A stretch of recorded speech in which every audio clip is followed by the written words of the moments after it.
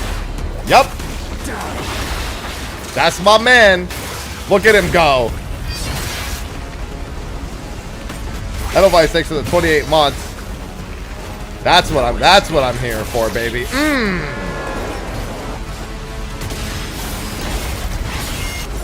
It's Platinum Games, but I do like some of the look of things. I see a distinct amount of weight behind a lot of the things that he's doing.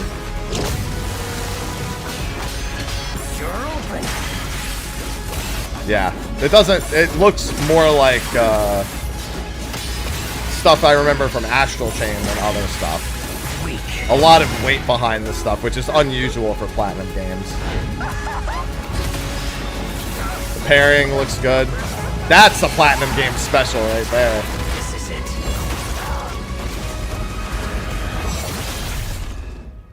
Ryu Hayabusa. There it is. Whatever your clan is plotting, it ends here. Ho, ho, ho!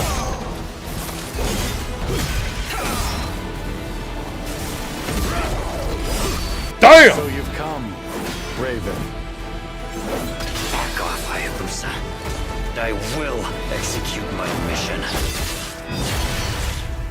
Straight up Ninja Gaiden 4. I'm here for it, man. It's been so long since I played the 3D ones. 10年以上大変お待たせしました。最強の忍者となり容赦なく襲い来る敵に挑むハイスピードアクション忍者ガイデンのナンバリング最新作として忍者ガイデン4を発表させていただきました。本作はプラチナゲームズさんとの協業で開発を進めています。 I think it's gonna be a good time. プラチナゲームズさんのアクションゲームというジャンルにおける実績は言うまでもなく、ベヨネッタやニアオートマタなど素晴らしいアクションタイトルを生み出してこられました。忍者ガイデン4というタイトルを10年以上の時を超えて新たに皆様にお届けするにあたり、より多くの方に新鮮な気持ちでプレイしていただけるよう新たな世界の新主人公であるもう一人の少年ヤクモで貢献するという形で制作することにしました。 Ryu Hayabusa's in it. 先ほどご覧いただいた映像の中で、Ryu Hayabusaも登場しておりましたが、彼は今回も物語に密接に関わってきます。なぜヤクモと戦うことになったのか、Ryu Hayabusaが戦う目的は何なのか、本作の物語の中で展開していきます。任務は必ず成し遂げる。邪魔をするな。物語は黒竜がもたらした正気の雨によって荒廃した首都 The 東京 Reign が of 舞台となってい Dark ます。 God. It's nice to just see it be a sequel. この雨は黒竜がまだ生きている証であり、雨が止まない限り東京に安寧は訪れません。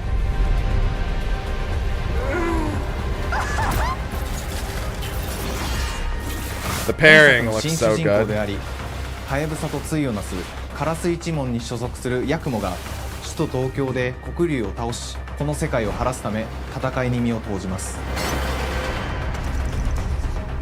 Scope of it looks これ really まで good too. 忍者ガイデンシリーズで描かれてきたダークでハードな世界観は継承し、そこにさらに危機を感じさせる要素として呪いやより混沌とした景観のデザインを取り入れています。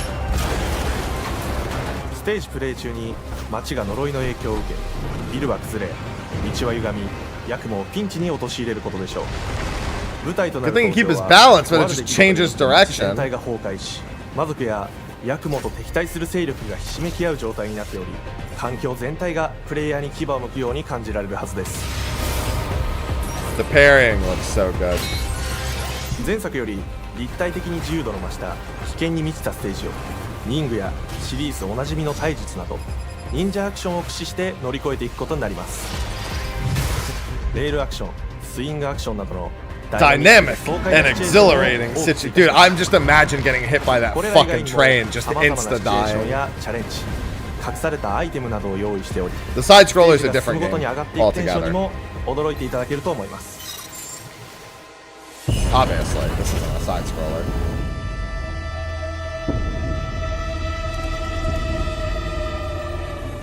新しい主人公のヤクモは竜ハヤブサに次ぐ新たな町人です。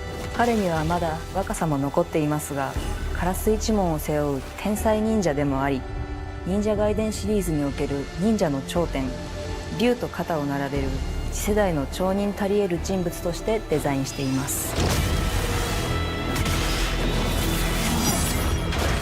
そんなヤクモ Definitely look like you don't want to be が fucking with that 荒れ guy. 果てた東京の治安維持組織であり、黒竜の封印を守る竜神島や現世に蔓延する人ならざる者妖魔、そしてもちろんシリーズおなじみの魔人も登場します。また現時点では公開していませんが、 Reveal it. 新たなキャラクターやシリーズファンの方に喜んでいただける人物も登場しますので、続報にご期待ください。従来のシリーズからバトルスピードをさらに加速させ、目にも止まらぬスピードで敵との Ninja Gaiden 4, which you can't go wrong with. Ninja Gaiden series is さらに very good. ヤクモが使える新要素、結節忍術ヌエの型を駆使したダイナミックな攻撃によって、これまでから大きく進化した一対他の戦闘を可能にしました。 I'm just glad the attacks look very weighty. That's always my criticism of Platinum games, is that they do not have like very good weighted attacks. These look really good. A lot of charged attacks, really heavy swings, snappy counters. プレイヤー同様、敵もガードや回避をしてくるため、緊張感のあるフェアな戦闘を味わうことができます。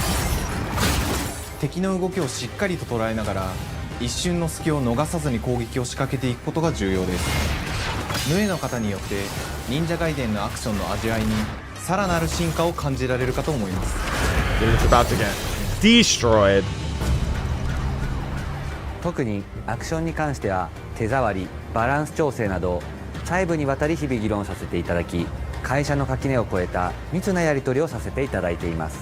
本作の主人公であるヤクモは竜とは一つ違うアクションを有していますが、 Even if you haven't played しっかり in と like 忍者 God ガイデン knows ら how し many さを感 years. じていただけると思います。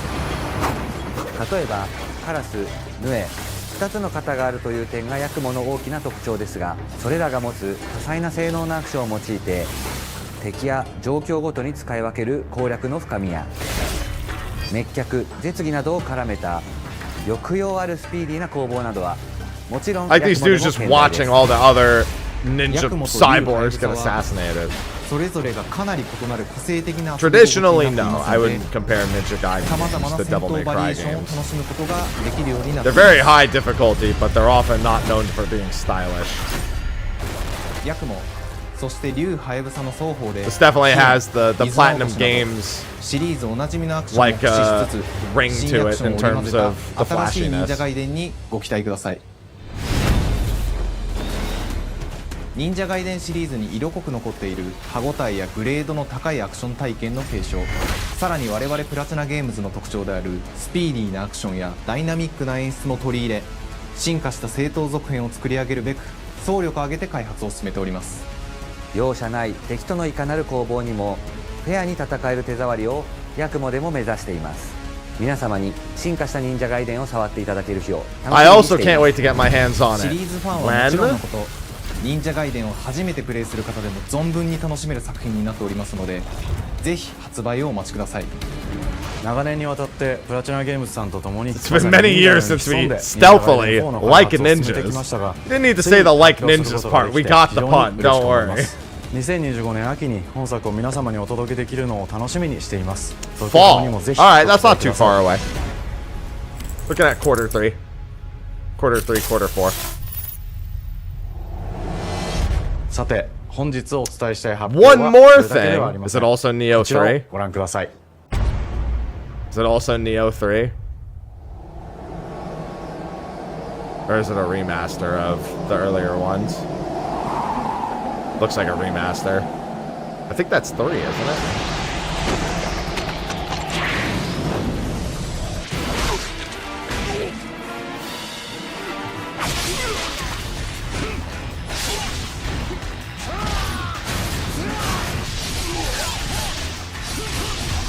God, these games on their highest difficulty are just something else entirely.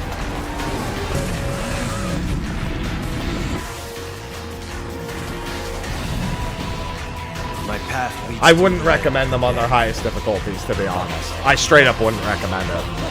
It's not for the faint of heart. It's not even for the not faint of heart. It's just monstrous.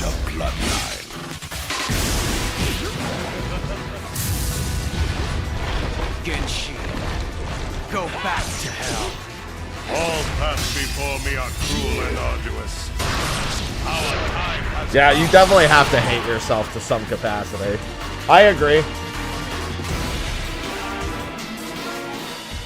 Ninja Gaiden 2 Black.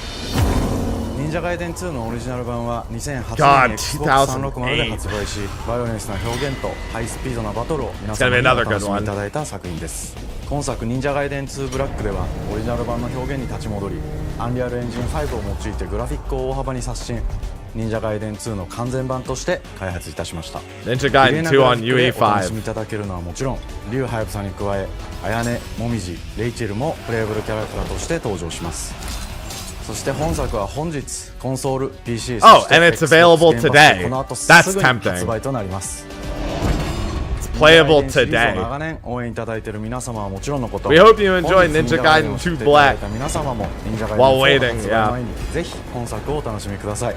This is a good game. The Ninja Gaiden 3D games are all very good. I'd say, I think 2, I don't know. 本日発表させていただいた忍者ガイデン They're all pretty similar-ish. I think 2 is probably my favorite of the 3. ぜひ忍者ガイデンシリーズの展開にご注目ください。本日はありがとうございました。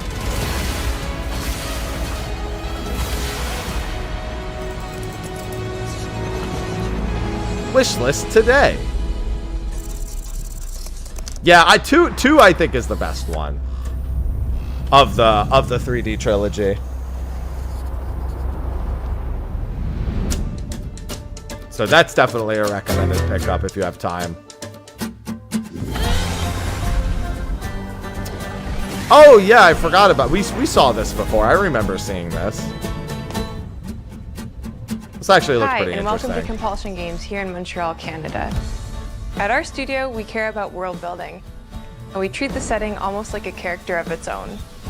From the magical noir of contrast to the alternate history of We Happy Few, we draw inspiration from the landscape to shape mood, drama, and intrigue. Yeah, I remember the trailer Night, for this. Our third-person action the giant adventure gator. Game, the story and characters bring a folkloric Deep South to life. This gave us a chance to explore Southern Gothic themes with a dark fantasy twist. So while our protagonist Hazel is at the forefront of our story, it's the macabre elements and larger-than-life creatures that will leave a mark on her journey and growth. Yeah, I thought this looked really good when we saw the first trailer for it. Really picking up out there. Did you pack everything? Mama, this ain't my first hurricane. I know what to do. As long as you didn't forget the flashlights and batteries. Oh, shoot, we got 5 minutes. Let's go. We wouldn't be rushed if you didn't.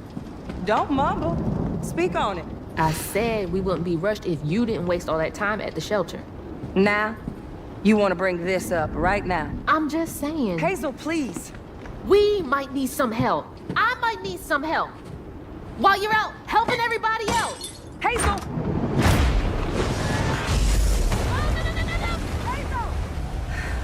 That's no good.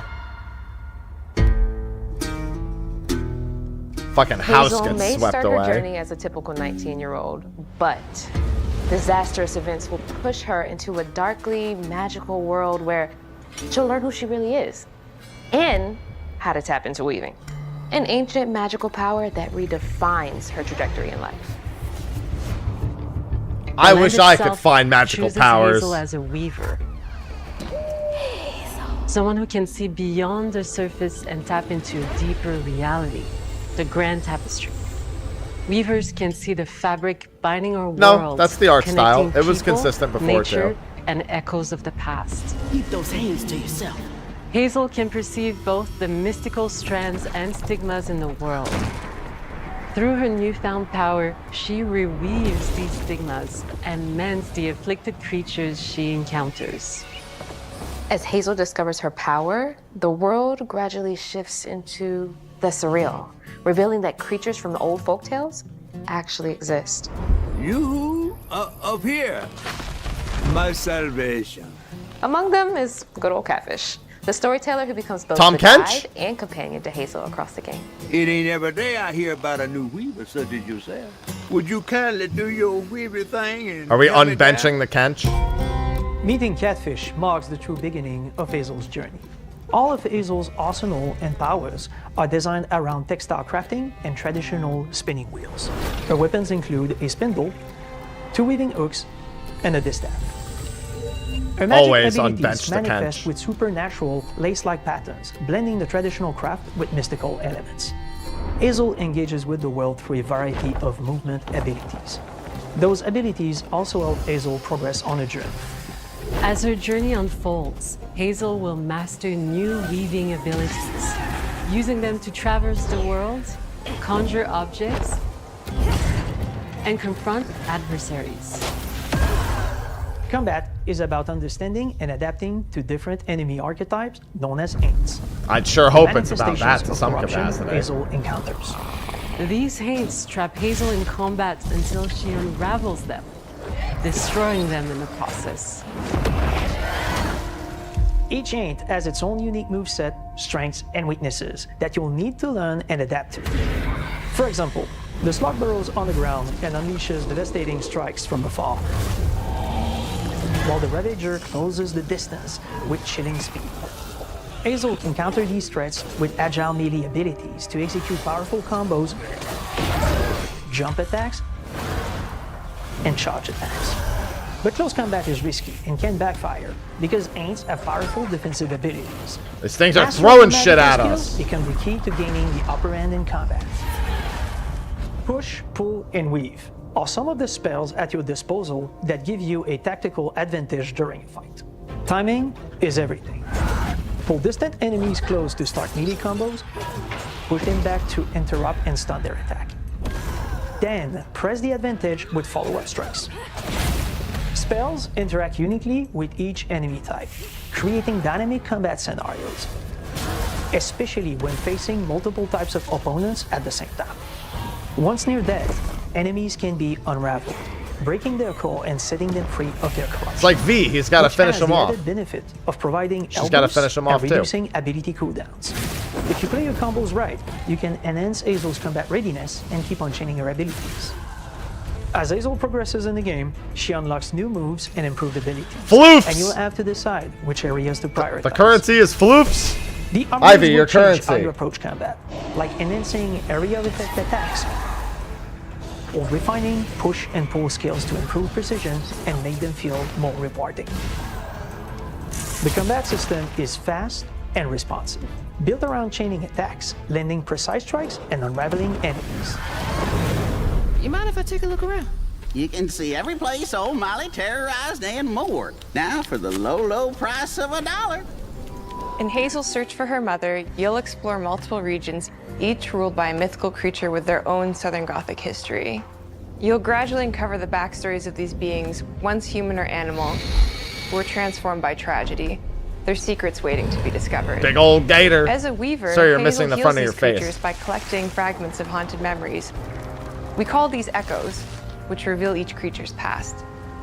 Hazel must experience these echoes before she can mend them. What kind of person would do that to someone? We design each region to reflect the creature that's been doomed to wander it. From the atmospheric environment to unique music themes composed for each one. Oh, that's pretty good. While not all encounters lead to direct combat, Hazel will need to face mythical creatures in epic confrontation before she can heal them. Our boss encounters and gameplay sequences also reflects the uniqueness of each creature, with distinct mechanics that center around a specific Oh, that thing looks fun. These encounters feature multiple phases that ramp up in complexity. As the I don't want to get progress, grabbed by the that giant musical theme hand. builds up, cranking the tension alongside the fight. Whether it's Two-Toed Tom or hugging Molly, each of these larger-than-life creatures is inspired by Southern folklore and lead to climactic battles. We got a long I don't want to get journey eaten. ahead. South of Midnight unfolds as a hero's journey, and as Hazel, you'll travel through a tapestry of Southern-inspired landscapes. From abysmal swamps to flooded farmlands to the Appalachian peaks. In our magical South, decaying buildings reclaimed by nature stand moments away from a hungry Rugal. And as Hazel delves deeper, reality bends ever more toward the fantastical.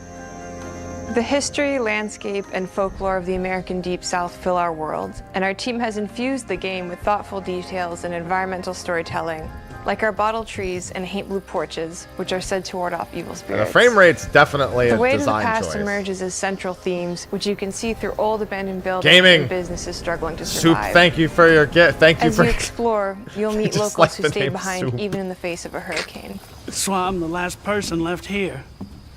All those damn haints. This part of the river's filthy with them. Artistically, we're staying true to our moody compulsion signature style. But this time, we're using a handcrafted approach inspired by stop-motion animation, Say? which allows our team to bring a distinct personality and tone into every prop and character. I was gonna Because say, this it's folklore not a is frame open rate to thing. visual It's interpretation, very much designed we embrace after the stop freedom motion. to reimagine these creatures and their stories, to adapt how they look, and to craft our own version of a fantastical Deep South. Unbench the Kench.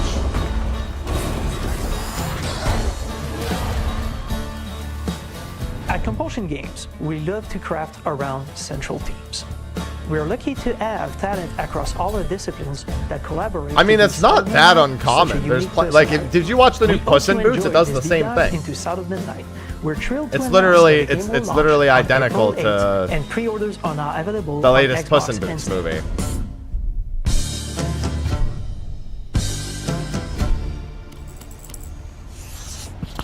April 8th. That's not too far away. Yeah, I'd assume they want you to stay pretty close to 60 FPS for combat. Alright, this is Claire Obscure. Oh, this is, yeah, Sample Interact. Pretty sure that's Claire Obscure. Spider-Verse, yeah. Oh, no, this is like, wait, this is, I think that's Samfall. I don't remember who the developer is of Claire Obscure. But I know it's not him. Bonjour, everyone. We are Sunfall Interactive, and welcome to our nano. We are a small studio based in Montpellier, France, working on our first game, Clair Obscur Expedition 33. It's a turn-based RPG set in the fantasy version of late 19th century Belle Epoque France. Here we are. Our grand adventure in game development actually started as a solo passion project. I wanted to create something like the JRPGs with turn-based combat I grew up with and loved, but that fully leveraged the latest tech, refreshed the genre with new features, and took place in a compelling world. I knew I needed help to realize my dream. First, I turned to a programmer I knew would get it. Jim and I started trading ideas right away, and that quickly turned into trading files back and forth. Soon, I was creating the first prototypes of the reactive turn-based system, combining real-time offense and defense element, and a cinematic battle camera system. Things really clicked when we tested the first version of those features. We felt we had something both challenging and fun. As Tom and I went back and forth and iterated on game elements, a vision started to come together, and I shared it with an old friend from university.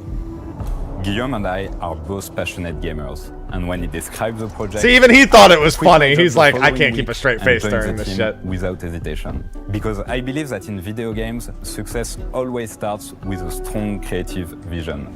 And we had that, defined by 3 core elements.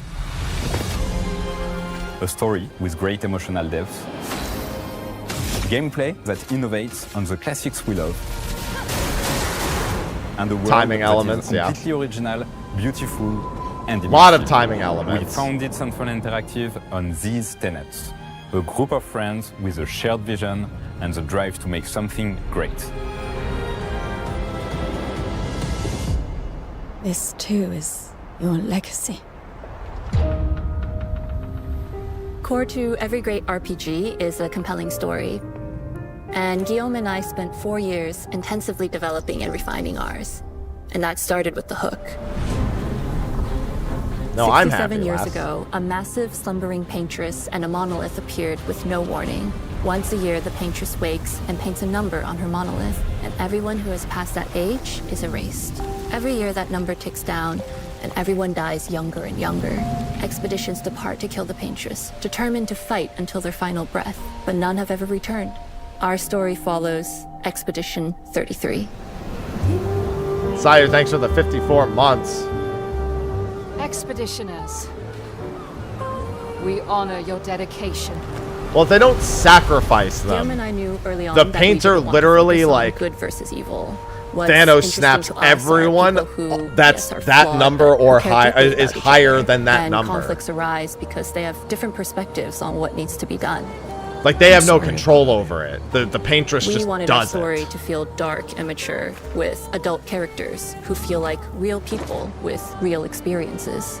I'm always missing something that everyone else just gets.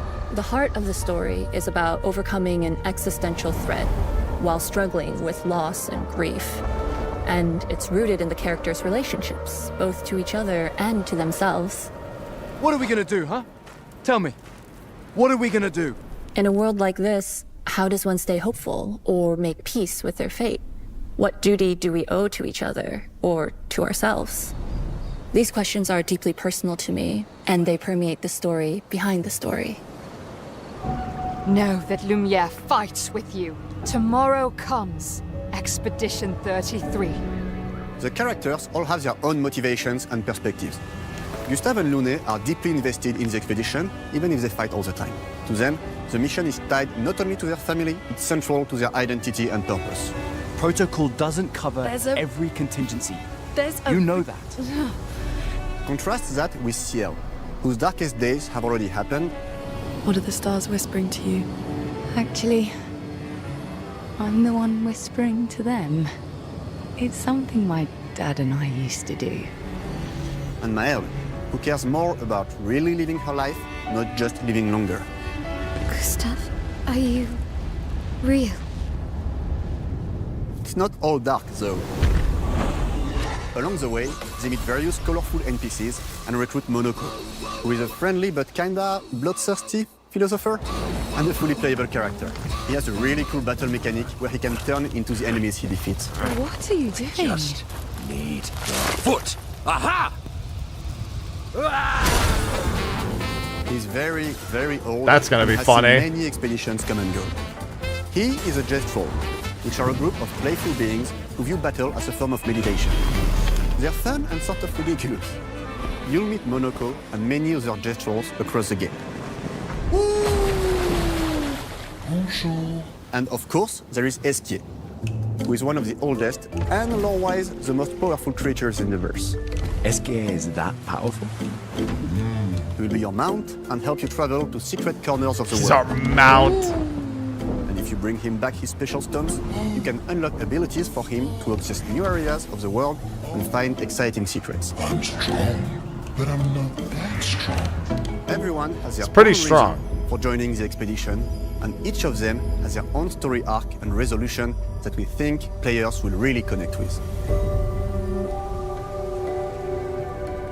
In addition Big to a swole strong boy. narrative, we had a clear vision for our own take on the genre's core gameplay. Our reactive turn-based system takes the traditional turn-based battle mechanic we love and adds real-time reaction. Damn! Which gives combat greater intensity and dynamism. During enemy turns, you can negate all damage by dodging or parrying at the right time.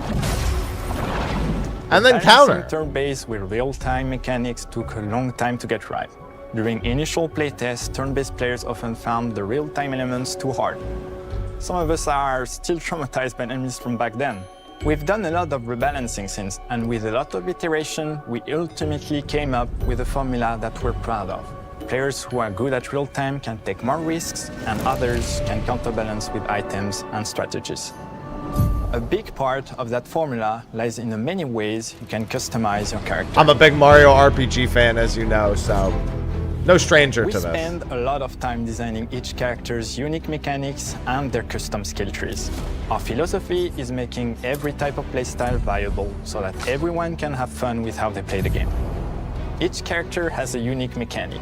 Maëlle switches between stances which can alternately boost defense or power. I personally like to make Maëlle the protector of the group, but I'm pretty much the only one at the studio who plays her that way. I was Most gonna people say. play her as a glass cannon with Gustave's complementary skills. The characters can also equip hundreds of Jesus passive Christ. effects, which in our game are called Lumina. Every character has more than 20 unique skills in the skill tree and hundreds of passive effects they can gain through Lumina and weapons. So there are a ton of builds and playstyle to explore. Needless to say, we can't wait to see how you choose to play and what kinds of build you'll design that we probably never even imagined. Then we're gonna break the game.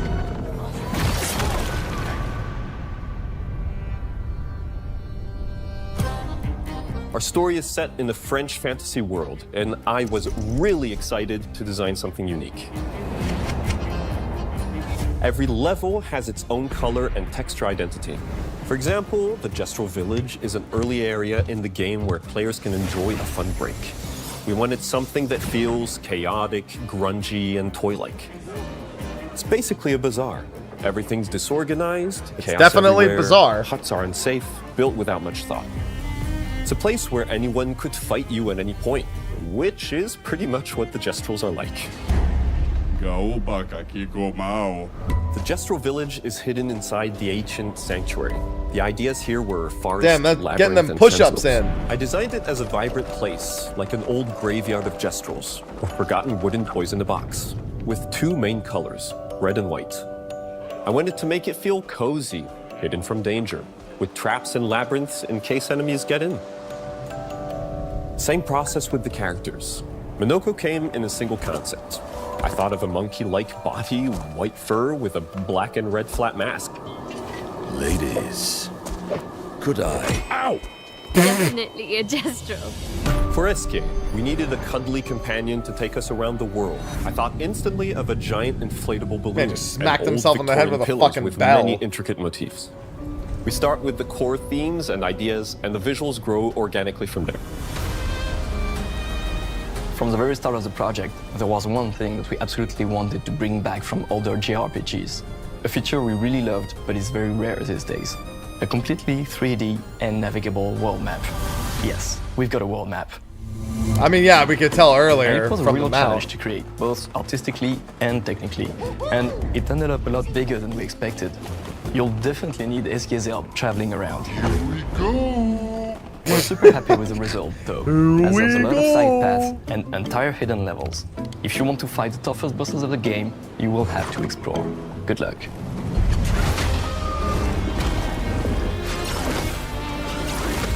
We've poured our hearts and souls into this game for the past 4 years.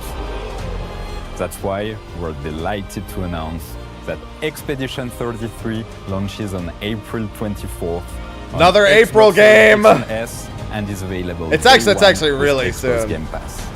You can already wish the game and follow us for more info. We already have like 3 We April are games super lined up, excited on to top of invite you to the 14 world of having its Expedition update 33. probably. We are a small, passionate team. It's our debut game, and we can't wait for you to discover our story, our world, and our take on the turn-based genre.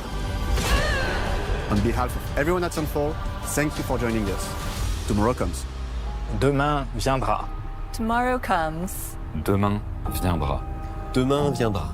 Yeah, April Tomorrow 1st or April comes. 8th for Savage. April 24th. Jesus.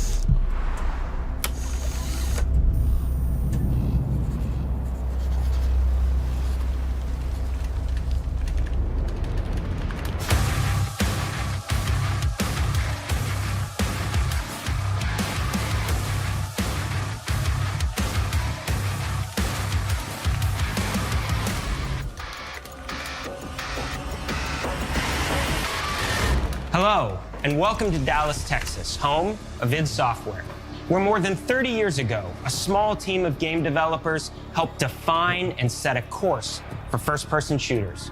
A lot has changed since then, but our team is as passionate as ever. And the most important values at the core of our games, innovation, craftsmanship, and performance, remain a priority for us to this day. And as you're about to see, those values are infused in every aspect of this latest installment in the legendary Doom franchise. It is an honor to work on this game, to carry on id's tradition of creating all-out, groundbreaking levels of fun. So now, we're excited to share with you a look at our most ambitious game yet. This is Doom: The Dark Ages. That was so stupid I mouthed the words. At least you left in the take. Yeah, you can't really go wrong with Doom.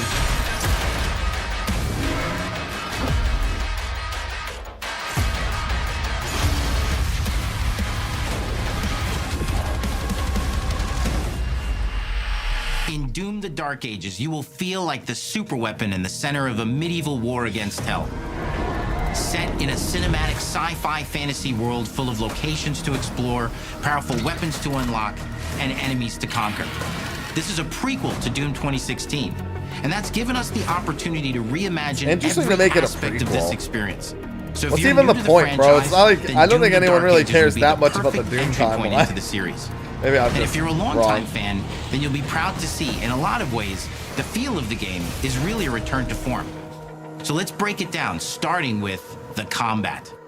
Yeah, Ninja Gaiden. I can't believe Ninja Gaiden 2 is Eternal, out you now. felt like a fighter jet. In Doom: The Dark Ages, you'll be an iron tank. Heavy, strong, but still fast. Definitely A tempting to grounded pick it up. combat system with an emphasis on power over the acrobatics of Doom Eternal. And a balance between enemy projectiles and player movement speed that makes strafing to aim viable again, just like in the classic Doom games. But it's not all about nostalgia. Innovation is the goal, always. And so for Doom: The Dark Ages, it's an all-new world with new tools and new mechanics to master. Let me introduce you to the Shield Saw. Block. Throw. Parry. Deflect. All from one input. It's contextual. Tons of depth on a single button press. Oh, I like that. You know, It we getting want stuck in every them. Doom game to stand on its own as a unique experience. So in 2016, I we love asked the way you to the run Doom it guy down. looks in this. In Doom Eternal, it was jump and shoot. And in Doom: The Dark Ages, you're gonna stand and fight.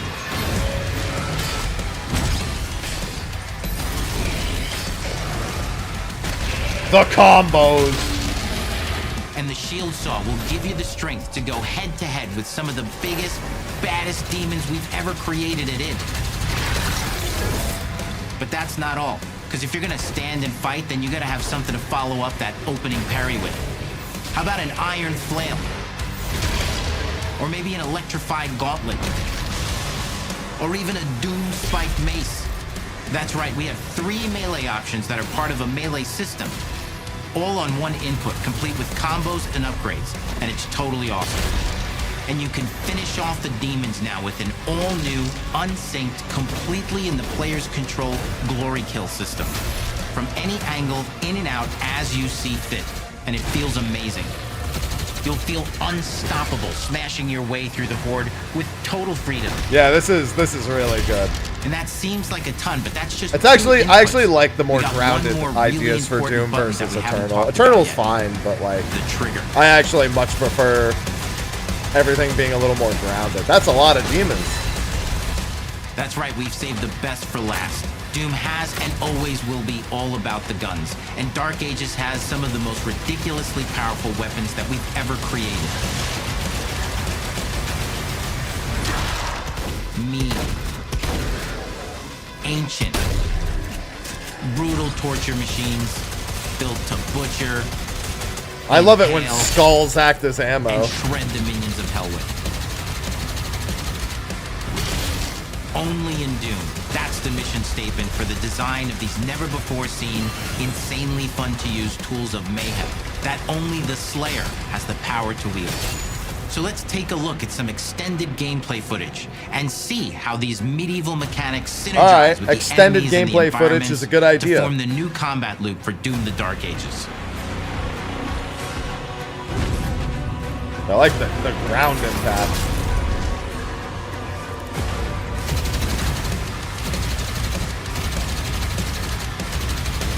I like the fucking flying things in the back.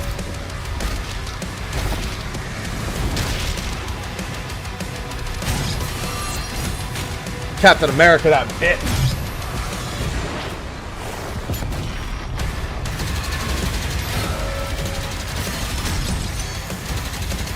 Because it's Doom music.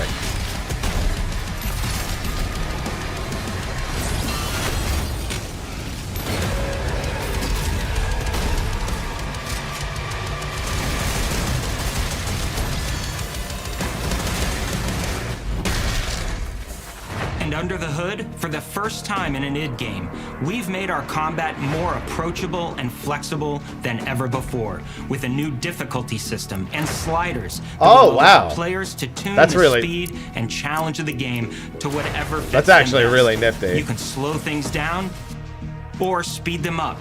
It's a Doom for all Slayers. And the gameplay doesn't end with just the Slayer. We finally have for you, you've been waiting for 2 games now, to get in and pilot your very own 30-story Atlas, which is a mech.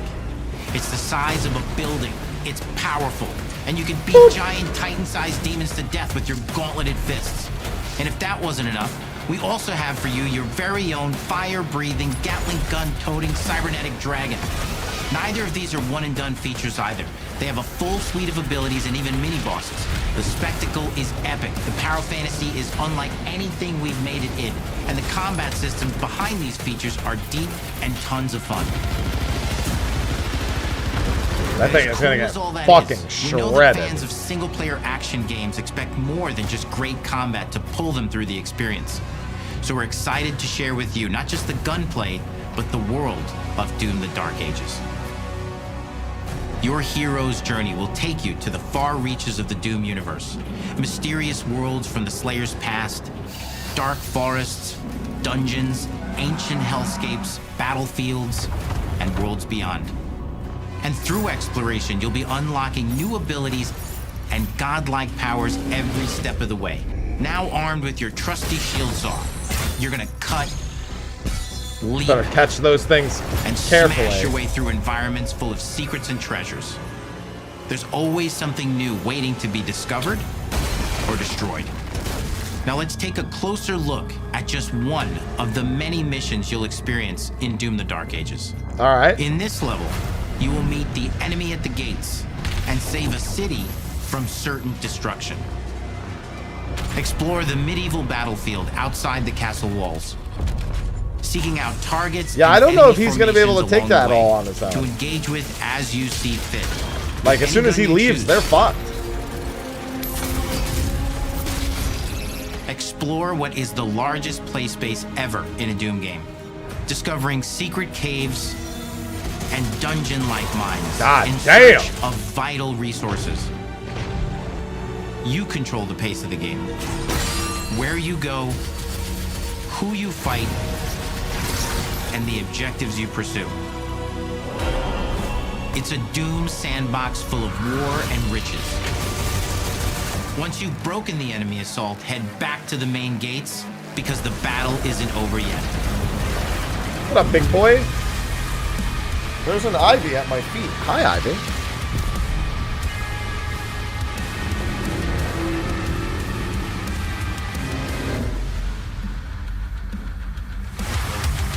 And the soundtrack to your epic adventures will be composed by the award-winning team at Finishing Move, providing you with a metal soundscape that's loaded with guitars, medieval vibes, and pure adrenaline. You'll feel like you're expanding the legend of the Slayer with every mission you complete.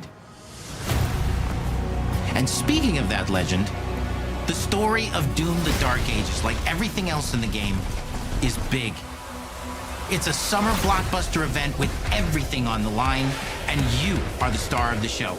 Your power is coveted by your enemies and withheld from your allies.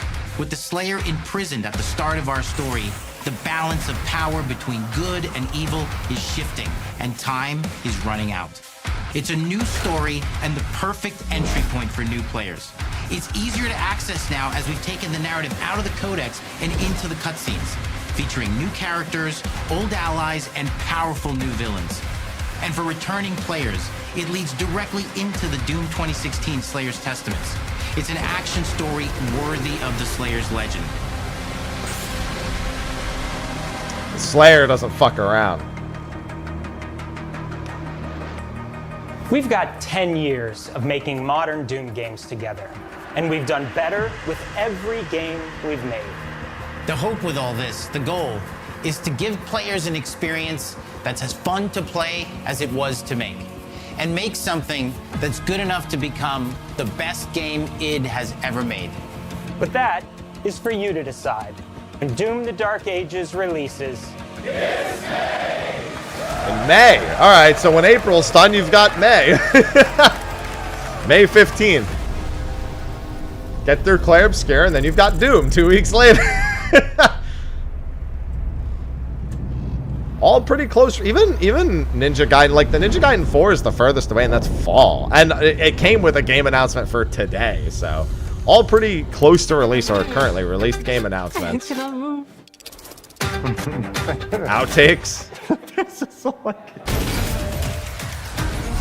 you will feel like the super weapon in the center of a medieval war against hell. All of Hazel's powers are designed around textile crafting and spinning wheels. The combat system is built around chaining attacks and unraveling enemies. It's really good. All 4 of the games, well, 5 technically, look good. Gives combat greater intensity. Ninja Gaiden 2 getting its remaster is that's primo. リングやシリーズおなじみの体術など忍者アクションを駆使して乗り越えていくことになります。皆様に進化した忍者ガイデンを触っていただける日を楽しみにしています。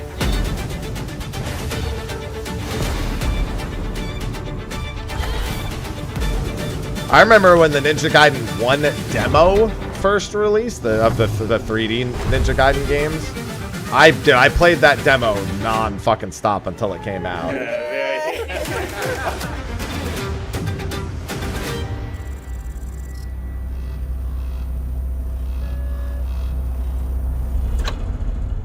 Plus bonus, Ninja Gaiden 2 Black play today. That was good. That was good. 4 bangers. 4 bangers, all pretty close to releasing. What more could you ask for? That's it. And a lot of walking shots.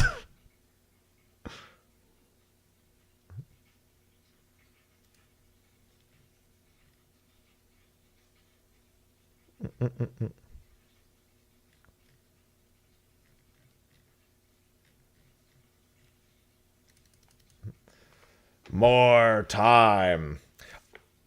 Yeah, it's all. I wish it was all happening a little further apart, but all those games are effectively 2 weeks apart from each other. I wish they were a little further apart, but I probably won't get to play a lot of those anyway. So I don't think it's not really the biggest deal for me, you know. Yeah, Ninja Gaiden 2's available. Well, they said today, but I guess yeah, now is realistic. It's probably there, or it will be like in the next like 10 minutes, most likely. Mm-hmm. Yeah, they just said today. I should probably take a look at what is it called? Koei Tecmo's Twitter, because it might have more information about the exact time. It says it just shadow dropped. Let's see.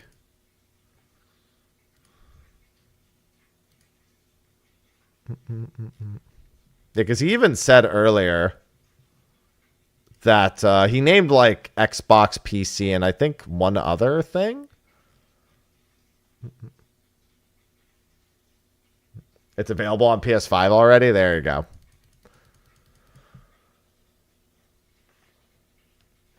Well, if you have a PS5, apparently you can already get it.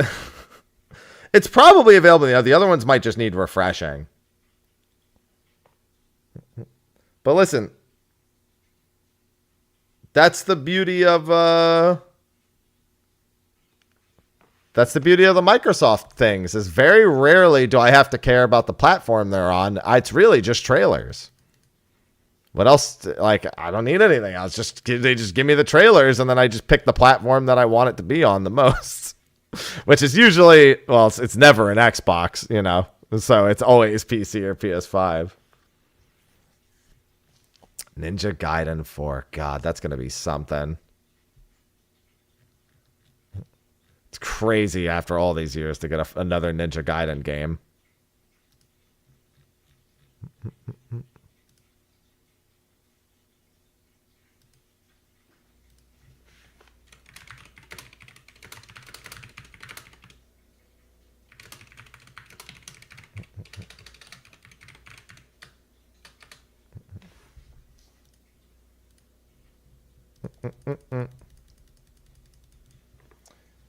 Everything is hardware.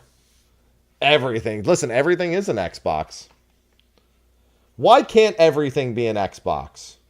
There's no good reason for it. Of course it can be an Xbox. All right, hold on. I gotta log this banana. Kind of hungry again. Haven't had much protein yet today. Your bed could be an Xbox.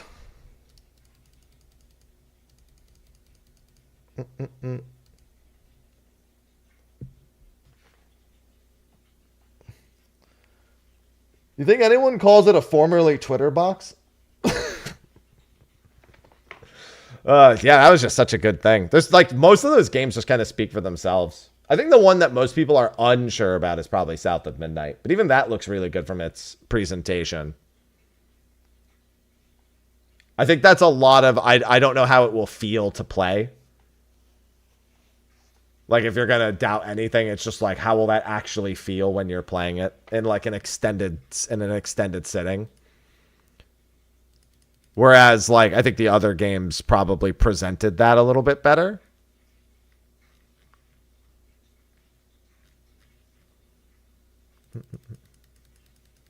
Yeah, that's the thing. I don't think everyone's 100% sold on how it'll feel to play, which is the only thing that puts it. But I mean, it still looked really good.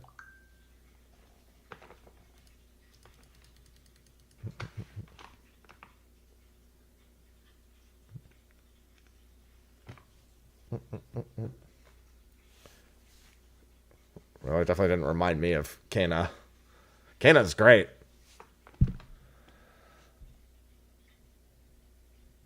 Yeah, Avowed is going to be for me next month as well. I'm probably going to try to finish Tales of Grace's F's like post-game story first, and then I might go into some old Final Fantasies and keep working on my platinum trophies.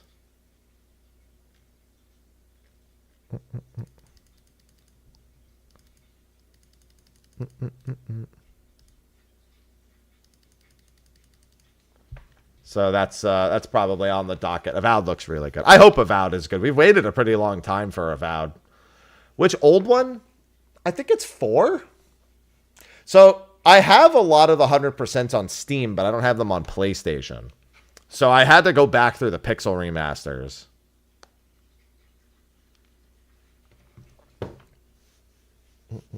Yeah, Deep South folklore is also just kind of a really interesting thing that you don't see represented. There's actually some really great Deep South folklore that's just never featured, you know? It's just not something that gets in any way represented in games. It's already over? Yeah, it was only 4 games. They took about 50 minutes to go through the 4 games with like a 5-minute intro, 5-minute outro. So about 10 minutes per game. Pretty well used time. Better to do 4 games in 40 to 50 minutes than do, 15 games in an hour. Dude, Hunt Showdown is... I like Hunt Showdown. I was never big on the whole if you die to one of the other teams, or like if you die at all, you lose the stuff that was on you. That like, never a fan of that. But like in terms of like the sheer objective and gameplay loop, primo experience. South of Midnight's price tag is only $40. For that, if they're a little concerned about it not necessarily like having the same kind of instant appeal as everything else, it's probably a good idea. That's definitely going to drive a lot more people to think about looking into it and whatnot. I thought it was going to be a $60 game. I mean, I look at it and it says $60 game to me. Like I just see that personally as like the result. Expedition 33. See, I think Expedition 33 being 50 is a mistake. That shit should be 60. That shit should just be 60, man. Just take the extra $10. I'll give it to you.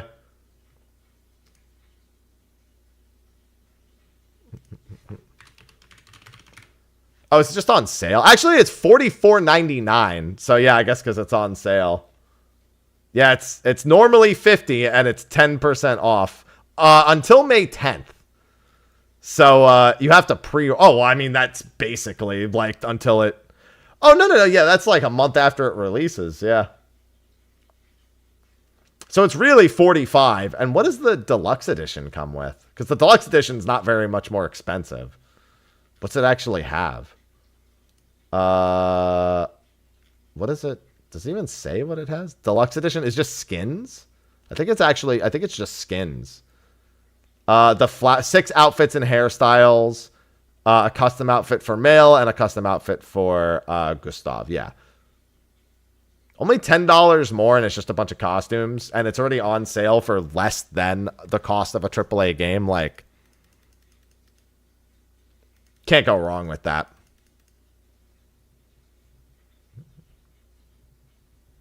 That's just a game that you can tell they just really wanted to make that game.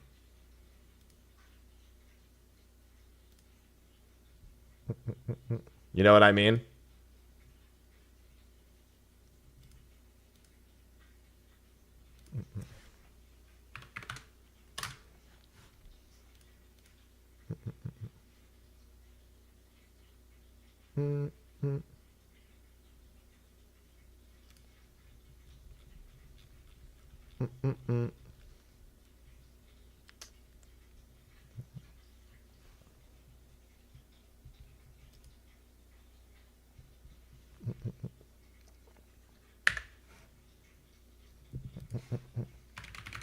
I ain't even wishlisting that shit. I ain't even gonna wait to see if they give me a press copy or anything. I'm just gonna do that.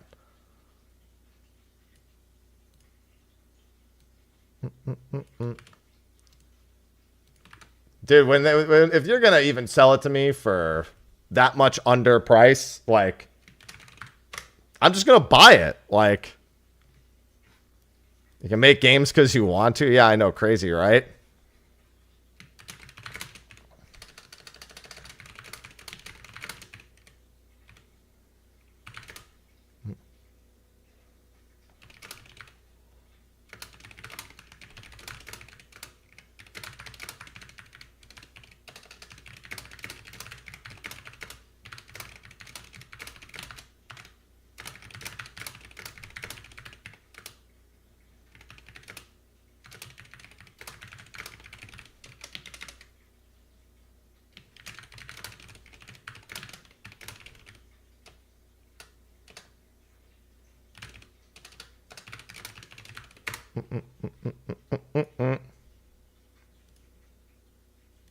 All right, let's see.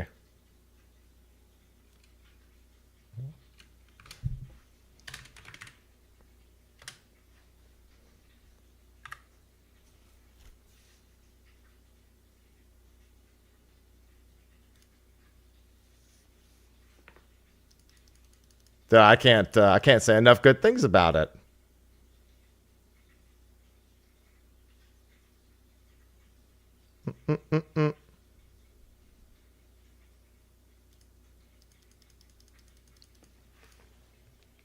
Real tests of the new cards. Planning on getting a 5090? God. I can't do that. I can't be brave. I can never just be in that like first set of people getting anything new hardware wise.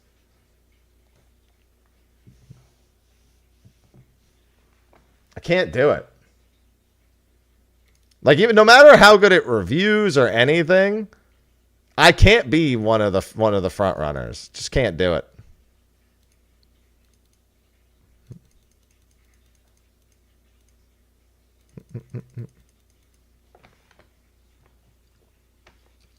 Only played Eternal. Yeah, all the Doom games, even with the different like ups and downs that they have, they're all pretty reliably good games.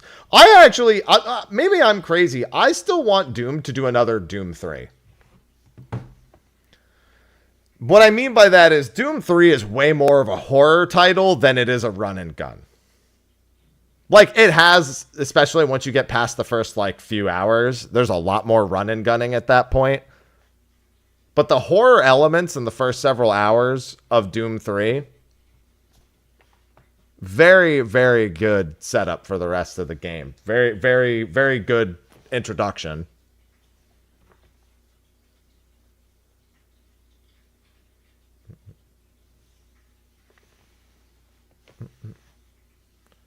When is the return of fear? God, I remember when I used to play the fear games.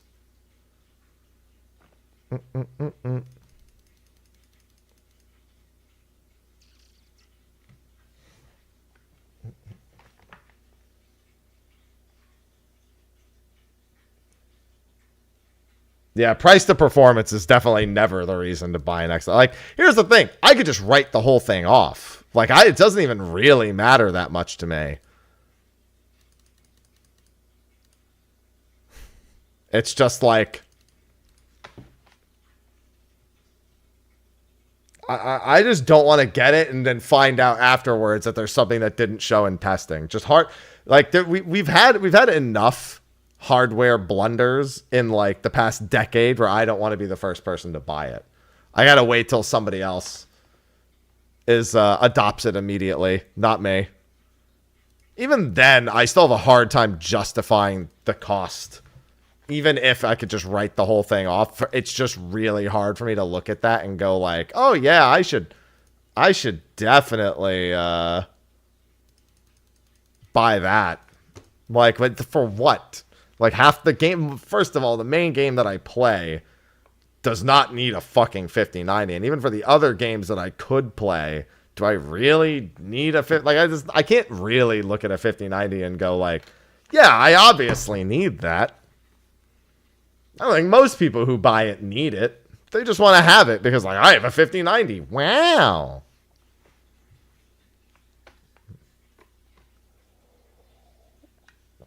I capped my frame rate in 14 to 60.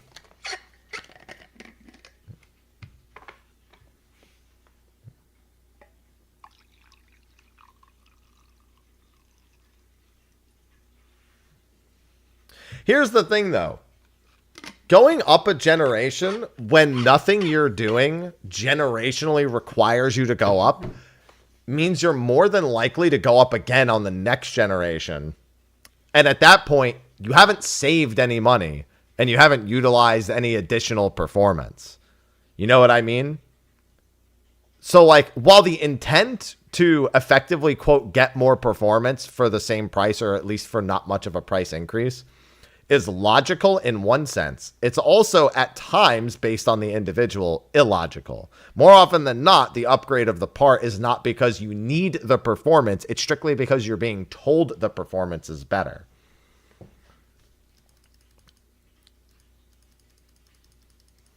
That's just like a purchasing habit that I see of a lot of people when they buy like new cards. It's less about how much performance the individual actually needs to do the things they were already doing versus not doing it.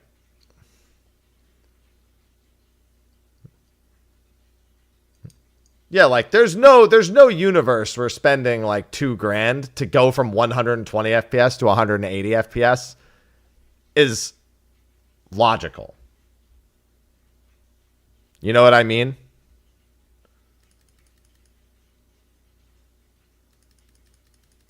Like it's literally only for the flex, which is fine, but it's like I'm not willing to be a front runner for a piece of technology that hasn't been in the general consumer's hands. Yeah, it is. It's a lot like replacing your phone every time a new iPhone comes out. That's exactly what it's like. Although iPhones come out more frequently than cards.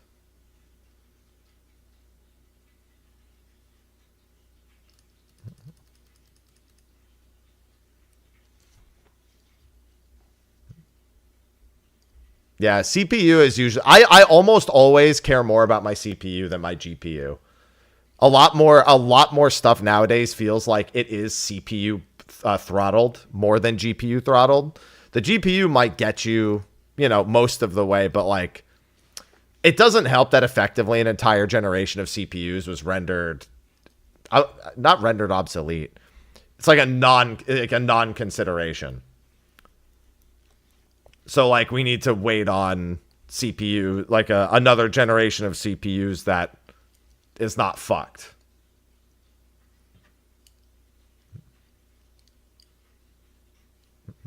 Yeah, and the upgrade to MOBOs. Dude, the MOBO upgrades. Oh. Dude, as soon as I need to replace a MOBO or a CPU, I just get a whole new computer. I'm just like, fuck it. Whatever. Get me something up to date. I'll drop like $4 or $5 grand on a new PC. I don't give a shit.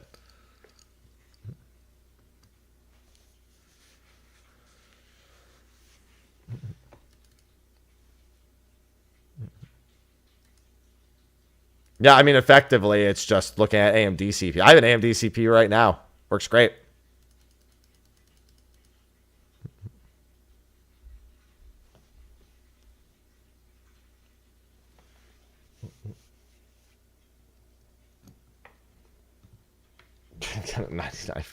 Yeah, that'll probably be my next big thing, will be that 1590 benchmarks for 14. For what, man? That's the thing. It's funny because after you go above a certain frame rate, Final Fantasy 14 actually starts kind of bugging out a little bit.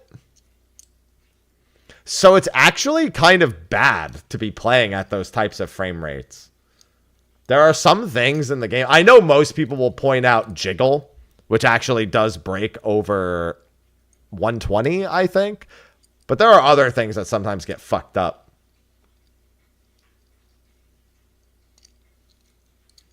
It might be over 60 where the jiggle gets fucked up.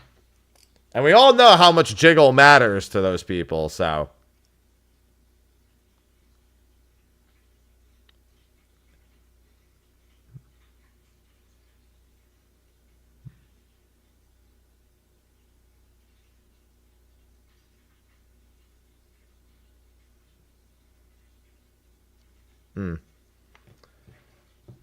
There you go. Now Ninja Gaiden 2 Black is on Steam. Bro, no. With Monk gets worse. There are literally like... Or there used to be. I haven't looked in a while. There are literally gear sets for different FPS caps on Monk. Like 24 FPS cap, 30 FPS cap, 60 FPS cap, uncapped. Like, there's different gear sets for Monk based on your fucking... refresh rate and your FPS.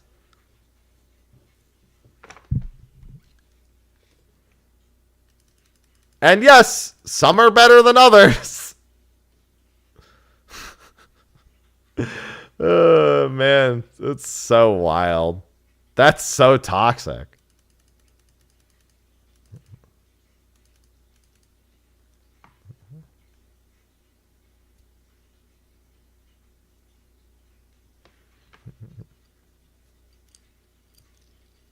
Some people got way too much math on their hands. Oh my god. Yeah, they sure do. Keep in mind, at the top of the hour, don't forget we have State of the Realm.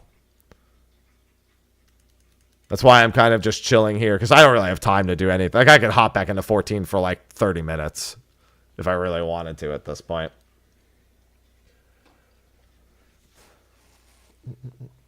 Oh my god. Yeah, we won't have State of the Realm next week because Sly's going to be away. Which is fine. Gives us some time for some news-related stuff. Grilling the boys? No, I'm not going to grill them. I prefer to deep fry. That's not true. I fucking hate deep frying.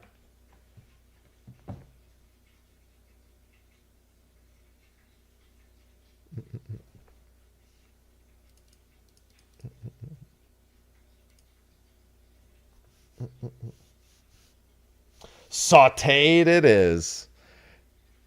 No, I'm not going to do that. I'm going to talk about their experience and perception on people who are generally newer and have a somewhat healthier relationship with their game time.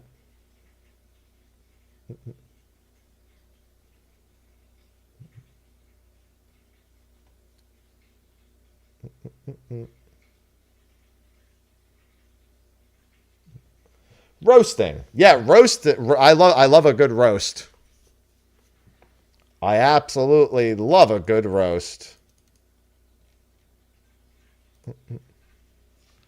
Claire Obscure is going to be such a fucking RPG powerhouse this year, man. I can't believe it's not even a $60 game and it's on sale.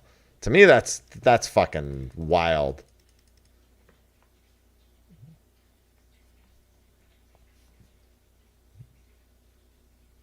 What game is that? Stir fried? Hell yeah.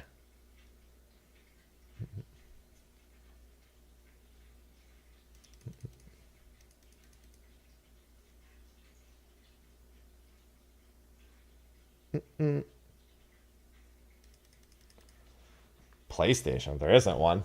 Not that we know of. Yeah, it's $50 base cost and it's fucking 10% discounted until like May 10th.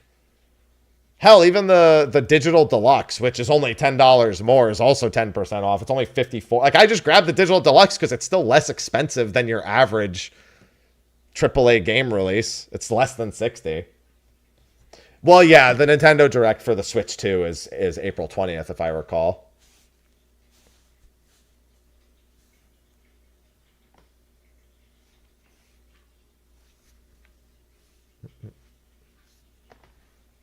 Frozen, thanks for the 33 months. Yeah, I'll give him 54. I don't really care about skins, but I'll give him 54 bucks for that. And Steam 30% of that. I got no issues.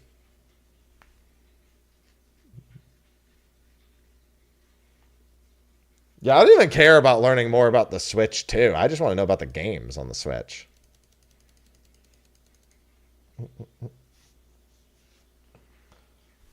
It's the only thing that matters, because the hardware is not going to be impressive.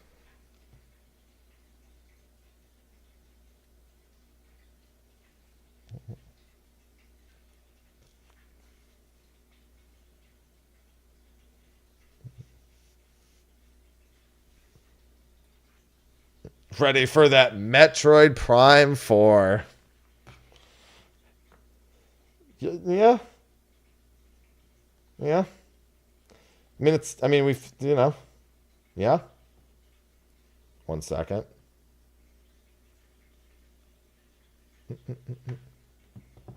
Sorry, Garrett was asking me something for later.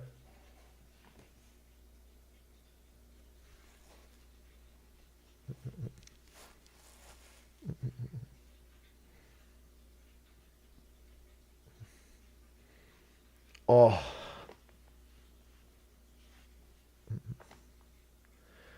Yeah, Mario Kart is one of the high... Mario in general, all you really need is new Zelda, new Mario, and the console will sell. Like, it just completely throws anything else.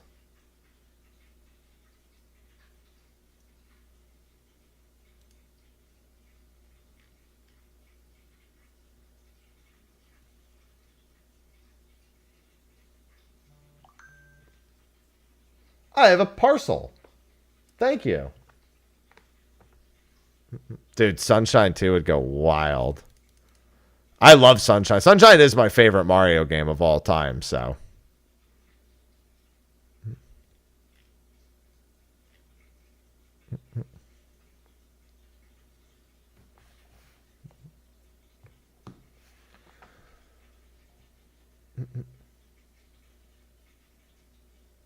Oh yeah, no, I've never bought an actual first-party Pro controller because no. Mario is missing. I'm gonna be missing. The only thing that's gonna be missing is that cartridge from my fucking collection.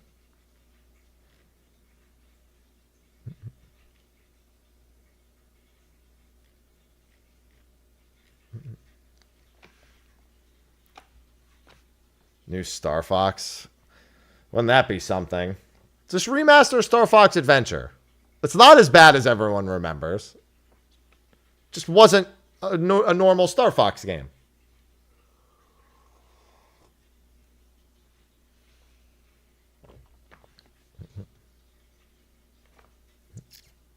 At least start there. I want to kill dinosaurs again.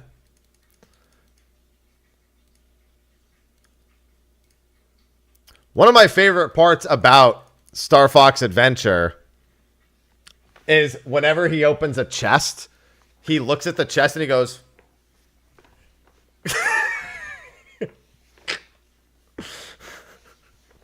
That's always going to be one of my favorites. I never forgot that. Ever since I played that game, Star Fox Adventure, he looks at the chest and he goes... It looks so stupid. Oh, man. Hello, Rock. Dude, I'll take an Adventure remaster. Yeah, I'll take it. Listen, it's not as bad as everyone may remember. It just wasn't it was like Star Fox making a not Star Fox game.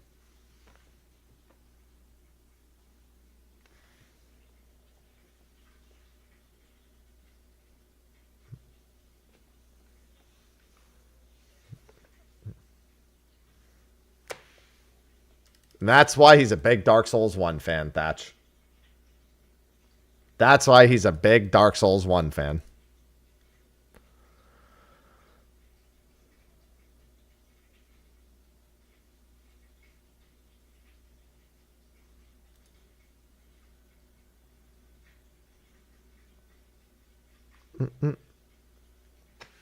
Dark Souls. Give me Dark Souls. I mean, I don't care which developer made it. I just want the remaster. Not like they have to do the remaster or anything. We already have Crab Souls. Why not Duck Souls next? Goose Souls. Geese were popular for a while. Wildlands, thanks for the 28 months.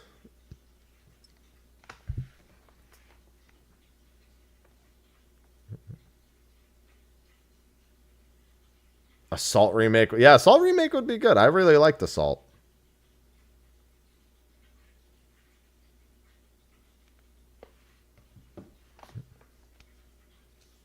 Yeah, they haven't done third version in a while. They're doing for Sword or Shield either. What would they make it? What would be the remaster? Spear? Pokemon Spear?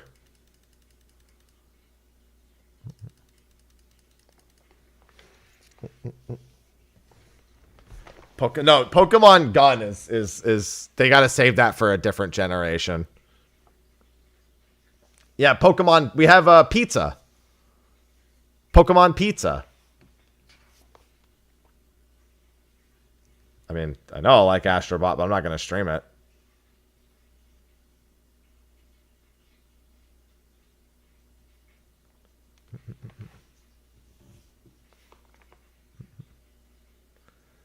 Power World don't countersuit. Dude, that would be fucked up. Wouldn't it be something if they just released an actual Pokemon game with guns and it wasn't just Pocket Pair, just to be like, yeah, fuck you too, Pocket Pair. Like what? What? Come after us back. We fucking dare you. No, it would not do well.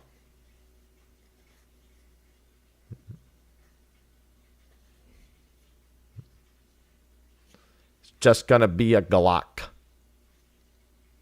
I mean, to be fair, with how lazy some of the Pokemon designs are, a Pokemon that is just straight up a Glock is really not that far-fetched. It just strictly isn't that far-fetched. Genuinely not. It's not that surfetched either.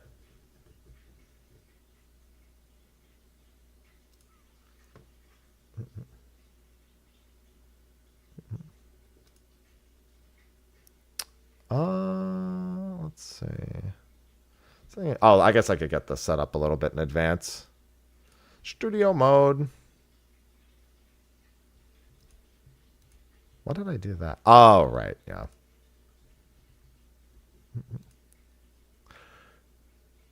Oh my God. Muck.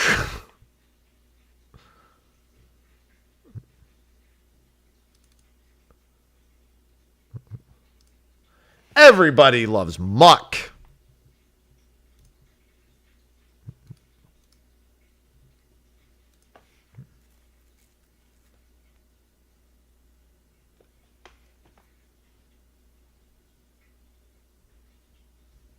Yeah, Voltorb is actually... No, Voltorb actually kind of worked because it was a mimic. Yeah, and Electrode in the same vein. It was actually... It being a mimic actually worked really well. I remember as a kid being infuriated every time it was a fucking Voltorb.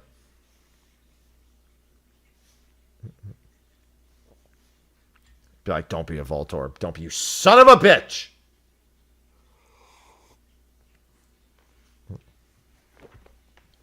Voltorb uses self-destruct. Kill me! That's what he's trying to do. He's trying to kill me.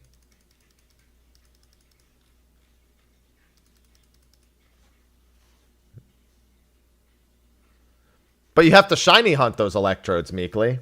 It's only a 1 in 8,000 odds. What's the worst that could happen?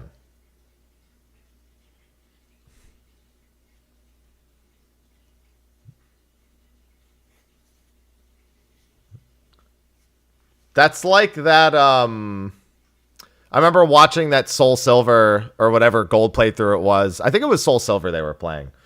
Where they were only allowed to beat the game with shinies. So they had to, obviously they had to reset the game until their starter was shiny. And then they did like, I forgot which catches they did. They did the Electrode. They did Lugia. I think they did Ho-Oh also. Who else did they do? I'm trying to think. There's other like guaranteed encounters that they did. I don't remember the. Obviously, there's Red Gyarados, but that's cheating. They did do red. They did include Red Gyarados.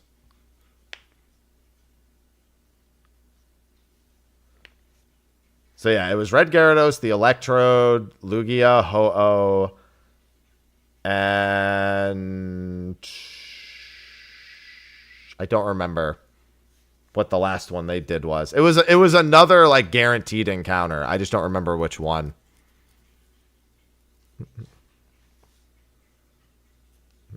I'd have to watch it again. It's been a long time since I've seen that video, the specific one that I'm referring to. No, shiny hunting in Soul Silver and Heart Gold is actually like really easy. As long as you don't care which starter you get shiny, it's not that bad. It's not like shiny hunting in like Sword and Shield, for example. Actually, was Sword and Shield shiny locked? Sword and Shield was shiny locked, wasn't it? No, not that. What was the Brilliant Diamond, that one? BDSP, Shining Pearl. BDSP's shiny hunt was awful if you were trying to do the starters. Because it was like, what, a minute and 10 seconds between attempts or some dumb shit like that. Because of how long it took for the switch. Yeah, because all resets in BDSP sucked. So doing the starter was fucking terrible. 1 minute, 34 seconds. Fucking Christ, dude. Oh. I have like 400 shinies, and it's, let me tell you, I'm glad that I didn't do some of the ones other people did. Because that shit drives me insane. I'm kind of tempted, because I've never done a shiny starter hunt. If a game is unlocked, I might consider it for an upcoming game. But man, just doing resets on the Switch is so fucking terrible. It is easier to breed for starter shinies. It's easier to breed for almost every shiny. My favorite shiny hunt was in Sword and Shield.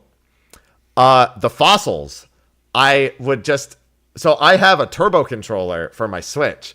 So I would go to the guys who get you the fossils, and I would just do that. I would just go to that guy. They would dig up as many fossils as they could. And then I would just turbo controller the fossil turn-ins. I have all 4 of the shiny fossils from the fucking abomination fossils and Sword and Shield just from turbo controllering that shit.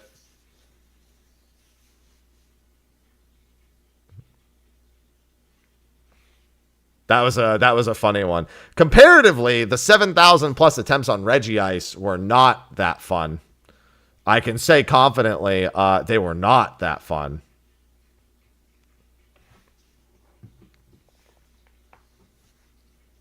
The 7,000 Regiices in, yeah, that was not great. 7,707, if I recall, was my final count for Regiice.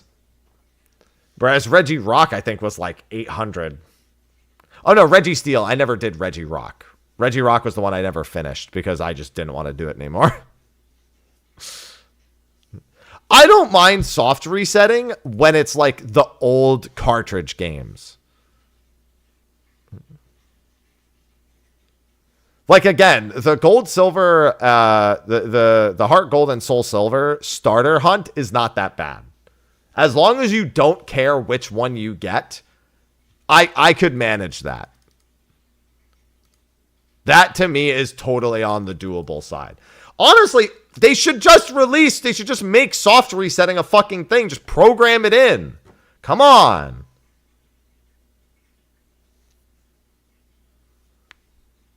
Just fucking program in a general, like, hold all buttons, go back to the start screen.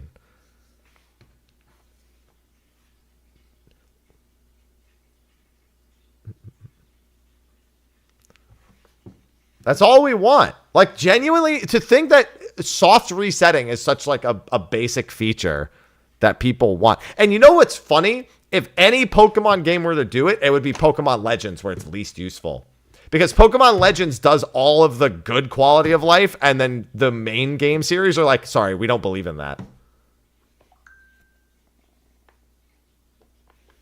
Shiro, thanks for the 24 months.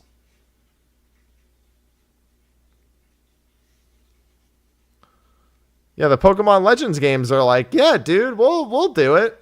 We'll add all this amazing quality of life that everyone's been asking for, and then the main series games would be like, they think we care. The merchandise is already sold.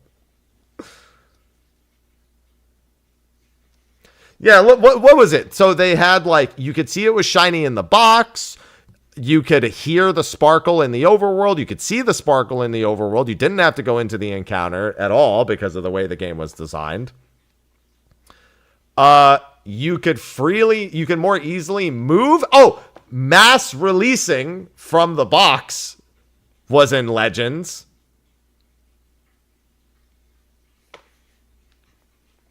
Instead of what you have to do in the other games where you fucking, what is it? You have to send it to, like, Pokemon Home and then mass release from Pokemon Home. Yeah, you can see shinies in the field in SNV. You know what else you can see? Them run out of range and despawn.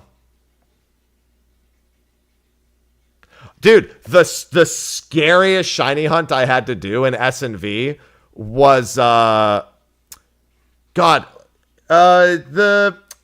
two main Pokemon. What's the name of, like, the base form that they're evolved, like, that they're, like, past and present from? The wheel, the one that's a wheel.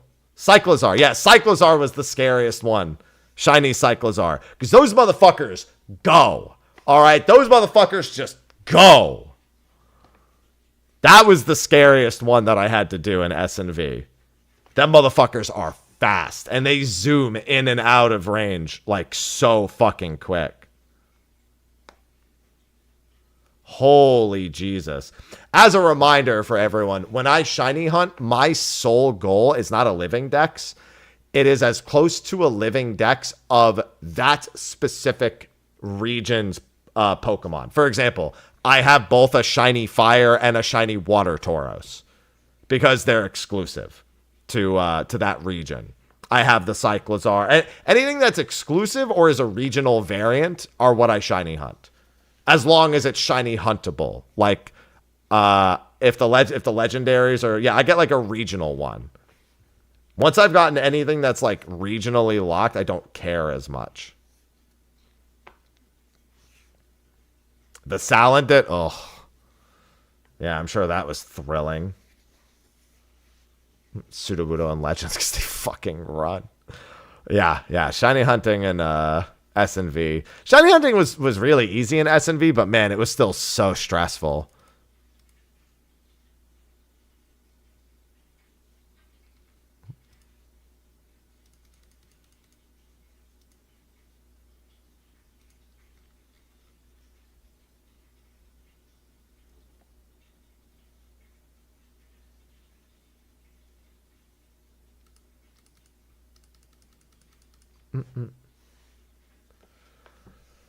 I haven't even played most Pokemon games, so I couldn't tell you. That sounds like a good time, Kona. Hey, at least you got plenty of playtime.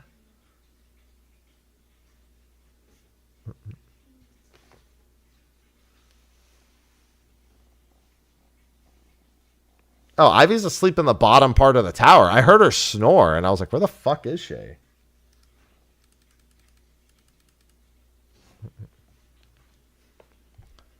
Yeah, I didn't play like a bunch of generations of Pokemon because I didn't have the consoles to even play them for the longest time. That was mostly when it was like late into high school and like into college years.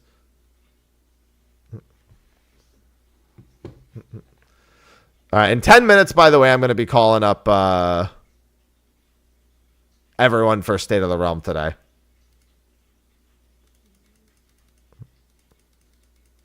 I have a stream-ready 3DS.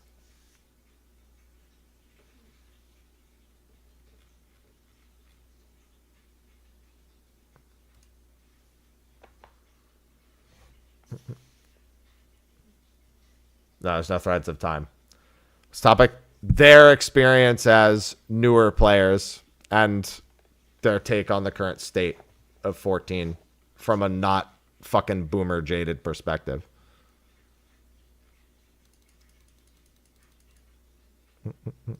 I've also got a shit ton of 14 mobile videos to do today.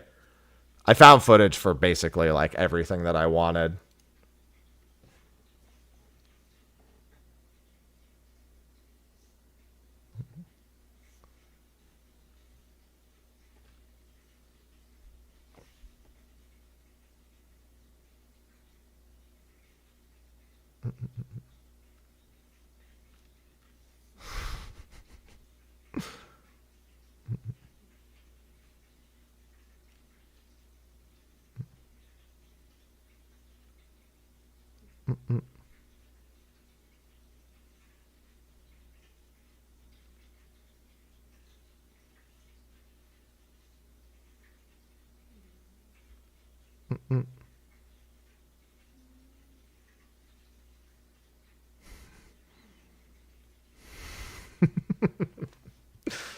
That's today, DJ. That's in 25 minutes.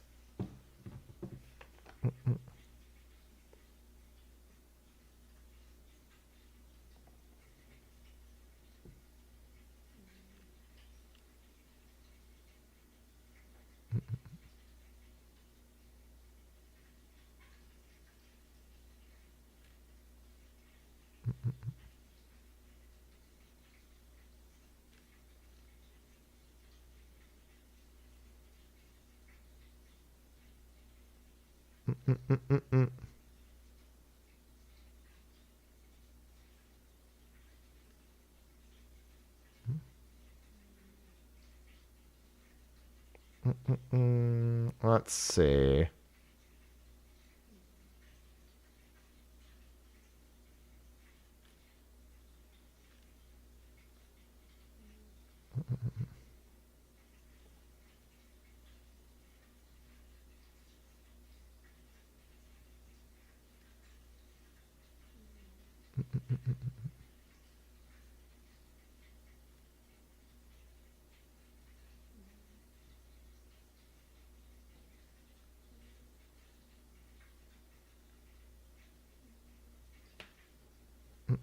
Let's see. Sorry, I'm just reading through something.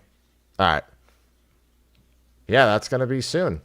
I just didn't have time to do anything else. Like, what was I going to do between the fucking... the end of the last thing and State of the Realm? I was like, I'm just going to sit here and talk shit until this actually is over. Until we're actually getting started with State of the Realm. Oh. But what I can do is I can start getting the title and everything set up. I already have it mostly set up anyway. Get rid of that. Let me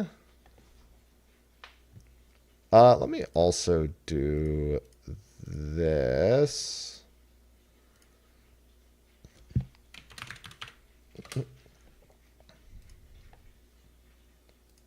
Might as well.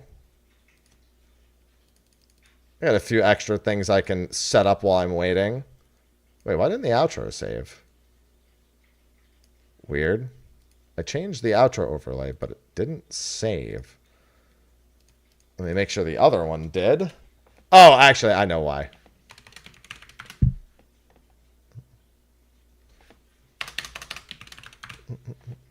Yeah, and I got to do the title and everything, too. All right, there we go. Now it's fixed.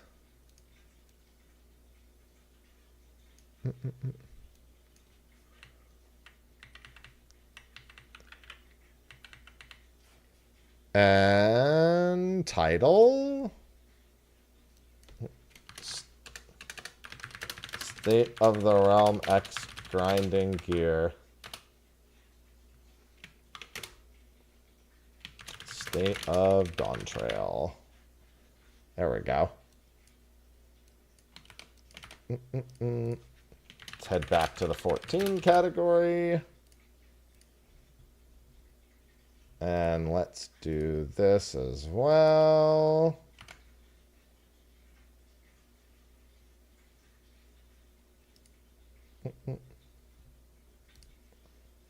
And that should do the trick.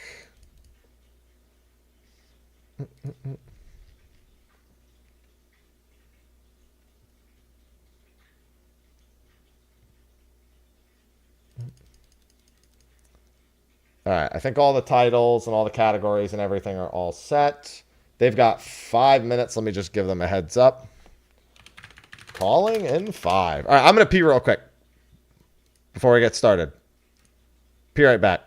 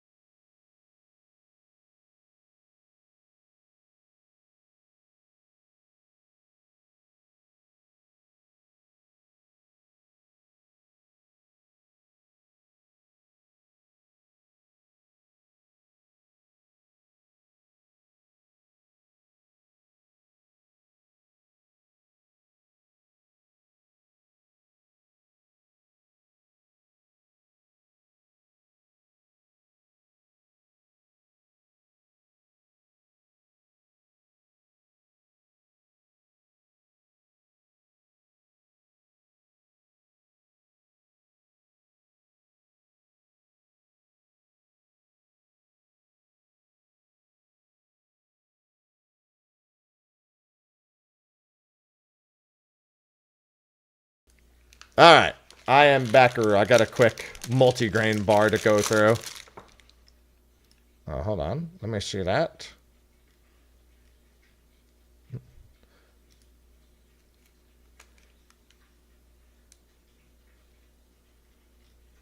Thank you for the sub. Thank you. We're about to get into pre-show in like 2 minutes. I just sat back down, eating a grain bar real quick.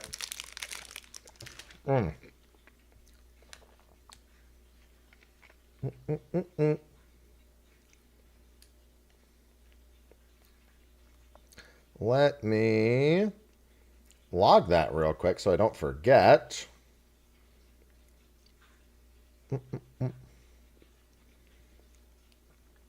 Perfect. Keeping my calories strict for the next couple of months. Hi, Ivy. Oh, let me do my Discord settings too. My Discord settings are probably fucked. Mm-hmm. I was correct.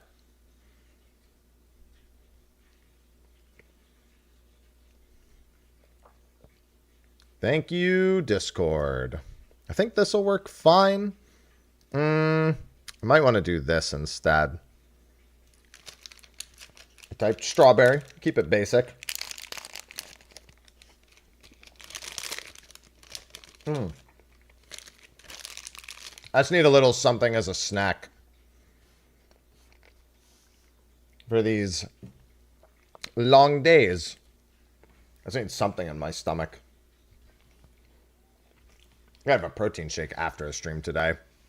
I mean, actually, I could finish the tacos. I still have the rest of my meat. But I'll probably just have a protein shake and get to work on some stuff. I've got like 3 or 4 Final Fantasy 14 mobile videos to work on today. The crafting in 14 mobile is wild. I was looking into it, and apparently every individual job has its own crafting gauge. So like blacksmith has an anvil that you have to balance the values on by clicking on the different spots on the anvil. An alchemist has like a temperature gauge that you have to like apply concoctions at the correct temperature for like big quality bumps. They all function and they all have their own job gauges. Every single one of the crafters. The gatherers didn't. I think gathering was almost identical. No, it's pretty simple.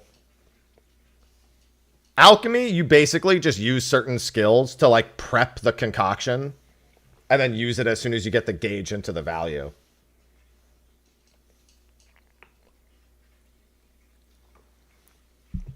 All right. I think we're good.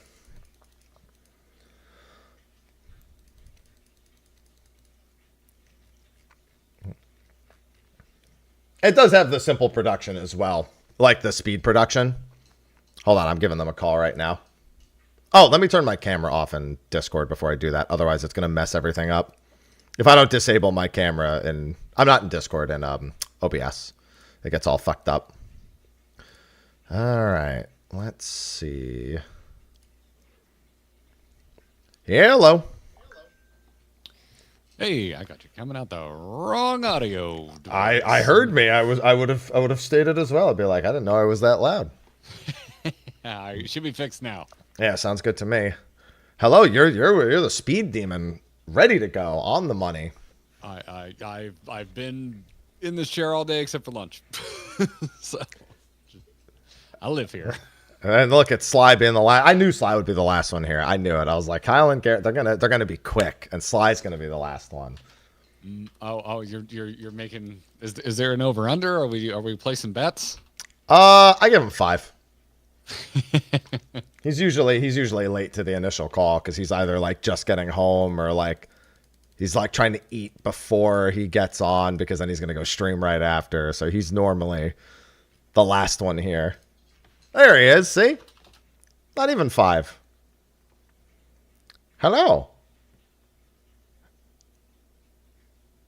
And he also usually has audio issues and either can't hear me or I can't hear him. It's one of the two. I haven't heard from Kyle yet either, so I assume when he's ready, he'll speak up. Kyle, well, we did talk today, so never mind. I was going to say, if Kyle and I haven't already talked today, his interface takes a good, 30 seconds to warm up, but we have talked today, so his interface should be on already. I'm just turning things on. I got buttons. There we go. Hello, hi. Hello. Pardon me. Aye. Pardon. Welcome, gentlemen. Well, good to see you again. Yes, thank you for having us. Well, we can have you now because you've actually played... You have interfaced in the end game. Late enough. It's not even just the end game. It's the story really I was worried about more than anything. Oh, gotcha. Well, in that case, we've been cut off for a bit. Yeah, but then you caught up right before the right before Thanksgiving-ish timing, so it's no good time to That is fair. Try to schedule. But you're our first show of the year. We haven't done one yet up until now. I saw that. Nice. So, yeah, we didn't do one yet this year. I think we did one right before the year end. All right, perfect. Now all the cameras are on. I can do all my capturing. Yeah, it likes to wait until all the cameras are on before doing the final switches. So pardon my delay. It's the final countdown. Is that what you're telling me? Yeah. Yes. Precisely. All right. Time to get all my window captures. Slice is resetting, but he will end up back in the same spot, I'm pretty sure. Get him out of here. So I'm praying that where I've put him is exactly where he will end up when all's said and done. Don't you love that? Crossed. Ain't that just the best? It worked. It worked. Yeah. You're back, and I can hear worked. you. Yeah. Yes. Now you can. Hi. Yeah.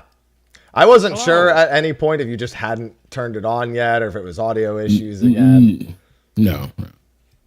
Can never tell, Sly. It's a gamble every single time. I don't know why. I mean, I do know why, because I had to fix my Discord settings before I even called, so no fucking surprises there. But, yes. Good afternoon, gentlemen. How you doing? Good. How you doing? Doing all right. Nice to meet you. I know, right? He's already pouring a drink. Already pouring a drink. Why not? I remember seeing you at Media Tour in passing, but we never met. Oh, we did say hi to each other for like a hot second. I remember you talking about whiskey and yeah, he was in the lobby when we came back with his shoes off, drinking whiskey. Were you day one then? Day two. We were day two, right? Okay. Mm-hmm. Yeah. It was after we got back from the hot pot. Oh yeah. Saw him very briefly. Right. Yeah. I remember at least thought I was talking bourbon. No, you went to hot pot. I stayed. No. I'm saying we saw you when we got back. Oh, okay. From hot pot. Like that was the brief exchange, because then you were like, we're going up to our room to drink more whiskey. Yeah. Yeah. Because my man was a good decision. Comfy.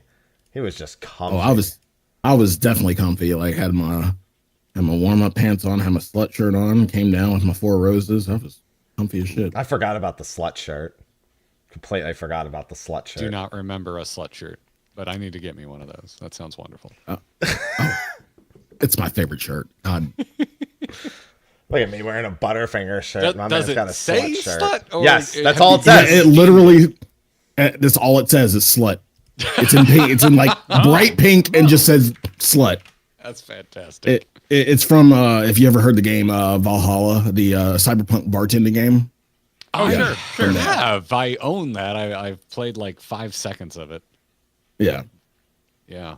Huh. That's a slut shirt. God. That's a deep cut. I don't hear that game mentioned very often. Someone recently did a speed run of it. Come to find out at GDQ. Dang. I didn't catch any GDQ this year.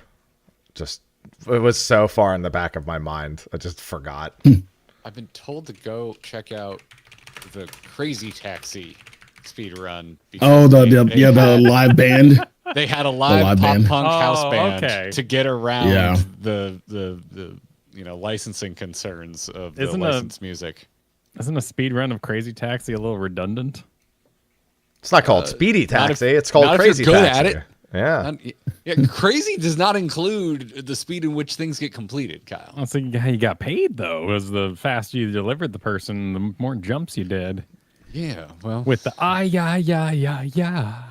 Yes. Not everyone's like king of the world in that game. I didn't realize you were so good at it, Kyle. Oh yeah, with Dreamcast, I had the enhanced graphics version. Oh, nice. Yeah, that gave me all the uptime. When you were done fighting that water Sonic. The water, chaos. You went and picked up the Crazy Taxi. One of the better games so quick. Oh, we're already live. Look at this. Chat is saying things that are relevant to the conversation. Oh yeah, we're always live through pre-show. Very cool. Oh, you've been live for 5 hours. Oh yeah, I just roll. I roll right into just going. Well, there was the Microsoft conference today, so I was definitely going to be live before that. Oh, is that today? Shoot, I missed that. Yep. Completely missed that. It was very good. Anything good? It was fantastic across the board. It was fire. It was fire. And I'm not usually an Xbox person, but that shit was fire.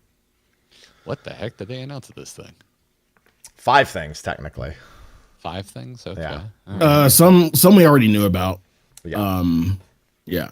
Yeah, I'm seeing Doom on everyone's headline. I'm like, we already knew about that. Yeah. Claire Obscura was another one that they've been talking about that for weeks, that it was going to be there. So we knew that. Oh, that's that Expedition 33 situation? Mm-hmm. Yeah. Oh, that's why everybody's asking us if we're playing that today. Oh, okay. Yeah, because I was like, did it come out? What's going? Why? Yeah, we've been new Ninja Gaiden. Dang. Yes, sir. And Ninja Gaiden 2 remastered out today. Hot dang. Yep. Which is the best of the 3D Ninja Gaiden. So that is on my wall of shame of games I haven't played but never beat.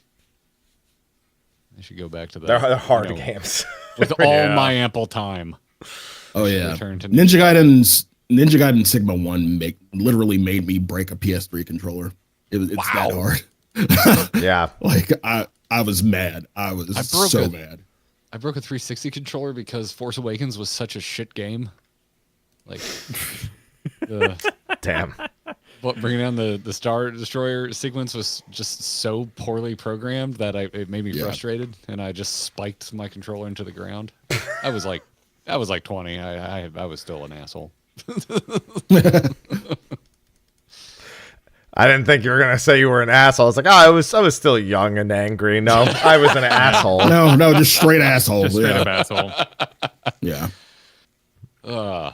Yeah, I'm willing to bet more people than not do not finish Ninja Gaiden games. I mean, the one had that shaft. It was like this terrible jump section that went on forever, and you went all the way back to the beginning. And that's the part I quit at. It was a rental though, so no love lost. The original, the original Nintendo games are all like the most notorious, like never finished Nintendo games of all time. So they were side scrollers, right? Kind of like a goblins and ghosts situation.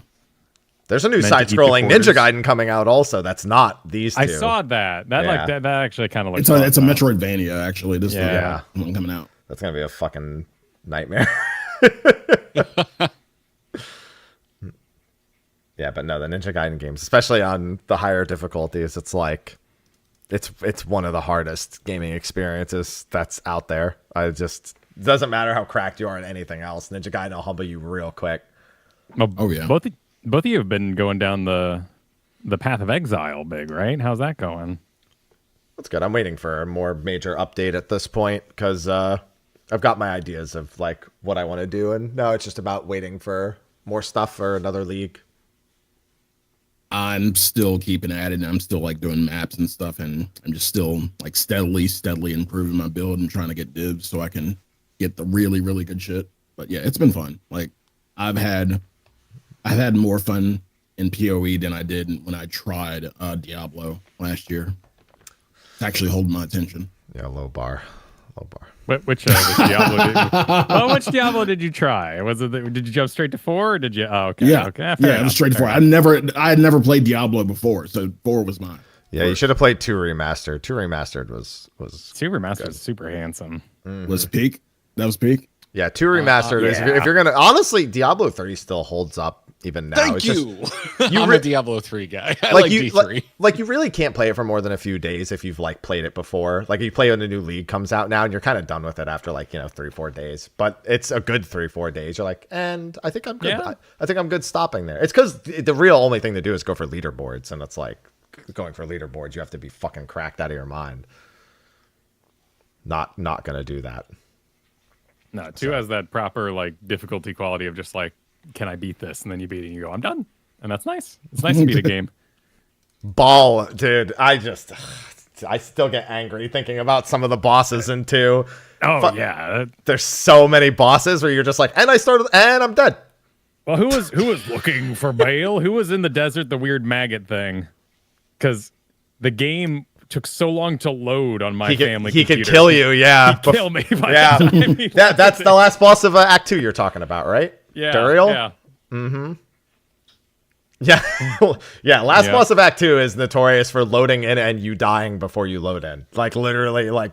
It was a time and a place. That doesn't happen anymore, I'm sure, but... It can happen in Remaster. It can absolutely happen in Remaster. He may not kill you before you load in, but he may kill you as soon as you load in. Okay. Yeah. Well, he's in your business. There's not a lot of room to do the kiting thing if you're a sorcerer or something like that. Yeah, it's a really small room, and he literally just one bad melee hit, and you're just done. It's like I equate Duriel one-shotting to the equivalent of like being a DPS who pulls patchwork in Naxxramas. That's I equate the Duriel experience to being the guy being a DPS who accidentally pulled patchwork. So thank you for translating it to me, the non-D2 player. Yeah. As soon as you mention patchwork, everyone knows the patchwork one shot. He fucking hits you. He only does two things: attacks with one hand and attacks with the other hand. There's not very many. It's not really like a lot of fucking ways patchwork interacts with people. God, I guess you could go Brutalis if you wanted to go a little further into the game's history too, but that's Sunwell. God. I didn't do Sunwell. Oh man, yeah. Look at that. That was a cool. I started raiding BC, but I didn't get that far. That Sunwell had a lot of zones. I liked it. Yeah. I did not dislike it. I know it was not enjoyed by everyone. I know it was considered very hard at the time. Yeah, it was hard. It was busted as fuck when it came out. It was so bad. Like, then again, it hasn't really changed much now. They nerf mythic bosses on fucking content now, so I guess it's not really that much different. All right. It looks like I've got everything set up on my end. We're at the top of the hour. Our intro is just you guys meet yourself and then I talk us in. We're so vanilla and not produced here. So hell yeah, let's go. Awesome, hell yeah. All right, let's do it. Let's do it.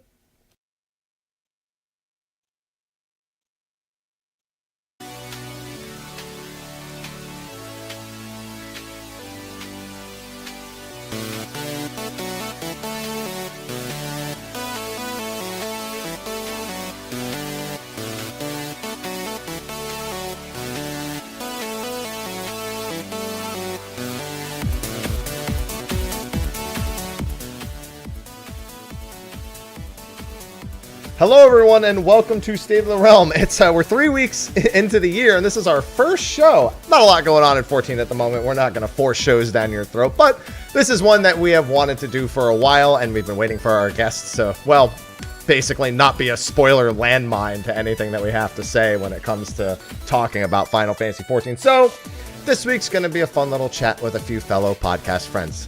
We have the Grinding Gear guys joining us. But before they say hello, I'm Mr. Happy. Of course, Sly is here as well. How you doing, Sly? Happy New Year. Happy New Year. Yeah, I hope it's been a good one. I know you're going on vacation next week, so we won't have a show next week. Heads up. I was actually planning a show for next week, so I'm glad you told me that. So, yeah. Thank you. So we know for sure now. You're welcome. And then, of course, we have the headliners, the podcast crossover. We have the gentlemen, Garrett and Kyle from Grinding Gear. How you doing, both of y'all? Is this where I get to say, no, I'm happy to be here? Oh, nice. No. God, no. God, no. He's been calling this the happy hour all week, you know, so. Yeah. Holy fuck. Dude, it's so funny. I was on already started. I was on the phone with someone the other day, and they said happy like 40 times. I'm like, I'm not going to do it. I haven't spoken to this person in a while. I'm not going to do it. After like the 40th time, they went, no, I'm happy. And I'm like, all right, I got you all the same. Okay. Like you did it to yourself. I don't even have to do it anymore. So thanks. Job's done. That's pretty Sly. Do you do it as well, Sly, or do you jump on one of those if I give it that's pretty Sly? Okay. We do it for him. Excellent. I pulled that on Kyle yesterday. I don't remember how you worked Sly into a sentence on stream, but I was like, no, we're talking to Sly. And nobody ever does. And see, that's the thing. Y'all are actually the first ones to do it. It's just usually, no, I'm happy. Every episode. It never fails. Just giving you your chance, your dues, You're probably behind a few scores on that, I'm sure. Yeah, he doesn't fox around with that. Okay, look, I'm drinking because I like it. I'm not drinking out of sheer, necessity to get through that, but But you know what? I'm helping. Sure. The hobby of drinking? Is that what you're helping? Yes. just want to be clear. Sure. Okay. Yeah. All right, so before we get into our discussion, I don't actually have to do a sponsor read because I'm going to edit the sponsor in for the YouTube side of it. So this is just me here.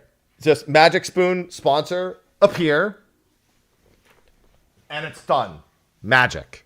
That's on the YouTube side. That's not on the Twitch side. That's what they pay for. They don't pay for the Twitch side. So separation of this. I've been there. Magic. All right.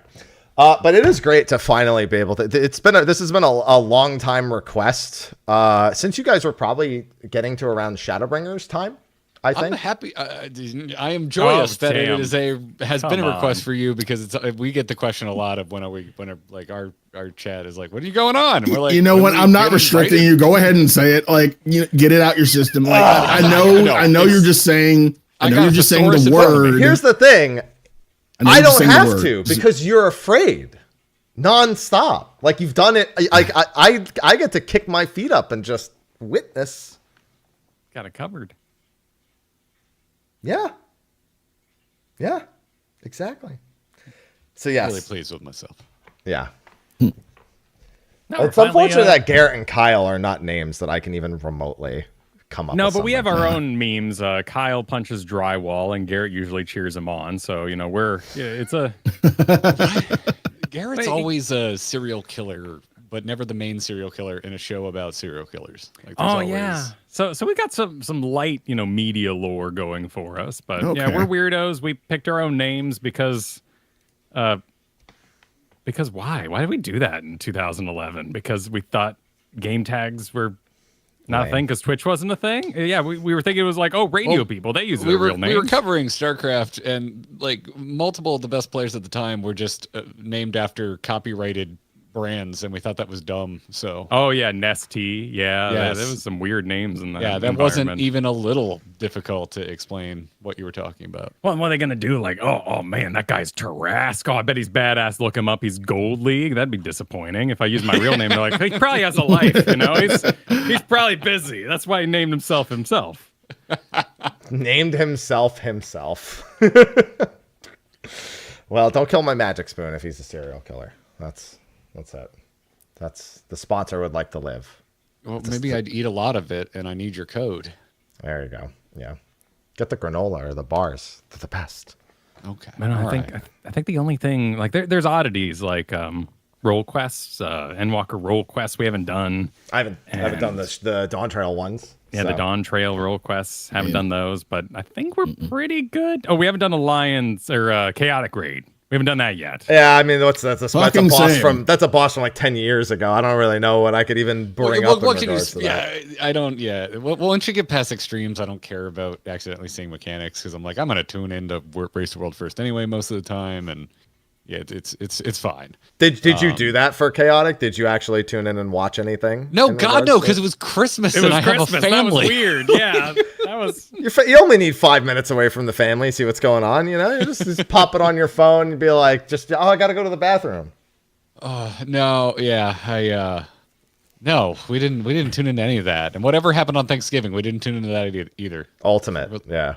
That's right. Oh yeah, that was over by the time we got back. Well, we did. Right? No, you're right. We tuned into day one. We did watch day one of the Ultimate Race of the World first, and then we were like, oh, well, maybe it'll still be going when we're back on Monday. Nope, never mind, it's over. No, it's over. Thank God. That's true. Yeah, the end of the year was rough for those of us North America that celebrate North American traditional. Or I guess Thanksgiving is very specifically United States, but at least that time of the year, anywho. Yeah. So it was weird, but yeah, I don't know what you're talking about. You haven't done the role quest, you're saying there's nothing happening in Final Fantasy 14. You weren't. They didn't set your world on fire with patch 7.16. You're not super excited about one emote. The JoJo pose was cute. It is a cool pose. Yeah. I just cover your face and literally do anything, and it's a JoJo pose. Is what I've learned at this point, because people are like linking me like pictures. Oh, it's like this one. I'm like, that's literally completely different. He's just doing this. Oh, he's just John Cena-ing himself, and then his arm is like in a direction that's not the same. All right, fine. It's a JoJo pose. We got it. All right. Everything is a JoJo pose. You actually do your due diligence and check if you're getting one guide. We just get told things and we assume they're right. The difference this time is that Kyle has actually seen JoJo, so he was able to deduce if it was a JoJo. I was demanding a bit more curvature in the body to be truly JoJo levels of emoting. And it should come with a free half shirt as well to show off your abs, because that's very important in the JoJo sphere. All about the midriff. Yeah, you gotta have some. There's plenty of midriff in Final Fantasy 14. I think they've got that covered enough as it is. It happens. First, like nice matching set, which is like that tanking Ifrit set. There's like so much of my man chest on display. It's wonderful. Oh yeah, the big window that you had, plunging neckline, which is the only plunge I have left on Dark Knight. So I gotta do what I can with what I got. I'm from New Jersey. We're used to the V-necks. Wow. You know, so very, very familiar territory. All right. Well, as a proper introduction, while I obviously said who you guys were, you both haven't had an opportunity to say who you are and do an introduction as the first time on State of the Realm. So I would ask that you do just that in however a method you both deem fit. Kyle, would you like to do the honors? I usually let Garrett talk, so maybe this is my turn to do it. Okay, well, fine. I'll do it. Doing a great job so far. We run a YouTube channel called Grinding Gear. 3 to 2 years ago, we switched from covering Heroes of the Storm, the MOBA by Blizzard Entertainment, which was on its way out, to exploring a little game that I had gotten interested in from a friend. And I was convincing Garrett, who is currently in Shadowlands World of Warcraft, to check it out. And we started making some MSQ videos. Around Shinryu, we tried our first extreme, and Garrett went, holy shit, this game has combat. And things have gone a bit more serious since then, I'd say. And that would be the shortest trajectory I can give you. I think that's solid. It doesn't need to be short. You can take whatever trajectory you want.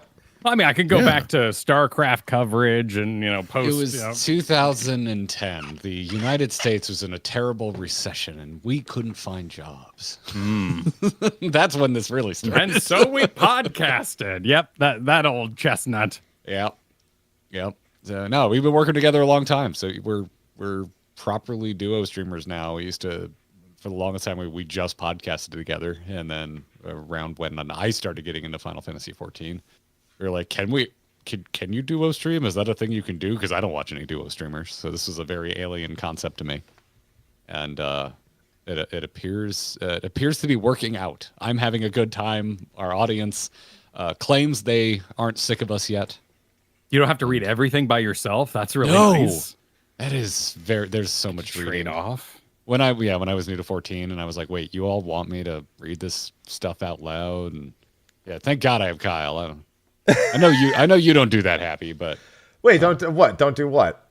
Don't you just skip the end game and start raiding, and then you take a day and catch up on cutscenes? Well, I know. I go on my alt and I do the playthrough properly. I don't just watch it. I didn't know. I thought you just watched cutscenes. Yeah, and I voice everything too. I try to get close to the voices the characters have to some capacity. I'm not very good at the accents of this expansion, not a specialty of mine, but I gave it the good old college try.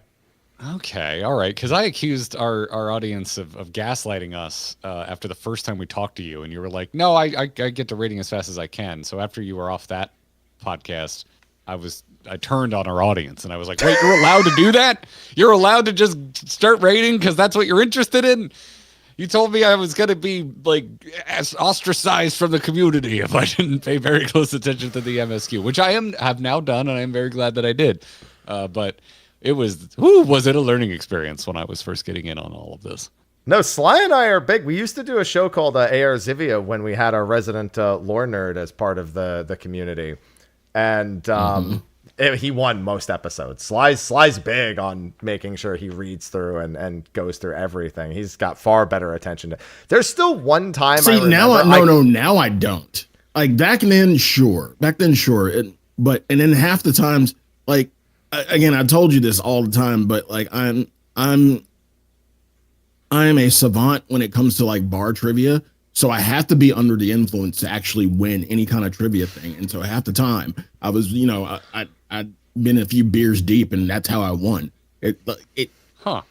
Yeah. Yeah. So state dependent memory. Yeah. No, I'm aware of that.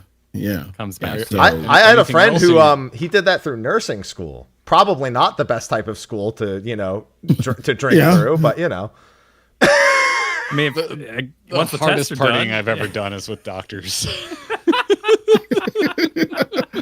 Yeah, I mean, he passed with flying colors, so it's it works, I guess. Okay. But do you want him to be your nurse though? I don't know, dude. The last time I interacted with a nurse, it was some dude I had a dislocated arm, and some guy walked in. I'm not even convinced he really worked there. He said, "Bam, let's do this." Popped it in the socket and just walked out. I honestly don't even believe he worked there. He was in and out in like just walking down 20 seconds. I've always wanted to do this. Check it out, and goes in, busts it out. Well done. I guess the only other thing is we love the battle content this expansion. So that's awesome. Like in terms of catch up and where mentally we are, battle content's freaking sick in Dawntrail. Yeah, so your perspective is one that I feel like we don't get a lot on the show. While we do bring on occasional like people who are newer to Final Fantasy XIV, a lot of people don't take your approach. You guys are, I said this on your own podcast, that you guys essentially eventify every single thing that is done. It's like, oh, this is the big thing that's today. And there's like, it's more like a show around the thing and not like just doing the thing. My phone scared the shit out of me just there. My mother just sending me a message. It was a ding.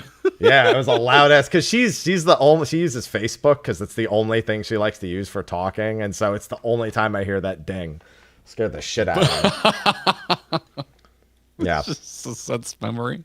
Yeah, I mean, what you're describing was like, it was a new thing for us, and it really just came out of the fact that we were previously really focused on Twitch, and when we were when we started making videos on YouTube about our playthrough for Final Fantasy, we only started streaming it because we got comments saying, "What are you doing? Why aren't you streaming your playthrough? That's why you're just making videos." And eventually we got enough of those comments. We're like, let's try it. And we're like, well, YouTube has streaming. We could also go live here. And the ratio to people watching on YouTube versus Twitch was ridiculous. It was something like 300% more people were watching over on YouTube when we went live. And so we were like, oh, okay, I guess we should stream on YouTube. And the way YouTube is very different on the back end when you're getting ready to go stream than Twitch. If you're listening or watching, you've only streamed on Twitch, YouTube makes you essentially like kind of schedule a stream, and either ahead of time or when you go live, it essentially burns a unique link every single time you go live on YouTube, and it lets you make thumbnails. So just by virtue of that existing and like having to name the stream, I mean, I guess you name your stream on Twitch as well, but by virtue of all of that, we were like, all right, well, we like making ridiculous thumbnails, might as well make them for the stream too. And that, I think, just kind of led us to thinking ahead of, well, what's the main event of whatever it is we're going to do? Usually we do a couple of things within any given stream, but we always try and think about what's the main reason, how can we not lie to the audience? What's the main reason they're probably tuning in and we're going to make good on? Which is why right now, because we're doing Savage for the first time, none of the titles are clearing M3S. It's heading into M3S because we can't promise we're going to clear it. Right. Though so far, sure you can. We're 2 for 2 for one knighting M1S and M2S. So yeah, I'm feeling a little cocky at the moment. Sure, rightfully so. It's funny because you went into a new extreme before going into an old Savage, so I wonder how much the overlap is, because I have a hard time judging the difficulty of extreme. I just say extreme and the first two Savages are kind of the same nowadays. Like they're very equatable to each other. Yeah, and we haven't done the first two extremes for Dawntrail. We jumped straight into the third extreme when it came out at the launch of 7.1, because really this is how far sometimes our strategy for content goes. We just had a conversation of what can we do now that we actually are caught up for 7.1 that we were never able to do before. because it was our first time ever being on content for the drop of a patch, at least in terms of like the MSQ and our level, at least in our main jobs within the game.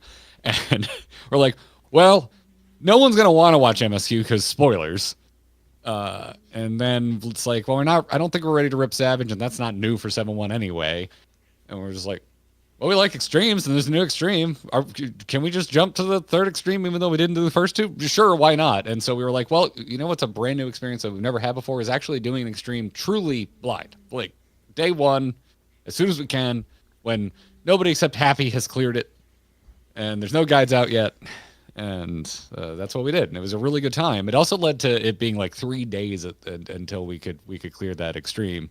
Because we don't have a static, so we just pull. We do like the passcode locked party finder, and we just drop that in our Discord. So it's a pool, but there's a lot of people in the Discord now, so it's still a pretty big pool. And so we put together a random group, and it took us 3 days, which compared to our first experience with Savage is, well, that's a lot longer. So I look back on that.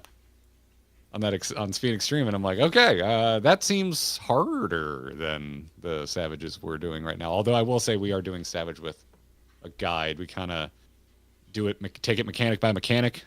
Like whenever we end up dying to a new mechanic we haven't seen before, then we pull up like the next little chapter of a guide, and we kind of scoot along as we go. That way, Chet still gets to enjoy us dying horribly to something we've never seen before. Exactly. It's funny because during Ultimate, we have people who are looking ahead so that when we get there, like if we're not like in the forefront of something, that we have an idea of what we're looking at. So even if we need to form a strategy, they've already seen what happens so we can start to work on it. I don't do that. I literally am like, don't fucking tell me anything until we die to it. That's it. So it's pretty much the same exact rule, even when doing like something that's like really high end on content. It's like, just leave me alone until that point. But so you are in the kind of level that an Extreme and Savage are kind of like, as people who are literally brand new. You've obviously done the earlier Extremes as you were going through the MSQ. You've done some of them. We went over that. Most of them. Like I think we've done every Extreme in Shadowbringers and most of them in Endwalker. Yeah, and it was pretty rare to see an Enrage. I think we had an Enrage on Heidelin. That was like our only real... Those piss waves kill too many people. Well, yeah, that happened. Yes. That did actually happen. World's last Heidelin clear. I think we did that the day before the servers went down. It was a fabulous good time. Heidelin kicked our ass. The plan going into that stream was Zodiark, and Zodiark Extreme is extremely easy. Yeah. And so Kyle's like, let's do Heidelin next. And we were live for like 5 more hours than expected, trying to clear Heidelin Extreme blind. Yeah, it was an experience. She absolutely humbled us, big time. But yeah, it's interesting. I think I would say at least M1S is probably on par with the third Extreme from Dawntrail. I personally find Honeybee easier than Black Cat when it comes to Savage, but I could see if we went in blind. When things go bad on Honeybee, they go very bad extremely quickly. Oh yeah, they do. Yeah, it probably would have been harder if we were doing it like completely blind with like no help at all. B is for better not fuck it up. Yeah. Yeah. Honeybee suffers from the problem that like quite a few fights suffer from, which is people. So if he's right. You get to a certain point, and people happen. Then your run is pretty much fucked. Well, I'm people. Mario Kart. Yes, Mario Kart. Mario Kart. Mario Kart sucks too. Yeah. That's usually the most yelling. There's a wonderful little clip of Kyle from Mario Karting where he's trying to dodge incoming wasps. And it's scary. So because you've done it, there's a couple of really funny things about Honeybee.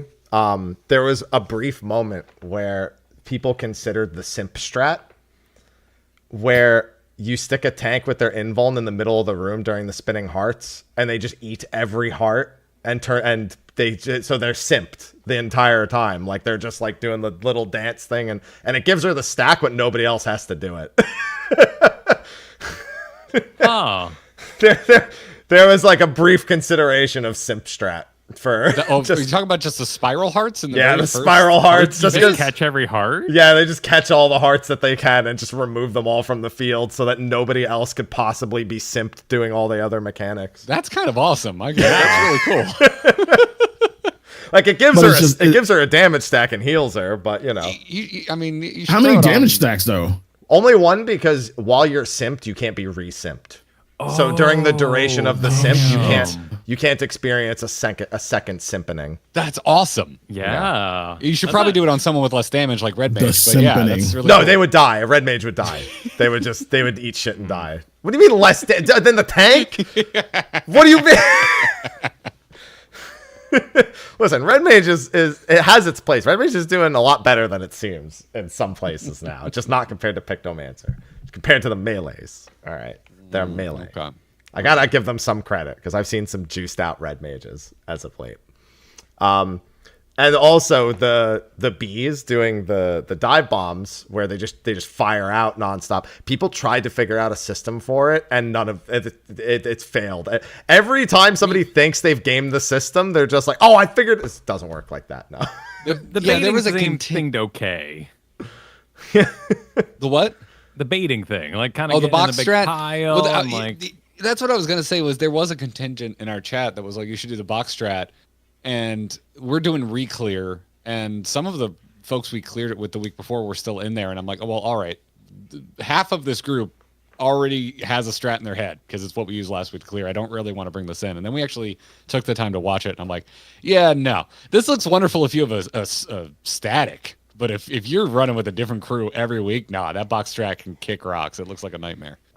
There's no way to consist. Everyone swears by a strat. None of them work. It's random. There's not like every week we did a different strat just so we could meme about doing it. It'd be like, oh yeah, no, this is the one. Yeah, no, easy. We'd be like, all right, we put 4 people here, rotate this way, go back, all stack together, run this way, all stack together, run this way, go directly north to south. All nonsense because none of it matters. Yeah, that's fun though. You know, that's cool. Can't break every it. week for my static, it got worse.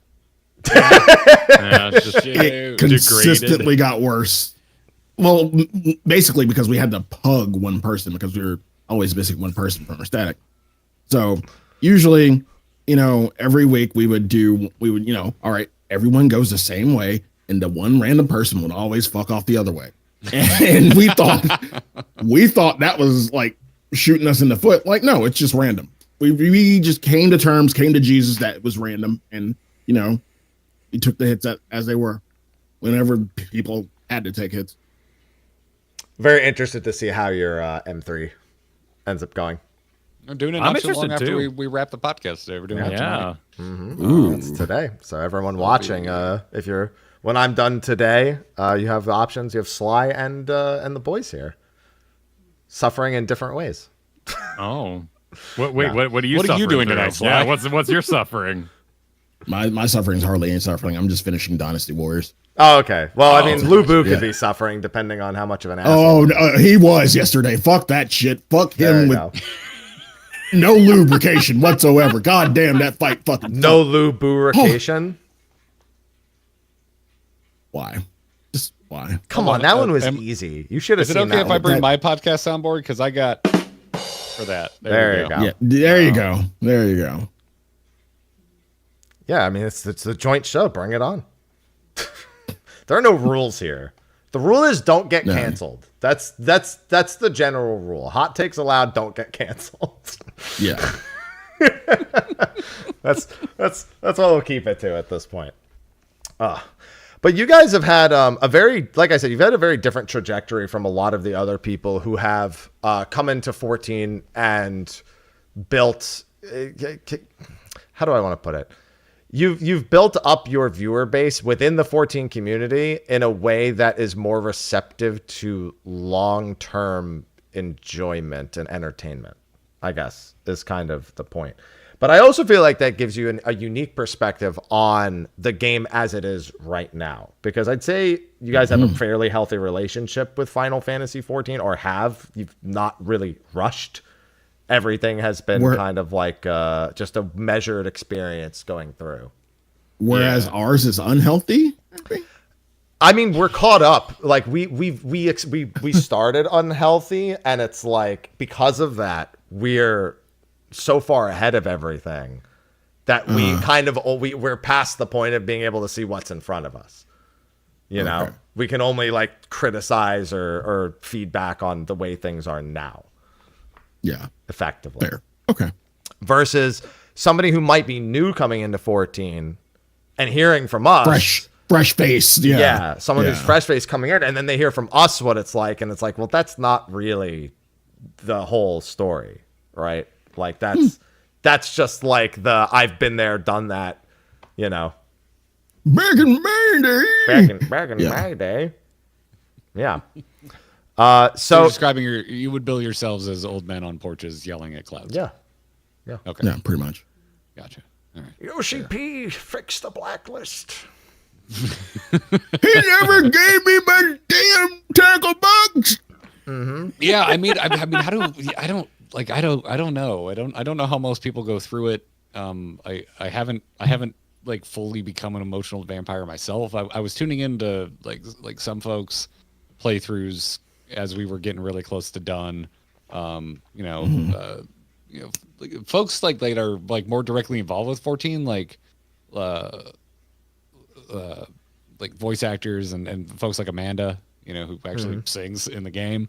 But like they take longer breaks because they're working professionals and they have to go actually like do work for the game. And in the case of someone like Amanda, go show up and do the concerts. So I haven't been keeping up with it. So I look at them and I'm like, I don't know. We seem like we went through pretty fast.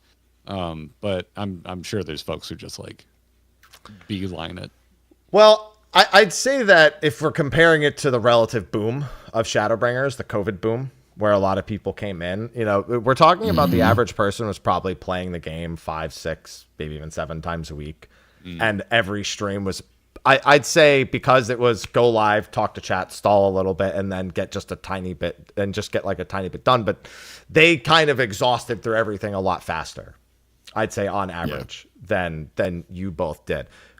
You guys stopped and tried to experience content along the way. You weren't so focused on making it to the end and only experiencing the one part, which I actually think, looking back, was probably a really smart choice. Because though you mentioned the emotional vampire thing, I'd say that in terms of being an emotional vampire, if all you're ever doing is story and then you stop doing it, that's where people kind of experience the loss of interest in terms of viewer base, because they haven't built their communities that way. They built them on the, I'm crying at this sad scene and everyone wants to see you in tears, and that's all they want. Yeah. And again, it's like, I don't know, maybe it was ignorance. Like, cause it took me a while to kind of like realize that there was an audience for that. Cause I came from World of Warcraft. It's like, well, I do like Warcraft lore, liked it. It's starting to get good again, I feel like. But back when I swapped over to 14, it was at what I see as like the lowest point it had ever been at, which was Shadowlands. I think they really, screwed the pooch on the narrative there. It's subjective. Some people like it, but it wasn't my thing. Whatever the case is it took me a while, and that's why I was like, all right, let's try making videos, and we made some videos, and the folks were like, all right, well, you should stream it. And thank God we were already done with Realm Reborn, because if I streamed Realm Reborn, I don't think people would have wanted to watch, because I would have been making fun of it the whole time. It's horribly dull and slow. There's some good stuff in there, but the few pieces of meat are in between massively long, barren wastelands of desert of disinterest and clicking on boxes. And yeah. I mean, you don't like having to click on like 4 individual bodies and then walk over to a box, then walk back and pick up 4 more individual bodies. But that was decently dramatic. I just Alphino. Like, I'm sure a lot of people do. Oh, I wanted to kick Alphino off a cliff. Jackass, Like, tell me what to do all the time. Yeah, Alphino was driving me nuts. I liked Tataru pretty early on, and I was like, can we just get more of her? She seems like more equipped to lead than this little elven boy showing his midriff. It was a little weird. But that's one way to describe Alphino, I guess. Like, that character goes on a hell of a like a really good journey, and I really started warming up to him in Heaven's Ward. But I don't know. Part of it was ignorance. Part of it was like other things we're interested in that we don't get to like chew on in content creation, it kind of worked out. Like I really like talking about narrative, but I've never really had a chance to do it. I've been on a couple like movie podcasts in the past, but it wasn't the main thing that I was doing. It wasn't a regular part of my content creation diet. But that's the stuff I listen to. Like one of my favorite YouTube channels is Red Letter Media, where they just talk shit about movies all the time, and I find it really funny. But also those dudes are really smart, and they're big nerds about the 3-act structure and the hero's journey and all that kind of stuff. I love talking about that stuff, and I haven't really had the chance. And so even though it's not something I was doing in my coverage of things like StarCraft, Warcraft, Hearthstone, Heroes of the Storm, just a lot of those don't even have narrative to speak of, it didn't mean I wasn't interested. And I think 14 just kind of lined up nice for that. And then for the new folks that were finding us through it, if they were surprised when we were taking a shine to battle content, that's when I was like, oh yeah, no, this was what I thought I was coming to this game for. And no, like when during the boom, and I think we were even late to the boom. I feel like, oh yeah, we started playing like, I don't know, 2 weeks before Endwalker released. Like I remember having to fight through those ridiculous queues so that I could go play Realm Reborn. I'm so sorry, everybody that was trying to log in during Endwalker. But yeah, it was. You're not playing Endwalker right now? Get out. You're undeserving. Yeah. You can't take up a login space. But during that boom, like no one was selling the game on its battle content. Everybody was just talking about how good the story was, which I get it. Shadowbringers is really good. It came out of it being like, that is one of my favorite video game narrative packages, like just by itself. Like I think it stands really well on its own, and I throw it up there with all of my other favorite narrative video game experiences. It's really freaking good. But that's all anyone was selling the game on, and so that's how I was sold on it. I was like, all right, I like MMOs enough. I'll see if I like the narrative. I did, but when we ended up getting to battle content, I'm like, why aren't more people like extolling the virtues of this? It's wonderful. So, and with that, mixing that, make a thumbnail for YouTube. Plus, I'm a theater major. I'm a dungeon master. I don't want to play every day because I won't have time to paint the mini and light the candles and draw the map. And so like, I love being like, where are we going? Where can I hide at the start of the stream? Can I dress up for today? How do I think I should dress? Should I be an Ironworks person today? And just that kind of theming that went into it. I now find myself on the other side of the MSQ going, well, this is how I like to play these games. I want serious, all heads down, 1 night a week raiding. But every night of the week, it's messy. You're not dressed up properly for it. Everyone's not in the mood all the time. And so that's kind of just how it's continued forward. And it feels great. And it was really cool to see people who's like, I can't possibly raid. I love the MSQ. I'm here for the MSQ, but I'm never going to raid. I don't have time. And then they saw what we were doing. We're like, oh, I can join a community that maybe does something once a week. And because the actual reward systems in the game flow pretty decently. I mean, you get that book.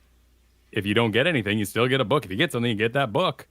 You're going to get the gear at a pretty decent pace. And serious once a week is not impossible. Where where we came from with World of Warcraft, like, you're not going to complete a thing. And you're going to be way behind. Yeah, Sly, you raided once a week for a good long time. I mean, you pretty much went to strictly raiding once a week, maybe twice on some cases. Yeah, that was what, in Walker? Yeah, that was in Walker. Yeah. Because, because I was so busy playing other shit, I only had once a week. And, we were the got shit to do raid. That's what we build ourselves off of. And, it eventually got done. But as I got to Dawntrail, I'm like, you know what? I want it a little bit quicker than once a week. And so, I moved it to, team shit, got shit to do. And so we went a couple days a week, and, it got better. It felt a lot better, honestly, than once a week. But, I still appreciate the fact that, even with that 1 day a week, like you said, Garrett, like you can accomplish a little bit in this game. You can, get a little bit of prog and feel good about yourself with that 1 day. Do you feel there's any... Oh, sorry. I will say we're doing a re-clear on a separate day right now because we're going to go blind, quote unquote, mechanic by mechanic M3S tonight. We don't want to have to get Black Cat and the bee out of the way before we get in the headspace of, his giant crotch display. Have you experienced the thing that is meme runs in your reclears? Like, because you know your reclears aren't always going to be reclear. Like you will meme in Honeybee for about like a good 30-45 minutes before you even get to do prog. So have you experienced that? Kyle calls it microwave reclears. It's quick, but not particularly kind to your palate. Like it's soggy, it's messy, but you get it done. Yeah, and that's okay. Plus, I'm having this whole thing where I'm trying to learn how to shot call in this game, and I'm also the tank. You're shot calling. Yeah, if anything is right and left, oh god, I'm so sorry. I'm giving you tank directions. So, and I got used to it too. I just switched my. Kyle doesn't complain about it. So, no. And the other 6 people, we don't let them speak. So it's just everyone in chat saying. I will say, if there's one thing that can save you from the potential disaster of people, not letting them speak, probably. Speak is, that's the big one. That is the big one. And you shot calling, you not knowing. I'm sorry, go ahead. Go ahead. You go ahead. Go finish. So I was saying, you shot calling and you not knowing right or left takes me back to, well, at least you didn't have to call starboard or larboard. We did that series, and so we eventually ran into starboard larboard, and I was like, "What the hell is a larboard?" That was messy. Yeah. Yeah. I like to think that people, because I'm the stream view, so they see my Astrologian. They see me sweating so hard constantly, just trying to keep up a 30-second dot. I think they all kind of go, maybe we won't rescue this guy. Well, we won't pull him into a pit. Look how hard he's worked. It's quite endearing, actually. Maybe we should let him clear. Let him do it. Allow him to clear. Please, just let this guy have his moment. Because we are missing that muscle memory. Like, we're going into hard content, and only now after, like, 3 weeks of having at this, am I kind of getting that, like, oh, has it been 2 minutes kind of feel. Whereas if we'd been raiding and getting to this point all along, things change, and I totally get how that could be disastrous to your muscle memory.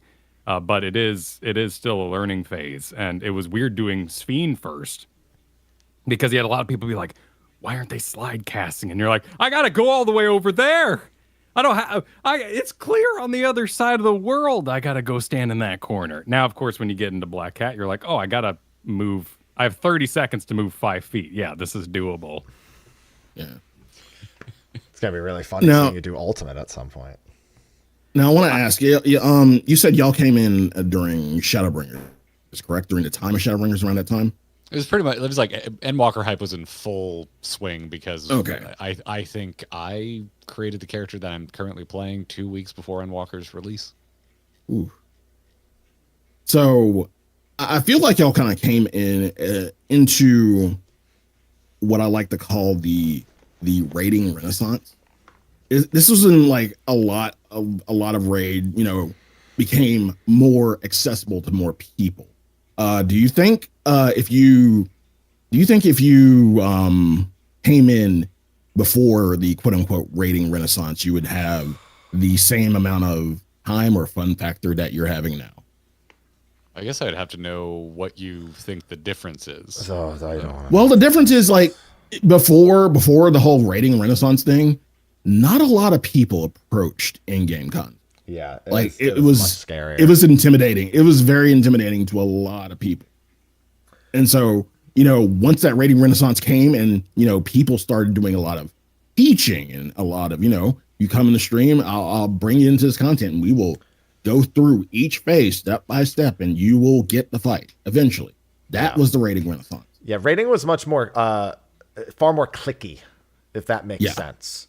Beforehand, because there was just a smaller number of people interested. It's worth mentioning that until the boom in Shadowbringers, the game probably hovered around 500,000 or 600,000 active subscribers for years and years and years. And it wasn't until after COVID and the WoW boom that it jumped up over 1 million. And keep it. So if you think, there was already not as many people interested at that point, probably 15 to 20% of the community at most was interested in raiding. And even then, I think that's really just counting for like the first encounter. And it was even less. The further back you go, the even smaller it is. During Coil, it was very, very low, and it was required for the story of Coil too. There was no two difficulties. You had to know how to actually raid to do Coil's story. So that really hurt a lot of people. We didn't have Crossworld yet. Yeah, like a lot of like individual, like whatever server you were on, those are the only people you were raiding with. It was the only pool you could pull from. So not just like mechanically Renaissance, but actually socially, because we heard things about socially, like stamina bar, very healer stances, lots of weird things that you just go, now what?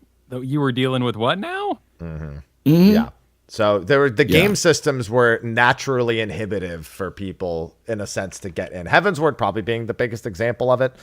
That was, I'm not going to lie, I'm surprised this game even made it to a second expansion after Heaven's Word. It was really bad, like as someone who played it on content.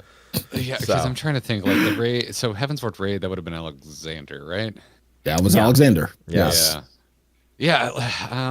I don't know. It's hard to put myself in that headspace, and also like you have content creators' experiences are going to be different from a non-content creator that plays the game as well. Because we're lucky enough to have a community to pull from, but will we have that community to pull from if there wasn't, cross-world? So you couldn't, no data center travel either. Like you couldn't go to like if you were even if you were on Ether, you couldn't like go to Primal and like raid. Like that's it. You were still locked within the data center. Even. You were stuck. You were literally stuck with your family. Yeah, they've just the pool and the accessibility has gotten so large to the point where the number of people willing to go into raiding has increased year on year. Because we've done a lot of the old content. We were straight up just carried through Coils early on because we were making. Not sad about it. No. Well, yeah, we were making those we were still making those MSQ videos, and a lot of people were like, "Hey, if you're actually into the story, you should really at least see what's in Coils because it's pretty meaty in relationship to main characters from the MSQ." And so we had a friend just run us through it. And then, so it wasn't until Alexander that we actually were like, "Oh, let's turn on the mid-eye level and let's go and let's see it." And honey, I will say I was like, not even speaking to how hard it was back in the day, just from a fit and finish and how much I'm drawn to it from an aesthetic perspective, I was not impressed with Alexander. All of it kind of blended together. It was very samey until like the last few bosses. So I don't think it would have hooked me to be like, oh man, this is a game I need to always be raiding in. For me, it wasn't like if I had done like Thordan Extreme, probably if I'd done Alexander first, I think it would have been a bit turned off. Let me give you Heaven's Word on release. Gordius only being clearable by 1% of the community, effectively, and a smaller expansion, a smaller player base at the time to boot. Then in 3.1, they released Diadem, which was reworked twice, and effectively the original version was deleted from the game because it was so bad. And Thordan, and that's all they added. Oh, and a relic weapon that nobody liked grinding because it was a terrible experience. Oh, that relic weapon required you to do up to like 670 like Alexander normal runs. Holy crap! Wow. That's a freaking grind. Yeah. So Thordan was the only content some people got for like 11 months, basically. I mean, I would have already been turned off from the game just because stamina existed. That sounds like hell on earth. I don't know who in their right mind would ever think that stamina is a 1.0 thing. Stamina was. I mean, there's. TP. I thought it was still in post. There was TP. Are you talking about TP? TP is basically stamina. Yeah. Well, sort of. I mean, it was a mix. It was either physical weapon skills or sprint. Yeah. That's the kind of thing that would really irk me about the game. Like I probably wouldn't have gotten far enough to even think about raiding because that would have annoyed me. Oh, and if you didn't have any TP, you begged the ninja to goad you. Shut up. I was a ninja, to be clear. So so he got like please goad me, please goad. Yeah. Goad? I'm shocked this game even made it to Stormblood after Heaven's Word. Heaven's Word was the best example of them like looking at people saying things and being like, yeah, we need to fix some shit. I mean, there's so much cool stuff on paper, like the Astrologian cards all doing something different. I love that idea, but I don't know if I'd want to be there necessarily. Let me put it this way. Astro was like terrible at first, okay in the middle, and then the most overpowered at the end because they just kept buffing all the cards to make them all like game changers. And then the balance was like, I think the balance was like 10% to the whole party, 20% to one person, or 40% to, or was it 40% to one person? Yeah, I think it was something like that, depending on what Royal Road you had. But you hear a lot of people say they love that Astrologian, but I think we've all played a game where we love something because it's OP, and that part of that is the joy of just smashing numbers. Double duration, that's what it was. Yeah, it was you were a balance bitch, basically. If you didn't pull the balance, you're just like, that fuck it. People would wait for the Astro to pull a balance before pulling the boss. Before they pull. Yeah, Yep. yeah, we'd wait. We'd absolutely wait. See, that stuff's so cute. Like waiting. It's cute until you're sitting there for 6 minutes. I know. It's so classic. It's so that original MMO. It's basically enhanced AIM experience, AOL Instant Messenger. But I don't want to live there anymore. I've grown up, but it is fun. Would it surprise you to say that I want to live there? That was my favorite iteration. Yeah. Okay. Yeah, it was my favorite. Like the cards did something in every, like, beside like your hardcore raiders. Happy. Hi. Who think only one card exists in the deck, and that was your balance card. Everything else was kind of shit. You know, outside of raid, you know, as I was leveling the job, I'm like, you know, these cards are actually okay. And then you got to raid, and like, balance please, balance please, balance please. And it's like, they're gonna ruin it, and they did. But it's OP now, so yeah. There's something to be said for a certain level of jank leading to more connection with the game or whatever it is you're interfacing with. I mean, think of literally any hobby. Do you put little drops of water in your whiskey sly? Are you? And I see you using a Glencairn. Like experimentally to see how a whiskey will open up. Experimentally, yes. Naturally, as I drink it, I only drink mine neat. I want to see how it is at the proof point. You know, mama ain't raised no bitch. So if it's hot, I'm not saying dump water in it. I mean, literally one or two drops. Yeah. That's the thing. The chemical reaction. To see how it opened up. Yeah. Yeah. Yeah, because like that's the thing. Like I like slow pour coffee. It's not convenient, but I like the taste. So I go through it. I go through that. That's like me with onions. I hate caramelizing onions because it takes so long, but I'll do it. Oh, okay. So inconvenient. I was like, what hobby are you into that involves cooking? Cooking. That makes sense. Okay. Yeah, water to the onion. What hobby? It's an onion. I'm like, growing your own? Where are we going with this? It's also worth saying we never played any Final Fantasy before this. Like collectively, the two of us, I beat 10 when I was a teenager. So Omega would have been a complete miss too, because we went in there as modern players of sorts, and we're like, who are these people? Why is there a clown? What's going on? I don't know. I spent an okay amount of time thinking about like what sets us apart from other people. And that's one of the things that for the longest time was hitting my brain was just like, we aren't really 14 Final Fantasy fanboys. Like I got 10 with my PS2, never beat it. I got 10-2 for a Christmas present, also didn't beat that. I've beaten two of the first two Kingdom Hearts. I love those games because I also am a Disney fan. But other than that, and like through osmosis absorbing a lot of the big moments for Final Fantasy VII, I just don't know a lot about the lifetime of this franchise. And so like I always thought that set us apart, because when we went and did Omega, I was really worried. I think if you go back and watch the early videos of us first stepping in there, I'm like, oh, I don't know. I'm afraid I'm going to break some hearts, because it seems like a nostalgia factory, and a lot of people in chat seems like they're losing their minds. And what if I get in there and I'm like, who cares? None of this makes any sense. It's a bunch of fan service. But I actually really ended up enjoying Omega. And see, it's funny because I am that nerd, and I actually think Omega is, up until the last act, I think the last act is the only part that's even worth doing. Yeah. When's Ghost Train? Because Ghost Train's cool as shit. I mean, the fights are cool, but like I was always like, the story here is he's just like, bruh, just fight some old Final Fantasy bosses. I need to see why you're strong. And that's the whole thing. And I'm just like, wow, that's incredibly not interesting. It's literally Final Fantasy Bloodsport. That's all you're playing. I like Bloodsport though. Like I love what's the is it Predators? What's the one where they take them to another planet to hunt them? I love that movie. Was it Single Predator? Like it was like the revamped Predator. I think it's Predator with an S on the end, isn't it? I think it is. Yeah, that's the one. Yeah, is that the Adrian Brody one? That is the Adrian Brody one. Yes. he does Holy great. shit. Yeah, before they used AI to enhance his voice and cheat at the Oscars. Yeah. That's the Adrian Brody one.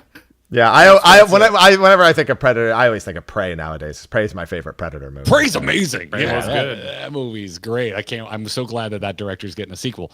But freaking where the hell was I going with this? But anyway, the end, and I'm with you. The story's very straightforward, but Kyle and I both love Sid and Nero. And that's the last time we saw them, and then they forgot they existed and never put them in the MSQ ever again. So you get a lot of them, and I just like the trappings. I love a tournament arc in an anime. Like I'm here for it. I love that kind of shit. So even though it was straightforward, it wasn't the Alexander storyline, which was like just goblins talking about cheese for cheese. See, meanwhile, hours. Alexander was one I retroactively liked the entire thing, whereas Omega I only liked the final act. Like when it finally ties all back together with Alexander, and you realize that it was all one giant time loop that spans back like 1,000 years or whatever it is. It's like, okay, suddenly all the nonsense is not nonsense. Got it. All right. It all made sense in the end. They're both cool. That final Omega fight like really impressed me. Just being out at the end of like just out in I love weird galaxy shit. It gets me. What about weird DNA shit? That's okay too. If it's Michael Crichton-esque and we end up with something like Jurassic Park, yes, I'm into that. Okay. All right. Yeah, if it's 7.1, it's okay. Yeah. Joss Whedon? Weird DNA shit? Is that what you said, Sly? What did you say? No, I was like, yeah, what are you talking about? Eden or Eden. I'm talking about a few things. There's this. I was referring somewhat to Omega, but also to Pandemonium. Oh yeah. Oh, Pandemonium goes hard. Yeah, Pandemonium's great. Those bosses look fun as hell. I'm very excited to go back to it and do it on even eye level for Savage. Yeah. Oh yeah, no, there's a couple stinkers in there, but most of them, to me, it's an overall well done raid as a whole. You got to do 12 fights. They can't all be winners. Yeah, that's true. I mean, Thordan was what really endeared me to the game just as a spectacle, but I love the triad. Like that was really fun. The music was nothing I'd ever heard in a Final Fantasy ever or an MMO ever. Like I was just completely talking about Fiend for the most part. Yeah, exactly. That's the one that I heard that and I went, now shut up. I got to play this game. What is this? Because I love Power Man 5000. Just that one song. I don't know anything else he did. I don't know anything else they ever will do. But true story. They went on a crusade against Square for that song. They said that it was blatant plagiarism. Yeah, and I love that story. Soken goes, I don't even know who you are. I don't even know who you are.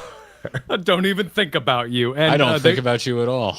They dropped it, they got owned. And they walked away, but it really impressed me. And I thought the fights, I love big guy. Like if you fall off backwards and then you become big, it's so done. But I love it. Now I really just want to check monthly listeners on Spotify for Power Man 5000 versus Fiend. Soken. Oh yeah, see how it goes up against each other. Power Man 5000 has 1,022,000 monthly listeners. Soken has. Come on, Soken, don't let me down. Oh, Power Man 5000 beats Soken by quite a bit. I'm not surprised, really. Yeah. It's a shame. I am. I can't remember last time I even thought about Power Man 5000. I don't think people even think about it though. They just throw on playlists where Power Man kind of gets thrown in. Soken, I feel like people have to go to use, and I feel like most Final Fantasy people, they don't even use Spotify for Soken music. They either watch a YouTube video, somebody doing the fight, or they buy the album. Yeah. Where they actually have the albums on there. Well, you're forgetting folks that put on wrestling soundtracks, which is going to help his numbers. Yeah. There you go. Yeah. Because he did just release a Kenny Omega song. Kenny Omega song for Dynasty. Yeah.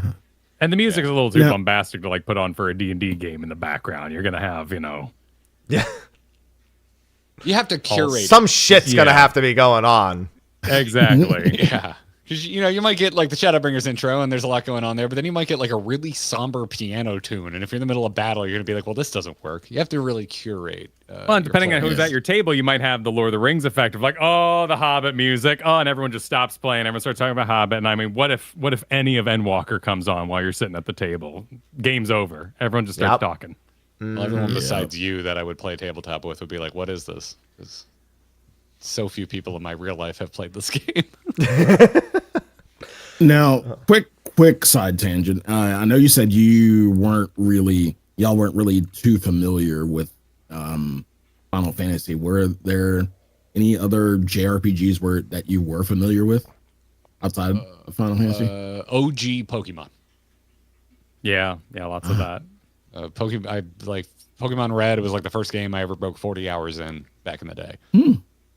Also, it was like one of the, other than Zelda, one of the few games I had that even tracked your time played. But yeah, I've probably beaten Pokemon Red more than any other game. Like, I've just played it over and over. I couldn't tell you a single Pokemon after Mew. I got nothing on 152 and forward, but I played the crap out of it back then. And then some. If I could find a Dragon Ball Z emulator, I played it, and so I played. There's a couple turn-based DBZ games that only came out in Japan for the Super NES that I played in Japanese. Had no idea what it was saying, but went all the way through them because I was a big DBZ. Final Bout 22, and I remember all of them. I had those too. So I was familiar with the genre, but didn't really grow up with it outside of Pokemon. Well, and the franchise loyalty thing was kind of foreign to me. I mean, obviously, we came from the Blizzard sphere where you played you had the Blizzard launcher, and you got every Blizzard game that ever came out because, that was just kind of the trajectory of the company. But I played Skies of Arcadia and Grandia 2. Thought they were amazing. Let's fucking go! But never was like, oh, I'm a Trails fan now. And I never went back to Grandia 1. Like, I played these as one-offs, loved them, and just never really thought to explore the franchise. I played one Mana game, and it was the one on the Game Boy, Secrets of Mana, I think it was called. It was rough. It was kind of weird. It was like a off-brand Zelda.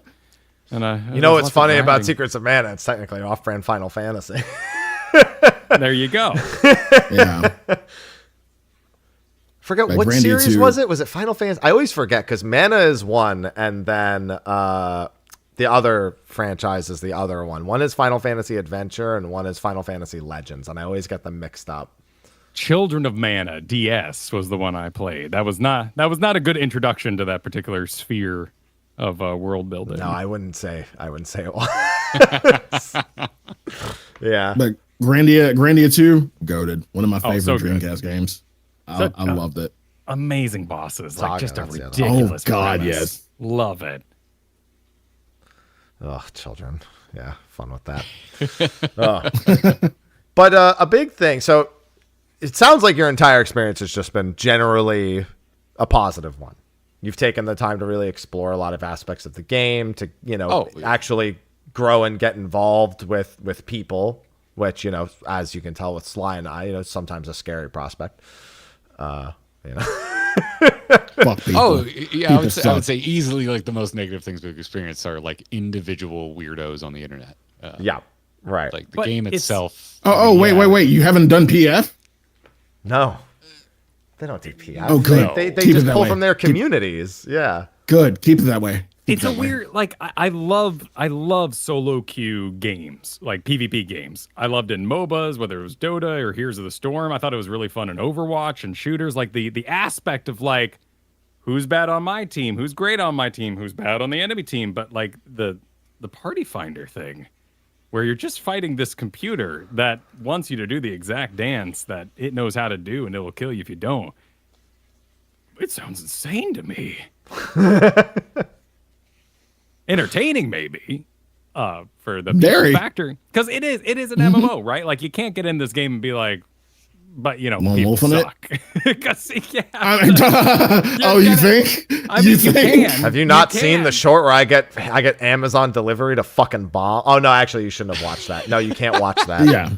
Yeah, you can't watch that till you actually do that fight.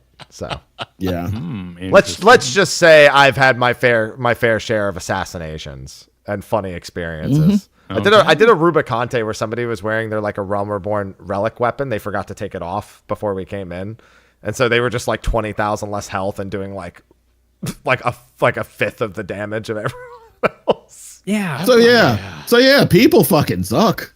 That was funny. That person didn't make a single mistake. It was an honest accident forgetting to change their equipment. But you know, sometimes things happen. I'm definitely like, I'm quick to anger in pickup game environments. Like good.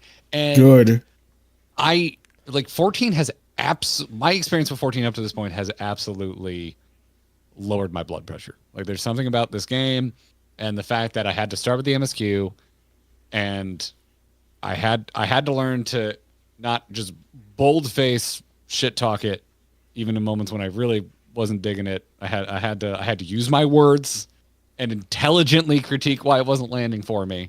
There's something about that experience that has just mellowed me out a bit and made me a little less of a rage case. But you know, it still happens. You know, I'm playing Black Ops 6 right now. A little bit. Why? And because it's really good. Is it? Yes. Call of Duty games they might all be the same, Sly, but that doesn't mean they're not fun. Yeah. The shoot. There used to be quality shooting in games before Fortnite took over, and sometimes I like to go experience quality shooting in games.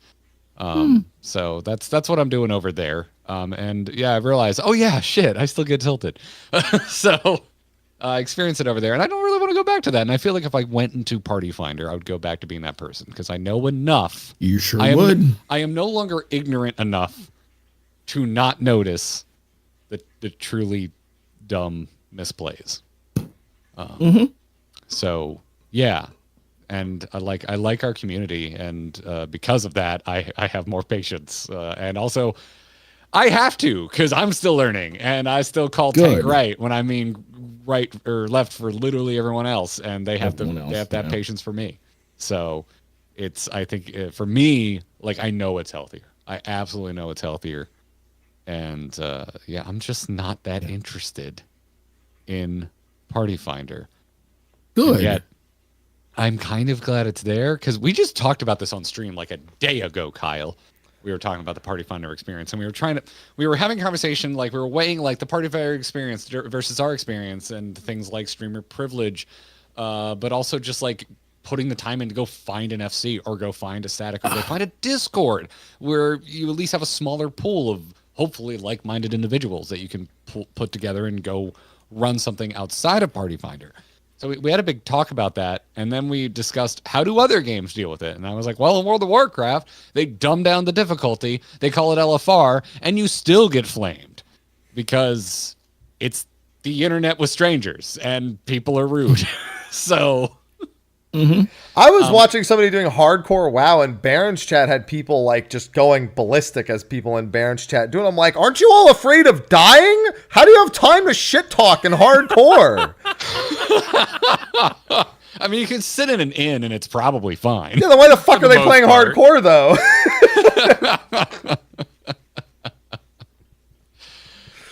Yeah. So there's that. So I'm like, I don't know. Like, part of me likes that there's no dumbed down, easier version to get through. And even if there was, I don't think it would really solve the, I can't believe what this person's doing. I'm so mad. Oh, I'm so sick of getting flamed. Like, people are gung to flame. As long as you can find random people to play video games with, you're going to eventually stumble across people with bad attitudes, or vice versa. You're going to stumble across people who have somehow hit triple digits numbers, if not further, and still don't know what they're doing. Or you find out you're the flamer. Yeah, well, yes. It's a process of discovery. I have found out that I am indeed the clown in many aspects. Or you just don't end up doing anything. There's that too. the abandoned ship. Yeah. You talk about you get into PF, you get into the fight, you talk about a whatever strat you want to, or 5 strats, and nobody can decide on anything, and you just don't do anything, and everybody leaves before you even actually pull anything. I had that happen right before I went to Japan, and I did an interview with Famitsu and 4Gamer, and they asked me about raiding in Endgame, and literally like the week before I joined a PF, 40 minutes to agree on which of the 2 strats they were going to do, did like 2 pulls, wiped, disbanded. And I was just, and I was so glad that happened the week before. I got to put that in a magazine. But that, again, at least you did pulls. This is like straight 5 minutes of like this, and this was Fiend. So this was like, okay, what are we doing? This is where like there are like 10 different ways to fucking do Fiend. And like, what are we doing? And like, I'm just sitting there. I'm just here so I don't get fined at this point. So I'm just sitting there listening and watching and everything. And then all of a sudden, everybody leaves. Not one pull. So yeah, PF fucking sucks. People suck. It can happen. Yeah. That comes back to that jank though. Like you need a certain amount of jank. You need a certain amount of jank, or it gets too streamlined, and the game doesn't mean anything to you. And like I think that's part of 14's endearing jank, like because that builds reputations. You start to notice, you start to recognize names if you get someone more than once in your party finder group, and it makes you thankful. No. Thankful's not the word. The blacklist. Yeah. There's a thing that we call the blacklist, and yeah. If you see that name once, you just blacklist. You don't see him again. It's so funny when I leave a PF to get away from one person in the PF, and then I join another, and then they also join. I'm like, oh, for fuck's sake. Yeah. See, we don't need PF. We done rank play across all these games. Very familiar with this concept. But in those games, blocking didn't do that. You would just not be able to see what they typed, but you'd still get in a party with them. So you can't actually avoid people. You just can't. How would you do that? How does that work? When 2 tanks both don't turn on their tank stance and then one leaves. I've seen that happen. Like, I want to be off tank. No, I want to be off tank. Aren't you glad you have that story to tell on the podcast, though? I mean, let's be honest. All of that happened. That's what I always say. Like, Final Fantasy 11. I would never want to do that experience again. But I'm glad I have all the bullshit stories I have from Final Fantasy 11 that I can pull from and somewhat wax nostalgic about. I just don't want to do it again. You know, I don't want to experience that exact thing again. Like, God, please, I don't need to go back to being 14-year-old haps. What's that? Can't have it. But there's been a lot of criticism of Dawntrail across a lot of different facets.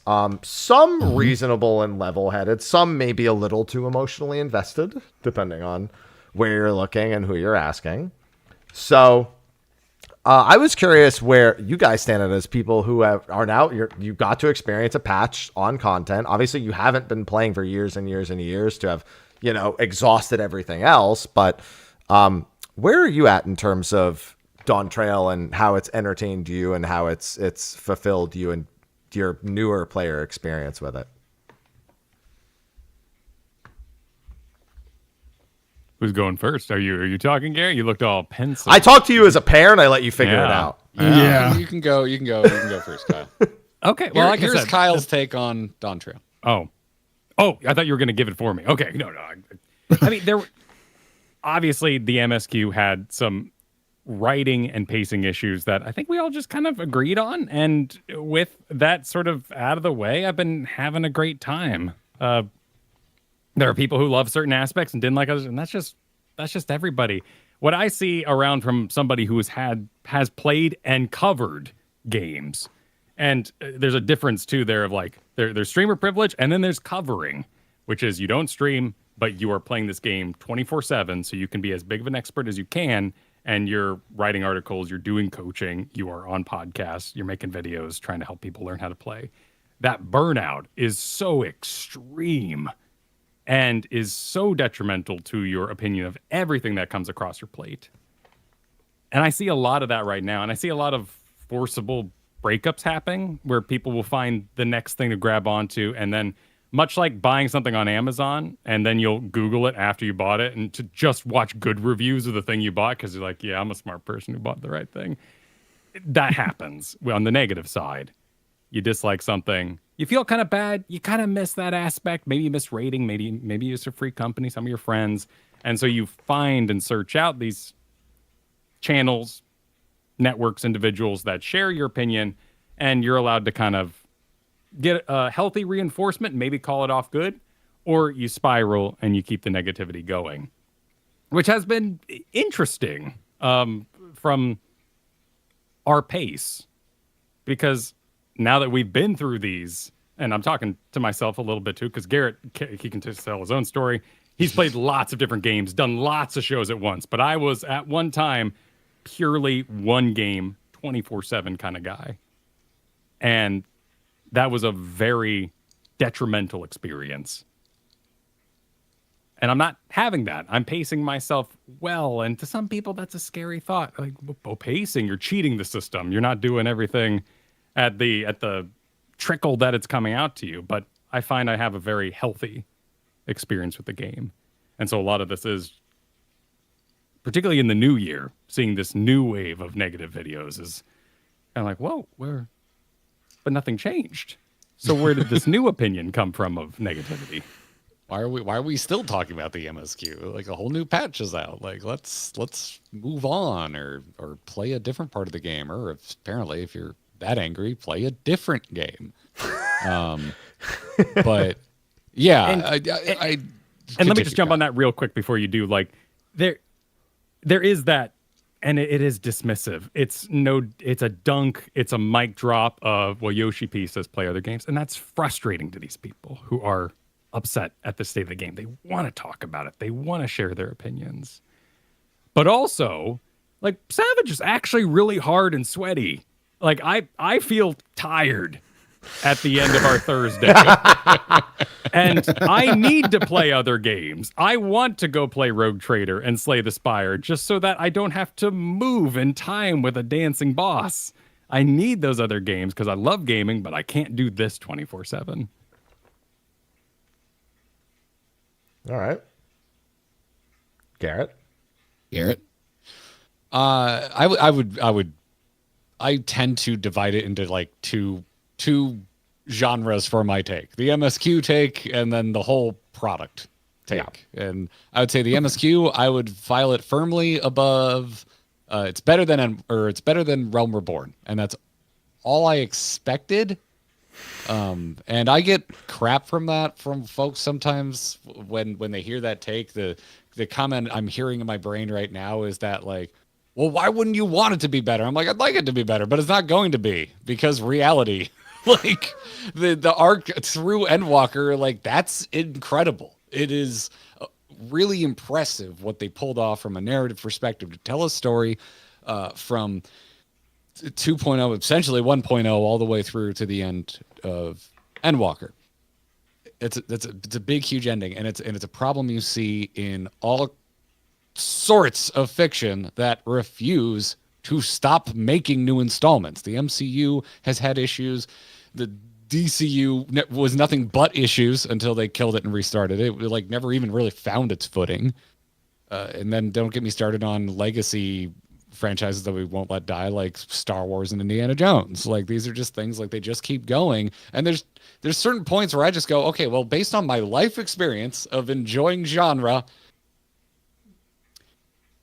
it's very unlikely something will reach the high of Return of the Jedi for me. It's very unlikely something's going to reach the high of Last Crusade for me. I think it's very unlikely that the first installment of whatever they're going to do next in Final Fantasy XIV is going to make me more excited than Endwalker, or for me, I prefer Shadowbringers.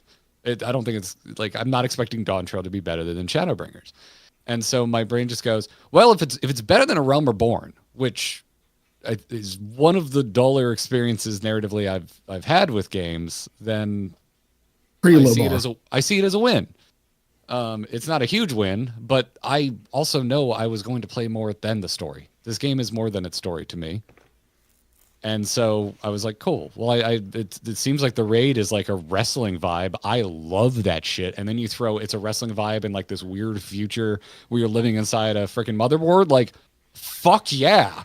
I want to do that. And then we were doing it, and guess what? The fights don't suck. They're like quite good. Like some of the fights I've done in Dawntrail are some of my favorite boss fights I've done across MMOs, and I'm including World of Warcraft, a game which, even though I've had my ups and downs with it, I love very much. And some of my favorite gaming memories exist within World of Warcraft. And some of the raiding content that I have now engaged with in Dawntrail is on the level of some of my fondest memories. So because of that, I look at the whole product of Dawntrail and I go, it's pretty damn good. Like, I think it's in a fairly healthy state. We admittedly in point one, we are catching up on Savage. So you weigh that as you would, because I think if we weren't doing Savage right now, I'd be like, oh, I'm probably out of stuff to do. Like we probably would have gone and done Chaotic. We'd probably be slamming Ultimate over and over and over again until we actually clear it. But I wouldn't consider, if I was just doing Ultimate for months on end before clearing it, I wouldn't necessarily consider myself like satiated. I would still want like other things to go and engage with, and I'm not huge on role quests. Retroactively went back and did stuff like Boja and Eureka, and I really like that, but that's not in the game yet. Whereas I do expect like systems like that to be live at launch in something like World of Warcraft, because typically they are with the launch of a new expansion. That's the one thing that seems odd to me. I know it's not expected, but I like why to the folks that come at me for my MSQ thing saying it's better than Realm Reborn, that's all I really want, and they go, well, why don't you expect better? That's kind of where I come at with like, even though Eureka wasn't in at the launch of that expansion and Boja wasn't in at the launch of that expansion, it's like, well, is that good? Does it need to be that way? Maybe it shouldn't be that way. And I think it maybe shouldn't be that way. That's a pretty shared sentiment. That's fair. Yeah. Most people have criticized that effectively raiders have gotten all the content this expansion thus far. And I'm guess I'm a raider now because I'm doing Savage. Happy, Sly, can I claim being a raider now? If you just said if I wasn't doing Savage, I wouldn't have anything to do. So yes. Yeah, you answered your own question. Yes. Okay, cool. Yeah. Cool. Because I agree with that. Like as someone who likes doing the raid content, I agree. Like, yeah, I'm eating well, but it doesn't seem like my for lack of a better word, casual, like that's a whole thing. That's a whole sub discussion of like, oh yeah, no, that's every day, and you're an Omnicrafter. Like, yeah, you could call that casual content, but you're not a casual player. You're locked the hell in. I like to describe casual versus hardcore as the amount of time you are willing to commit to achieve an activity versus the amount of time the activity is designed to extract from you. Yeah, that's I like to, it's time related, not like time and dedication more than skill, I suppose. Yeah. Like you guys raid once a week and you're going through Savage. Some people call Savage hardcore. Is it really hardcore if you're only doing it once a week? I think it respects my damn time. Like I'm down with it. Like and I don't know, and it's a lot of things. I think it helps achieve a good gaming diet. I think from a streaming standpoint, it keeps the streams varied enough that people want to tune in because we're not doing the same thing every damn day. And that's kind of what I wanted to get into next, because because primarily the things both of you have mentioned have been mainly the MSQ and the combat and the raids. I kind of like to build Final Fantasy XIV as a theme park MMO. There's something for everybody. So outside of MSQ and raids, has there been any content that you've interacted with that you've liked or necessarily disliked, I guess? Can I throw it out to you, Kyle? Or I mean, there's lots that I do, but it's not always the most effective, like dressing up for hours and hours and going to the Eorzean glam thing and being like, is there such a thing as a striped shirt? And then being like, where can I get this striped shirt? And then pursuing that line of thought, or working on ults. Like I play on keyboard for healing, but I play a samurai on controller. And that's such a wildly different experience that when I go do a leveling roulette, I feel very satisfied in my variety that I performed. But only just today I learned that your gear, when it gets to 100% spirit bond, makes a little baby materia, and you can take it out of its Poké Center, and the item the item doesn't like you anymore. It stops liking you, And so you have to regrind its like for you. And, you know, I guess that's content, but that's just freaking weird. That's your description of it may make it sound weirder than it is. I don't know. Armor shitting crystals based on a percentage filling up is freaking weird. I'm sorry. It's weird. I figure if like Y'shtola showed up, she would be like, now, the memories of the item have grown too congested. It's like an R2-D2 situation. We have to wipe its memory so that it can. So we're going to extract a piety crystal from your necklace to make sure it functions correctly in future battle. But no one of all the weird shit this game has like cornered me and been like, you listen now. This is how we play Triple Triad in our universe. This is how you meld. Nobody told me about my gear making babies. It couldn't just be like an accrual of ether from fighting and then extracting it in physical. It has to be a baby from a poke center. That could be. You then re-impregnate it by fighting more. Kill me. What are you like raising eggs? Yeah, he re-impregnates it by fighting again. It makes sense.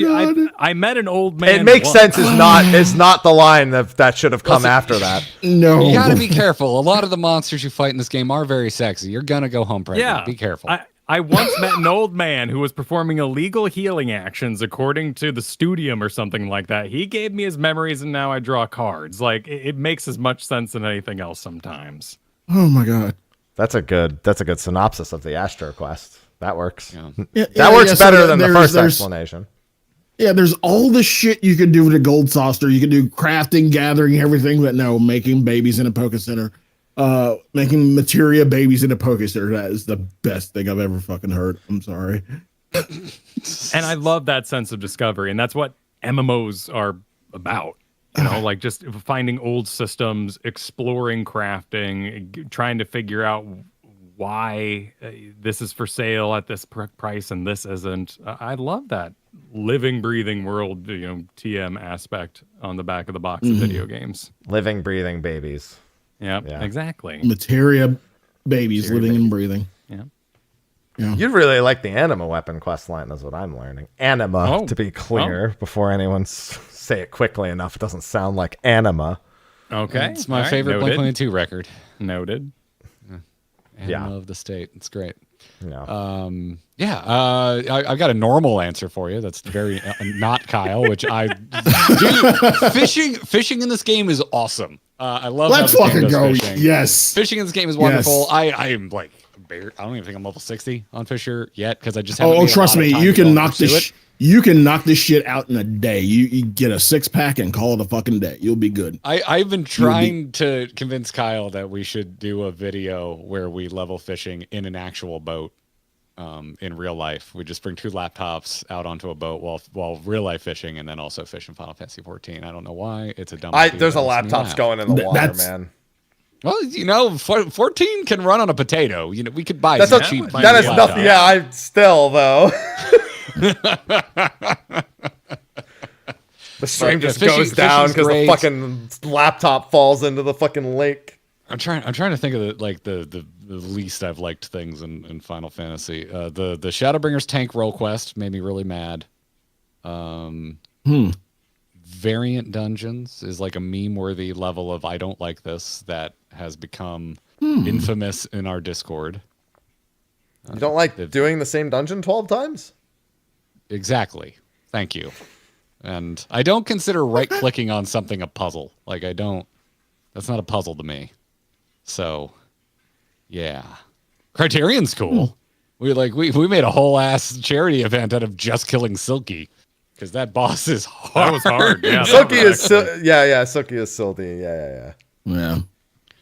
But yeah, and I don't know. I hear later variants are cooler and have pretty sweet lore. The variants have cool lore, but they're not any sweeter. I think that first variant just being like Rubble Rock Dungeon with Nanamo is just like, way to put your least interesting foot forward content, because I'm just not into this. But they could be so much better. Yeah. Other than that, no. I mean, like, it's like anything else. I'm not that into it. I just kind of stopped interfacing with it. Like I tried Triple Triad once, and I'm like, it's like baby's first card game. I'm not into this. And yeah, until you start getting to the fucking cheaters, the cheater NPCs. Okay. Yep. And you got to do all the fucking rules, the pluses, the chaoses, the randoms, the fucking walls. Ugh. Yeah. I'm very grumpy about my card games. People think because I did a Hearthstone podcast for a decade that like, oh, you should, like any card game comes out, they're like, you should play it. And they've only been right for Balatro so far. Like I don't really like I don't like Gwent in The Witcher, and like I don't get into side game card games very often. It's very, very rare. I like Magic, I like Hearthstone, that's kind of it. Do you do Mahjong? No, I do not do Mahjong. But I'm also smart enough not to smack talk because apparently it's very good Mahjong. I think I'd like it. I like cribbage. I like dominoes, right? So I mean, games are good. Games are good. Games are good. I think they should put Koi Koi in this game. Hanafida. Fucking Koi Koi. That's They're the one not putting thing. Koi Koi in this game, Sly. I swear to God, it's the one thing. It's easier to learn the Mahjong. It's so simple. Okay, that doesn't mean they're putting it in. Should. That'll be in before fucking Blitzball ever. Well, yeah, I finally got him to say no to Blitzball, so I'm glad I got him to say no. So good. The water graphics would be too much on the engine. That's not the problem. The problem is Blitzball. It's just Blitzball in general. Yeah, that's it. That's all it is. As my first Final Fantasy I ever played, I actually kind of liked Blitzball. That's because you didn't play it very much. You're like, wow, doing this once is kind of cool. Then you actually do it, and you're like, oh wait, this is just. And then you just get through the rest of 10. They should do it. They should do it like a one-off trial for like a crossover event, kind of like how they had like the real-time dodge system in the 16 event. Like just do some kind of real-time, trying to score, trying to block system. For Blitzball is not real time though. Then people would say it's not loyal. Blitzball's turn-based. But you could make it cool. But you don't. But then the people would complain that it's not like the original. It's not what they love. People complain about things all the time, and I think they're wrong. This is no different. I don't want to pass a ball in an MMO. I did Serpentine Caverns in BC, and that was God, a nightmare. I know exactly what you're talking about. Oh, yep. That's the fucking ball. Fucking hated that thing. Yep. Oh, Lady Vash. Having to fish up a boss in there is one of the most thematic ways to summon a boss I've ever seen really in an MMO. cute. Yeah, that's some cool stuff. But so it seems like you're not totally like. You're not like against the kind of feedback the game has been getting. It seems like you guys are more so, if anything, the way it's being presented as like the be all end all whenever you see the more overly negative things. Well, yeah, I mean, some people go as far as to like attack developers, attack voice actors, and I just like that's where I just like you should not be a part of this community because you seem like you're a shit person. But like beyond that, to folks just being like, I would like the release cadence to change. I would like patches more often. I would and because like so much of it's so reasonable. I don't know. I come from the Blizzard side of things. Like people are screaming at the developers 24/7 over in Blizzard games. So compared that to a lot of the stuff here, like I don't know. I've seen so many reasonable takes, whether it's about MSQ or otherwise. Like MSQ, like so many people have said it wasn't terrible. I just think like the pacing was kind of off. And I'm like, yeah, that's a really sane reaction to what I played through. Like for the most part, I like the characters. For the most part, I like the story that was told. I think it could have been remixed in a way that was a little more engaging, but I like where we ended up. I like the tease for where we're going in the future. And then for the content side of things, I mean, I'm only just now getting to a point where I think I can even weigh in on the conversation. You know, we're doing Savage for the first time. We're current players for the first time. And yeah, I mean, like I said, I think if we weren't doing Savage, I think I would be kind of more or less out of stuff to do in Final Fantasy 14.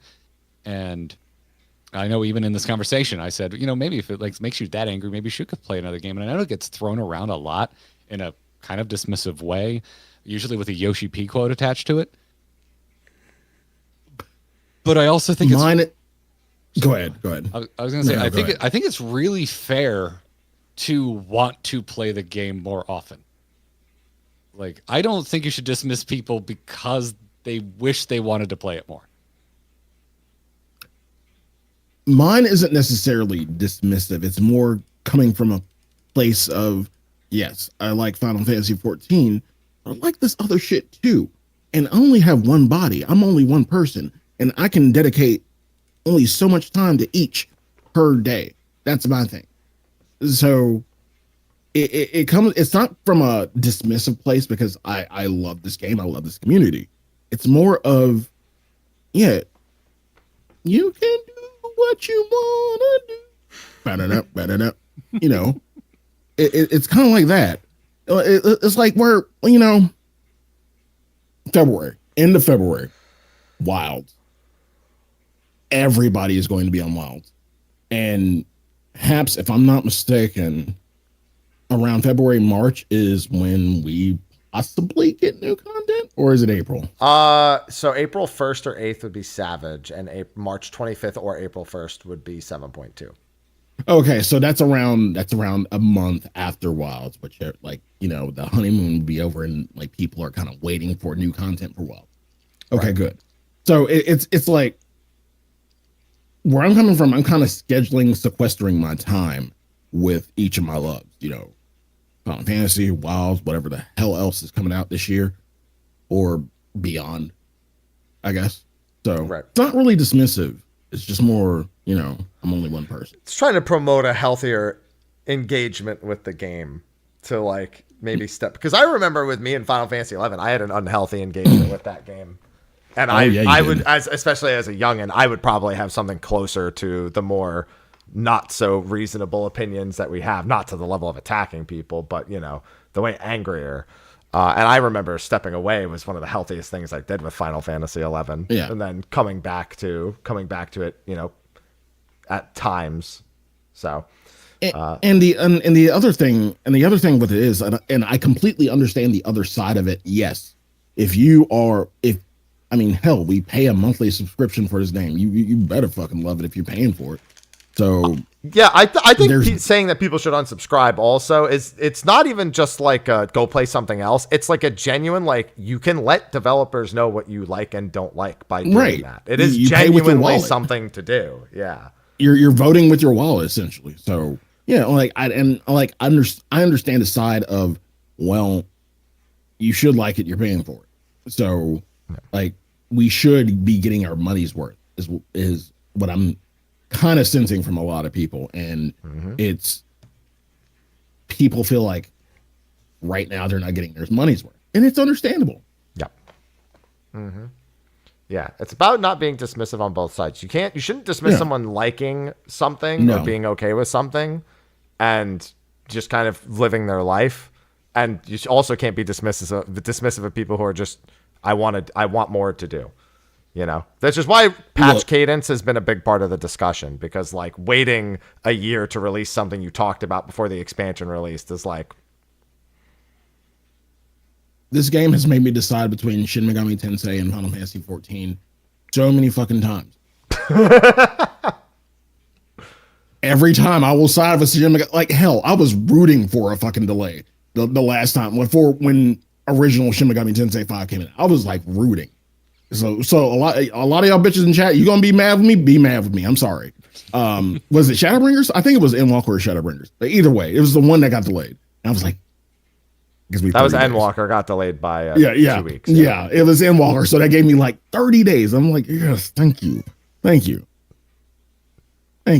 nah, Yoshi P noticed his Elden Ring. He's like, I'm gonna give y'all 2 weeks. I'm like, where the fuck us one. I? He only gave us one. Only 1 week. Oh, he gave you one. I'm sorry. Well, he gave you one. It was only a DLC. It was a DLC, and he gave y'all 1 week. I'm like, who the fuck am I? I asked for that for fucking like it happened inadvertently for Shin Megami Tensei, but like, bruh, okay, fine. I'll choose. I will choose. Yeah. Some people do point to the housing system as one reason why, even if they're bored and they feel like unsubscribing, they might not. I have to ask, how important is it really? That it has no, there's no like value attached to it or anything. How important really is the house? If you don't want to play the game the house is in at any given time. Carol and I have a friend who's been playing that lottery for so long, and he still hasn't gotten a house. And if he ever gets one, I know it's going to be a big deal for him. So, like, I can understand getting to that point. And the house being the game for some people too. Like, just you know, they make museums, they give tours. Like, there's an entire industry built around them owning multiple locations. It's surprising the focus on individual parts of this game, including people who come by on a triple triad mount, and you go, "Whoa, really?" Yeah. But maybe someday. Yeah, some people just want to own a house for the sake of owning a house. They don't even do anything with it. They get the house and they're like, I don't have fucking time to do anything. It was the carrot on the stick. So American, right? You're right. Yeah. Yeah. I would assume those people probably don't worry about their sublapsing and losing that house. No, they probably do, because they just wanted to prove they could get one. I actually entered the lottery once just to see if I could win one, only to see if I could win one. Like, I wasn't going to pass it because there's a rule against that. Like, I would have been like, fine, I'll take the house. Only 2 people, me and one other person, lost it, never tried again. I was like, fuck it, if I can't win a 50-50, I'm not winning anything at all. I don't give a shit. And it didn't matter to me in the first place. I mean, and that's an interesting like question that everyone has to answer for themselves, right? Because in a ranked game, you will have rank decay. A game will slowly degrade your rank if you aren't actively playing. And if you buy into that, which, you know, when I was younger, it was very easy to be like, this rank is who I am, particularly for my content, you will go insane. Yeah. I guess I'm someone who's not materialistic at all. So if something doesn't matter to me, it's easy for me to just be like, I don't need it. So like a house, I don't care how many times I enter the lottery. If I didn't want to play, I wouldn't care about the house going, you know, it's hard for me to justify like, well, clearly I need to spend. My ex still pays for her house. She has not played in 7 years. And she still has her house and logs in to keep the house. I don't understand that in any capacity whatsoever. I can't relate to that. Living, breathing world, you know, like that's so joyous. Like that, it's insane, but it's also like it's just joyous. All the different and what people do with their houses, what they do with the small, how they break the system to make it less small. It's a fascinating aspect. It's gotten better from where housing was years ago. That's better is not good. To be clear, better is not good. It's not good. It's like I said, it's gotten better. But again, like the housing market in general is horrible. I will always say that. I will always laugh at like when they say we're making improvements, meaning they're adding like 5 more wards, and that's the improvement. But in terms of like, you know, what you can do with the house, like that's gotten a bit better. I will say that. Oh yeah, what you can do with the house is obviously they've supported it long enough where, you know, you see some crazy shit. Crazy people do stuff. And it's not like they don't support the system that's there. It's just the system that what they're building on, everyone just wishes wasn't the way that it is. More so that you need to keep the subscription and that there's a limited amount of the housing, et cetera, et cetera. Because here's the funny thing. What if they fix it, right? What if they make it so that there is no time limit ever? Which, to be fair, demolition's turned off so frequently, it might as fucking well not be. I swear, like 8 months out of the year, demolition is turned off anyway. Yeah. And there's like a window. Yeah. And then let's say they make it so everyone can have a house, no time limit. You're now going to get the people who like lost their houses. Like they're going to be somewhat glad they got it back, but also infuriated that they ever lost it in the first place. Like you fucking could have done that this whole time. I could have been not paying my subscription this whole time. Yeah. Why did you wait? That'd be a massive customer service nightmare. Yeah. To be fair, they should still do it, but you know, I'm just saying. I don't care if it's going to be a nightmare. If it can be managed, you know, go ahead and do it. But still, or just make a part. One thing I did want to ask, seeing how we are really big on community in this game. Have the both of you interacted with community content in the game? Like, have you gone to like an in-community event, like done, like a glamour contest, or have you gone to a venue? Nightclub. Have you? Yeah. We went to LunarCon our first year playing this game. Yeah, LunarCon. Oh yeah, LunarCon. Yeah. RFC, which is now Aethercon, but yeah. RFC runs bands or parties pretty regularly. Oh, really? Too, so that's pretty cool to see, like getting to see the bands show up and play concerts and be a part of that. And some are like a fascinating, like, I had no hand in this. Let me dance for a bit. Yeah, our FC officers, they put in work. And so your FC runs a venue, basically, is what you're saying? Like they open it up. Our designer does amazing work. The FC house is redesigned drastically and regularly. They do like a flea market once a year where the whole house gets completely redesigned to look like a market. They do like a big Halloween event, a big Christmas event. They got the Valentine's dance coming up. And every time, like, the whole place gets redone, and it's incredible. And yeah, I try and make those, and the few I've gone to, I've just been like mind blown at the effort that goes into it. And I'm never not horribly charmed by in-game bard bands. Like what you can do with macros in this game is very impressive. Mm-hmm. Yeah, people have reverse engineered a lot of songs into Final Fantasy XIV, even though they're not supposed to. They sure have. They do it anyway. Yep. I think it was the first flea market RFC put on. I showed up and immediately did like the band that was there just started playing essentially my iPod on shuffle. It was just a bunch of like pop punk, and I'm like, oh my god, this is awesome. It was really, really touching. Have you been to a like DJ venue? You're trying to get them to come to yours. I see. No, I'm not. I'm not. No, it's fine. It's fine. You can just go ahead. No, it's fine. I'm literally once a month. Like, there are venues. There are venues that are open. Like, I mean, that's still once a month. That's still quite the production. Yeah. Yeah. We have to be different because like a lot of venues are like every weekend, and like I can't compete with. And I'm too fucking busy. I've seen what has gone to a weekly venue, and bro, I'd die. I'd literally die. I couldn't do it. So that's why we said once a month, and that's what it is. Like, if you come. Like, you are more than welcome to. Name of your sex tape. Just once a month. Huh? Said title of your sex tape. Sorry, I've been watching a lot of Brooklyn Nine-Nine, so. Thank you so much. There you go. Yeah. Thank you. If you come, you come. Title of your sex tape. Oh, we got it. There we go. Oh my god. Is this your first time watching Brooklyn Nine-Nine? Not to tangent. No. When the first time I saw the Zooey Deschanel one with New Girl, where they did the crossover episode, okay, I was like, I've never seen Brooklyn Nine-Nine, and now I really want to watch. And now it's just I'm rewatching it again. It's wonderful TV comedy. Yeah, my fridge is full of yogurt right now. Yeah, but yeah, I don't know about you, Kyle. I know I've been to a couple clubs. Again, like I know it's either gone now, but when I went, it was LunarCon. I don't even remember how I knew where to go or where I ended up or how I got there. But yeah, it was. Damn, you know what? Okay, all right. This game, the biggest upgrade to this game could be showing more damn players when that many people are in an area. Oh God, yes.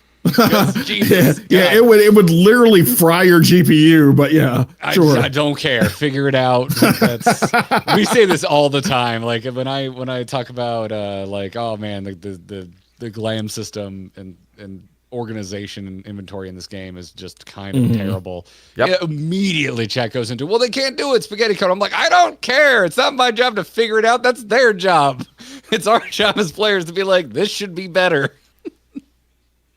So, but yeah, I went to, that was my first nightclub experience. And I mean, yeah, it was awesome. Like, and I did the whole thing. I forget who was DJing. I feel terrible, but I remember like looking up. Like, I went to the website. I'm like, all right, which stream should I be tuned into right now for the music for this venue? And it's so cool. That's the kind of shit that goes down in this game. Because again, it's something I've just never experienced as someone play World of Warcraft, and definitely wasn't happening in any other MMOs I was playing. I don't remember going to raves in SWTOR. Damn, and that's the one with all the pretty lights. You know, everyone brings their own glow sticks. Exactly. Well, I mean, you got bounty hunters. Yeah, there's a bunch of. I mean, yeah, but what fun is a rave if there's not like, the occasional like 007 mission going on in the back? You know, this is John Wick. Yep. Yeah. Exactly. Yeah. So that stuff. So how long have you been doing the DJ thing, Sly? Well, this year will probably be year number 7. So nice. Yeah. I kind of did it shortly after I found out about another venue. And like before then, I would only like throw like my yearly big ass fucking birthday party. And it was like after that, I was like, yeah, you know, well, we do this maybe once a month, but you know, I'll just do this once a month. And that's kind of how it started, and it's still going. That's freaking really cool. Yeah. It's I say this about a lot of things in the game, but it's just another one of those examples where it's just like it's unlike anything I've experienced in other games. Yeah. And it's also an example of like one of those things where it's like I would have never gone. I wouldn't have gone to a venue in game. I wouldn't have engaged in that side of it unless it had been recommended by the community. Mm-hmm. And like earlier, Happy, when you asked like, hey, what's some things you engaged with outside of MSQ and rating that you liked, and what are some things you didn't like almost all of it came from community suggestions, because just stuff I don't think about. I would have never gone fishing. Like I don't care about fishing in any MMO. I didn't WoW in the early days because it was I could feed my pet as a hunter for free. That was the only reason. I didn't like doing it. But it's quite fun in this, and I've just had a lot of I've had way more experiences where I've tried something that sounded like I wouldn't like it and ended up liking it than the opposite. It's very rare that I end up not liking some stuff, but we're at that point now where I think that's why we go about the game at the speed that we go, because I had enough experiences of like, you should go do this, you should do it right now, and I ended up being like, it was okay. There's other things where I've taken my time and gotten to it when I feel like doing it. I've really enjoyed it. So it's kind of informed how I play this and pretty much any other game at this point. Now I'm gonna shift the topic because only a little bit. It's a little bit of a side tangent. While a lot of criticism has been laid on Dawntrail, whether it be patch cadence, story, or any particular aspect that people may find any disdain with, there's been another element at play here that has probably amplified it by some capacity, and that is 14 mobile. Oh. I'm like, where are you going with this? Oh, it's such a sale. Y'all can have this conversation. I'll be here. Have you taken any peeks at anything out of curiosity? Yes. All right. Yes, that is something I did look in on over the holiday break. Was like, I'm still confused by it. Okay. By the way, I'm particularly confused by fucking same. Because the first clip they showed of combat, it made it look like you're like loading into like one-on-one versus another mob, semi turn-based style. They do that in benchmarks, and if you watch the other benchmark trailers, it looks a lot like that most of the time. Because then they showed the raid, and it's just like, this is just Final Fantasy 14 on a phone. Like this, you're running around. There's a bunch of other people on screen. You're moving your character around in combat. It's like, oh, you should have led with this, because I was very confused up to this point.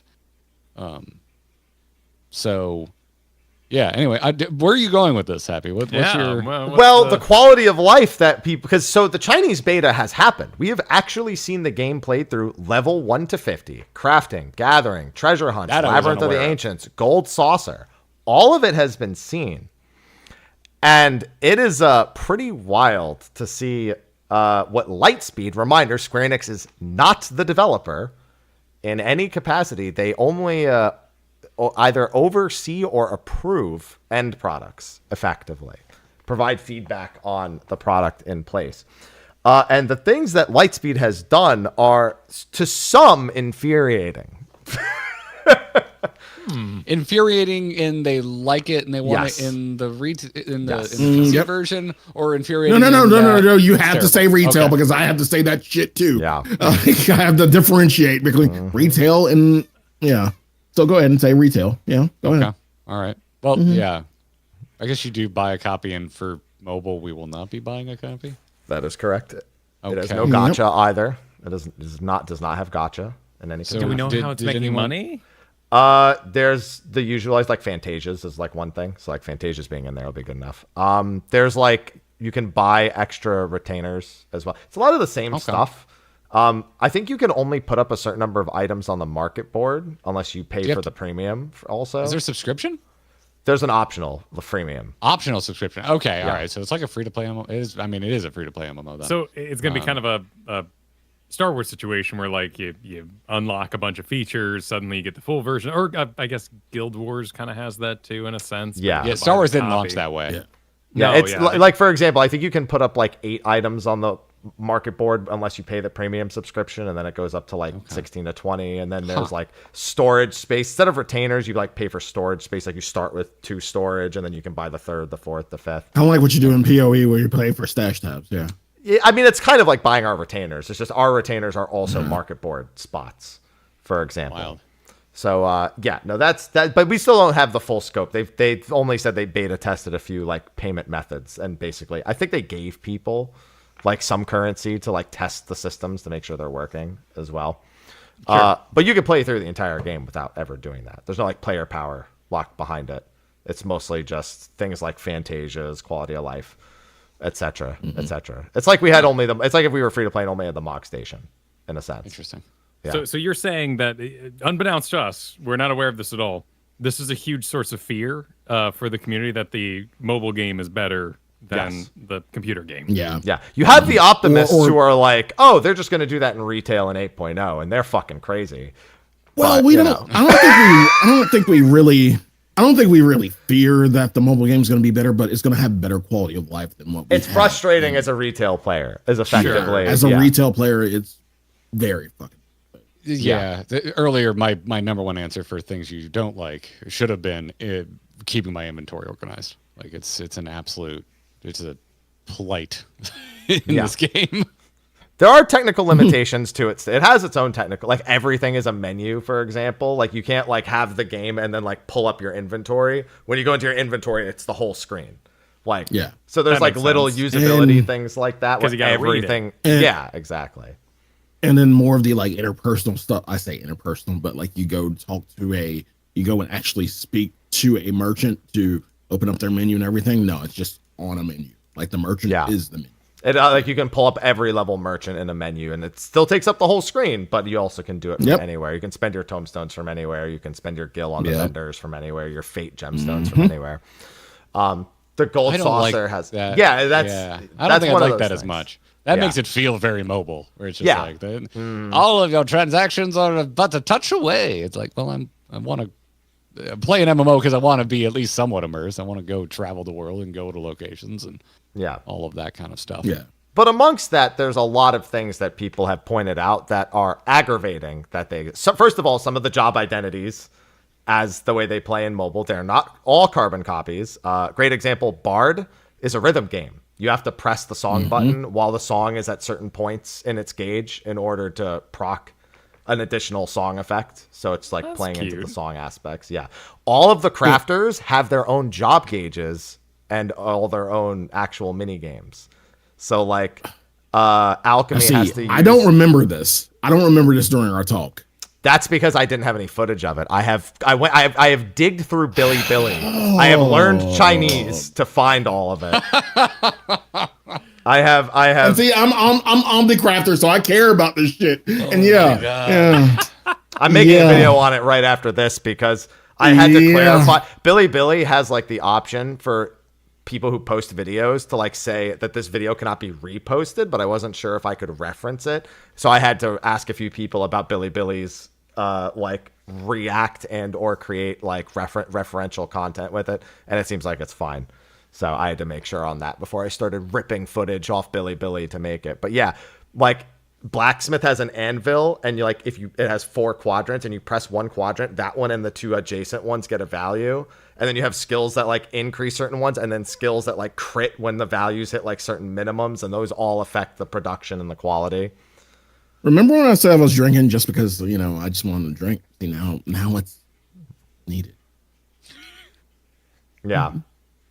Yeah. So like, and then treasure maps. You guys have done treasure maps, I'd assume, at some point. Yeah. Treasure maps. The map tells you how far away you are from the spot where you're supposed to dig. Oh, fuck you. And when you get to the spot, the dig button just pops up as a button on screen. So there's never any mistaking where your map actually is. Yeah. That's a weird one because that is a weird one because people take the image and they go to some website and they put it in there and it tells them where to go, and you have to know that website. So I'm glad you referenced it. I'm so glad you said that because that's what everybody does. And this is where I'm learning that Kyle Ferguson is the owner of that website. Okay, that's why you're biased. And like the hunts are so insane. We did those only recently, terribly valuable. We've done them multiple times since because they're just so good at doing what they do.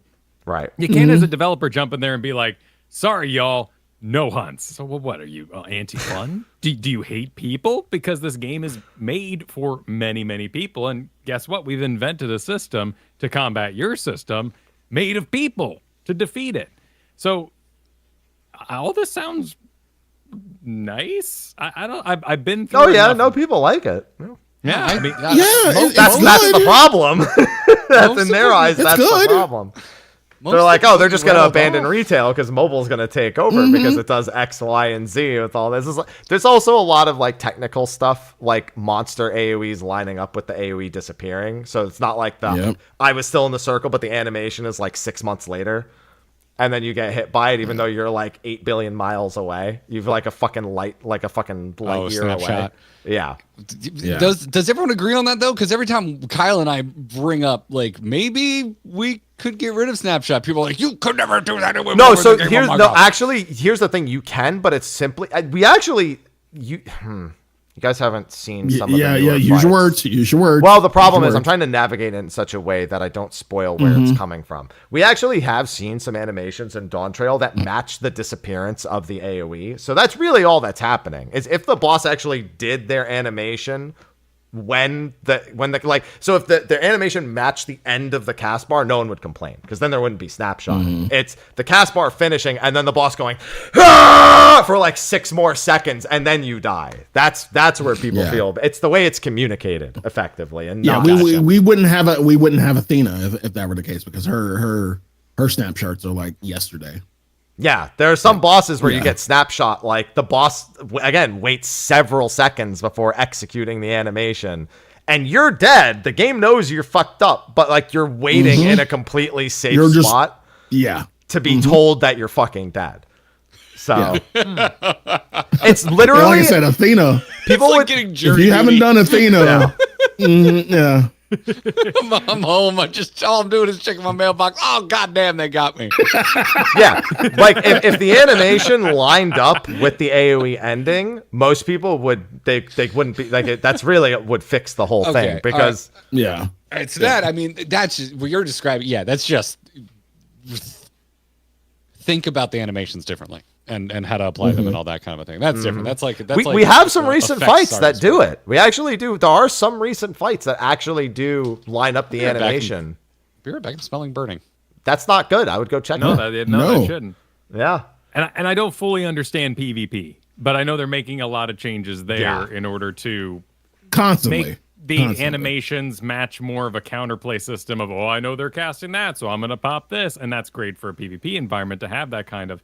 Maybe PvP's on its own server that is able to upgrade in that way with less players than something like an Alliance raid. Yeah. It really does come down to lining up the animation with what's happening. Fire averted. You good?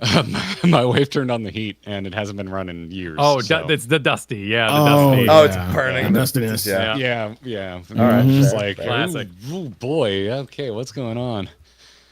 So I'm gathering some interesting data from this conversation, but I haven't played it myself. But I'm also mature enough and have played enough games to not say never. Like I have a Steam Deck now, and I do touchscreen for some of my games. I'm like, well, this feels nice. This is I like that actually.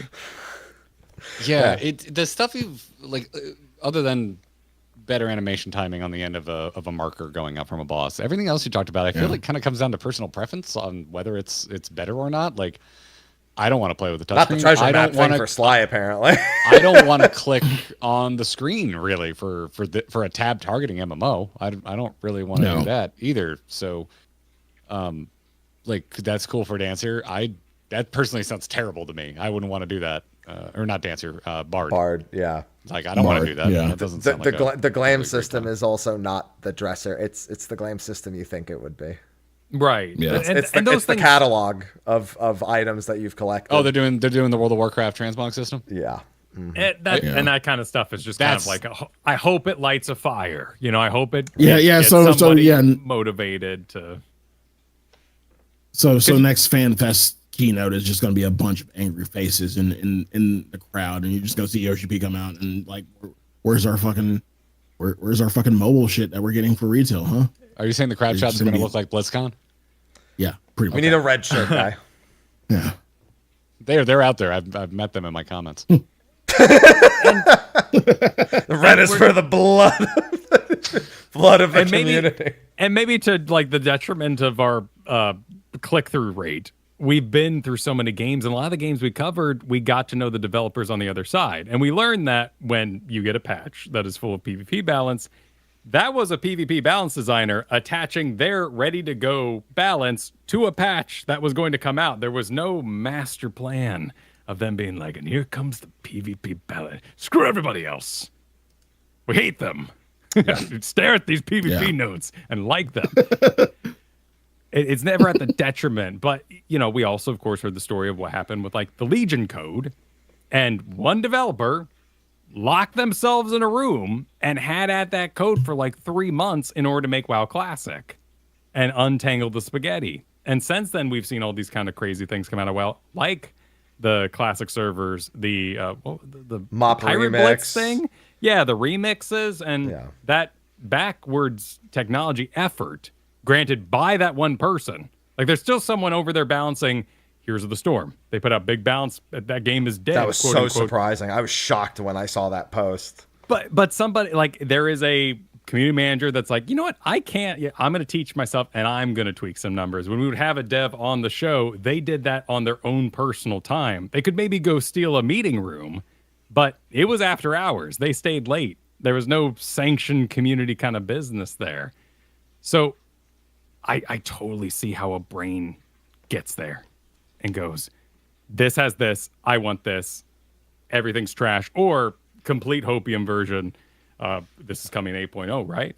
So, but maybe it's great, and maybe I've never played anything like it before, and maybe I will. But why would I know now? And why would I be fearful? And also, I like my battle station. You know, I'm a big, you know, I like my desk. I like tab. Tab's a nice button.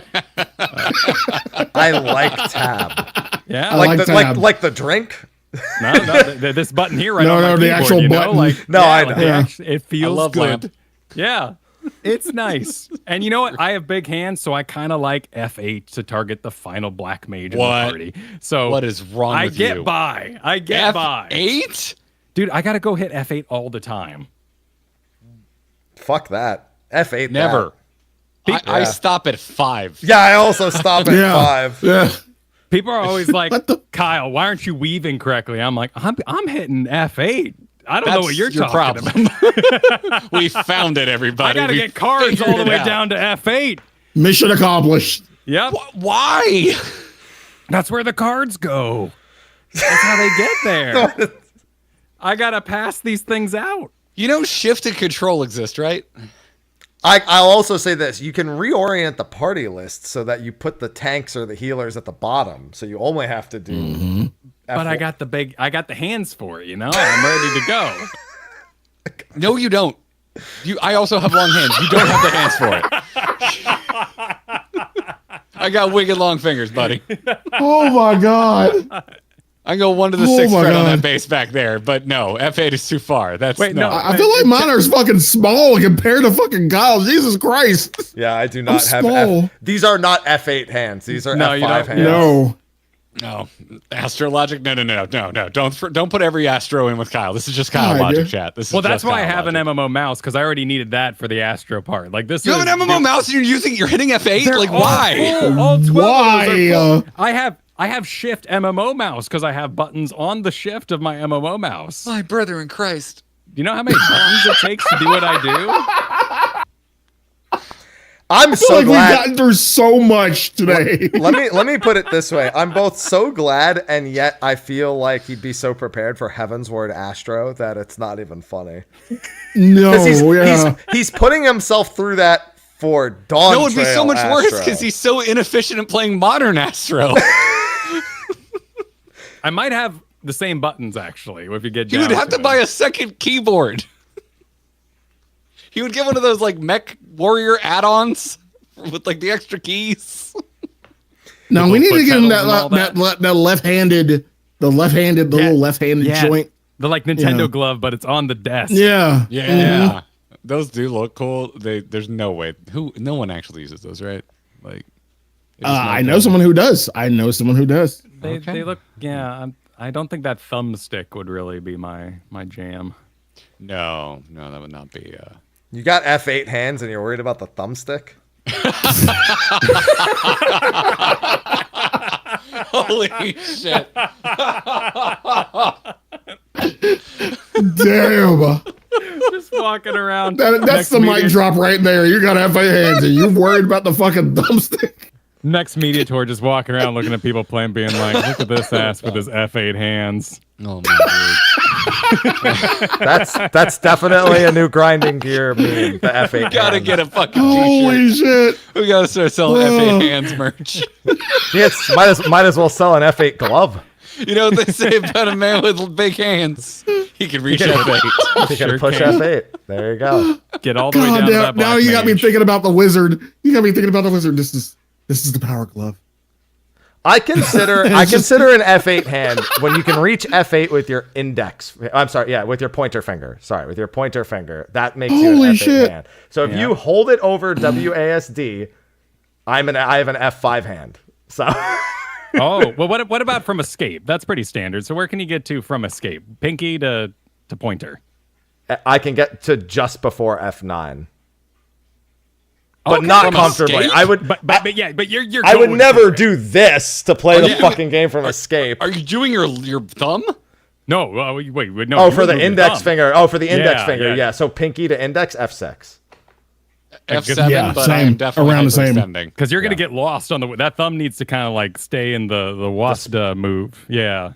No, what's What the fuck does that look like? Then your hands like this if it's in the. No, dude, your pinky cannot move away from control and shift. Like, what are you doing? I feel like this is not a great thing to have made them realize right before M3S. Yeah. Right before raid night. Bruh. It's coming up tonight. There are gonna be so many wipes tonight, The first time Kyle dies, I'm gonna be like, "Are you F8ing?" Every time if the black mage gets a card, every time the black mage gets a card now, you're gonna be like, I left a guild and alliance to go horde because I found out someone was a keyboard turner. This is on that level. That's how betrayed I feel right now. But you're F2. You're not. You're fine. I don't know why you feel betrayed. I don't use F keys ever. Why would you use F keys? I got a target B.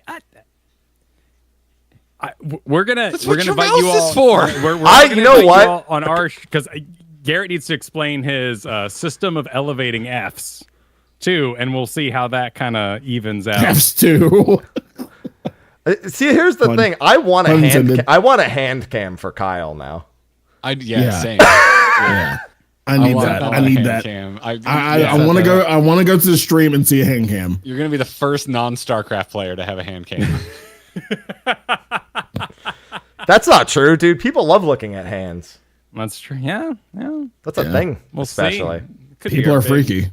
Our big breakout. And then you put that the what's it called? The jazz song behind it. What's it called? Careless Whisper? Oh yeah. Yeah. There you go. Just put whatever you're doing with your hand in slow motion and put Careless Whisper behind it. Okay. All right. Yeah, you're good. I was gonna say usually for MMOs, I don't think there's anything all that interesting going on, but I apparently am very wrong and you haven't been to enough nightclubs with Kyle. No. Oh my god. I'm gonna need I'm gonna need a really big phone. It's gonna have to be absolutely ginormous. An F8 phone for F14 mobile. For a 14 mobile, yeah. Because how am I supposed to satisfy my giant hands? Get played on an iPad. I guess. How am I supposed to satisfy my giant hands? You're gonna be so disappointed that they made it so efficient. That's shocking. I hope what do you guys want the mobile to be good, or is there like a hope that No, I don't think anyone wants it to be bad. I plan on covering both games on my channel. Like for me, it's just free fucking videos as far as I'm concerned. Yeah, he's just farming content. Yeah, that's all he's doing. I started my 11 Let's Play over again for like weekly content. Oh yeah, when you guys are done with Savage, that's what's on the fucking docket. We already talked about that. Oh god, I gotta get back to things. The goddess. The children yearn for the FF11 mines. Yeah, apparently. Don't worry, stalling in that game is built in. We get asked, like legit, we get asked a lot. Like folks are like, wait, what are you doing with Happy? What are you doing for FF11 with Happy? Finish Savage. Or, technically you don't have to finish Savage. But then we're going to make the chaotic people impatient. It's that pool meme. And the skeleton at the bottom are people who want us to get back to variant dungeons. They're the skeleton at the bottom of the pool. Yeah. Right now. There's a slightly dead skeleton halfway through about Valley Garmonda somewhere, too. I actually do think, if you could only pick one of the two extremes, I think both of them are worth putting. But Valagarmanda is actually the one that is 100%. They both look cool. It's the fun. normal was like the mechanics are so fun in Valagarmanda. You would like one in particular. Yeah, Valagarmanda got a lot of people excited for something in Dawntrail that has not been repeated since Valagarmanda, and it's been kind of upsetting. Oh, interesting. Okay. Yeah, showed off a new mechanic. And we're hoping to see it in next Savage.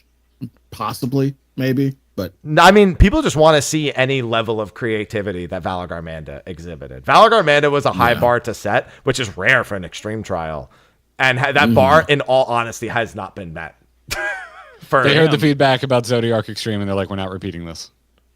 Yeah, EX1 is not gonna EX2 is closer. It's not quite Zodiac, but like it's closer. Like if I had to, this is more Valagarmanda's the Hydaelyn of the two. If I had to, interesting. Okay, compare them. Yeah, sick. Yeah, no, gets me major blasting.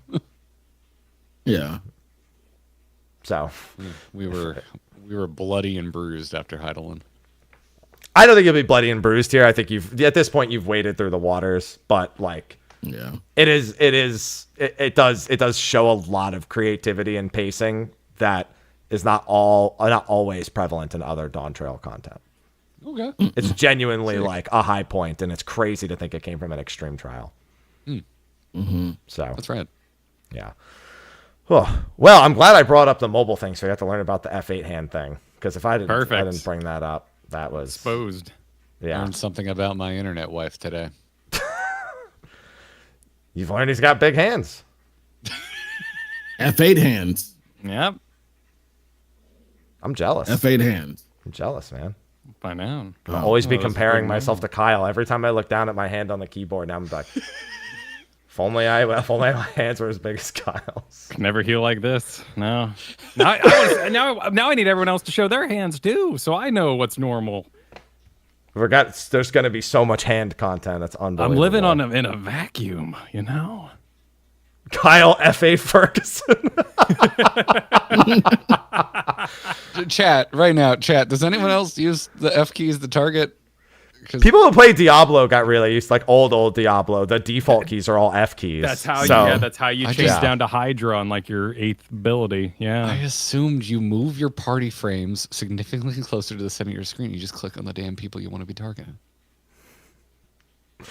Yeah, I'm not too surprised. I've played a lot of games that use the F keys, but not usually for targeting. I mean, yeah, actually some for targeting too. Okay. Yeah, meanwhile, Peter Parker over here just doing everything. Jesus. All right. With that, that discussion, that little sidebar alone put us 20 minutes over our usual time. I want to give you guys a little bit of time, I guess, before you go into M3S. So I think we will wind down before we unhinge another topic that keeps us here, because I feel like it's on the cusp of happening. I gotta talk to Kyle about. You're out of strange theories now, Kyle, because we've beaten Endwalker. So never mind. I got nothing. Strange theories. He had all kinds of odd theories when we were still getting caught up on the MSQ. He thought Xenos was going to eat the moon. To be fair, not entirely unbelievable. Yeah, it was slightly. I mean, he kind of did with extra steps. It was definitely extra steps, yes. But there was a sort of digestion that happened. I mean, honestly, like, no, in terms of like where's it all going, I think I ultimately respect the end goal. And as someone who's like, I'm a writer, but I've dungeon mastered, and I've been there when I'm like, my world's kind of boring, and I need to insert a lot of fun back into it. Right. What if I went cyberpunk? Yeah, and we got there, and now I'm having a great time. So, let's rock. And if you've done the 7.1 story, do you feel, as one last note, do you feel the direction or pacing was any bit improved over 7.0? No. Okay. I think it was. I feel like it was Dawntrail again. It was 7.0 in a shorter amount of time, so I guess the pacing was better. Yeah, they doubled down on Dad being bad, and that was weird. We're done with him. He was an underutilized, not particularly interesting character in my mind, and then to go back to him in flashbacks, I was like, can we just move on? I don't want to spend any more time with this character. I liked where it ended. But that was kind of my experience with 7.0. The end of when credits were rolling, I'm like, oh shit, oh damn! Like I can't wait to see where we go from there. And I felt the same way at the end of 7.1. I was like, ooh, where this is going is interesting. But the adventure I just went on was a little straightforward. And the dungeon was not sick. seeing. Yeah, the dungeon was awesome. I like where that's going. And obviously, 7.1 was not a reflection of any feedback that had been received to that point, because that's just work pipelines that was already in the can, as it were. So just figured I'd get us on that one last track, since I feel like we never specifically said 7.1 for story stuff. Okay, well, it has been an absolute pleasure finally getting you guys on the show, especially for just a ramble-a-thon to talk about Dawntrail stuff. That's podcasting. That's podcasting, yeah. That's what we're here to do. Like we had a topic, but was it really, you know? The kind of just works out where it's like, yeah, that's what we said we're talking about, but the real state of the realm were the Poke Center babies we made along the way. Oh my god. Kyle was full of bangers this episode, man. That's just Kyle. I mean, That's he really was. He really was. God damn. It's always nice to meet new people. It validates me still being confused by him. You know, when we started working together in 2010, 15 years later, it validates me still being confused by Kyle. Chat's had a good idea. From now on State of the Realm, I should give everyone the option to give another person on the podcast a commendation. Pops up at the end. Vote. Boop, boop, boop. Yep. Everyone gets commendation. I just pop up a thumbs up underneath each of them. Yeah. And if they don't send you over a picture ahead of time, they got that headshot for them, you know? Yeah. I will request. I'm gonna become competitive though, so you're gonna have to bring me back without Kyle, so I have a chance of winning. Yeah, happy. Can the thumbnail of this episode be just Kyle's like Peter Parker hand?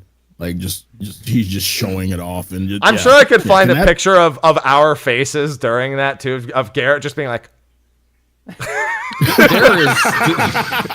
That was a good impersonation of the face he makes often. Shout out to Rebe. This is not a bit. There's an artist in our Discord who loves drawing our Warriors of Light pregnant and have also drawn us pregnant. So we could get. It's not the first time. Listen, I had a stint with Star Rail for a bit, and the whole there's one character everybody loved calling him Boot Hill. I think his name was pregnant Boot Hill.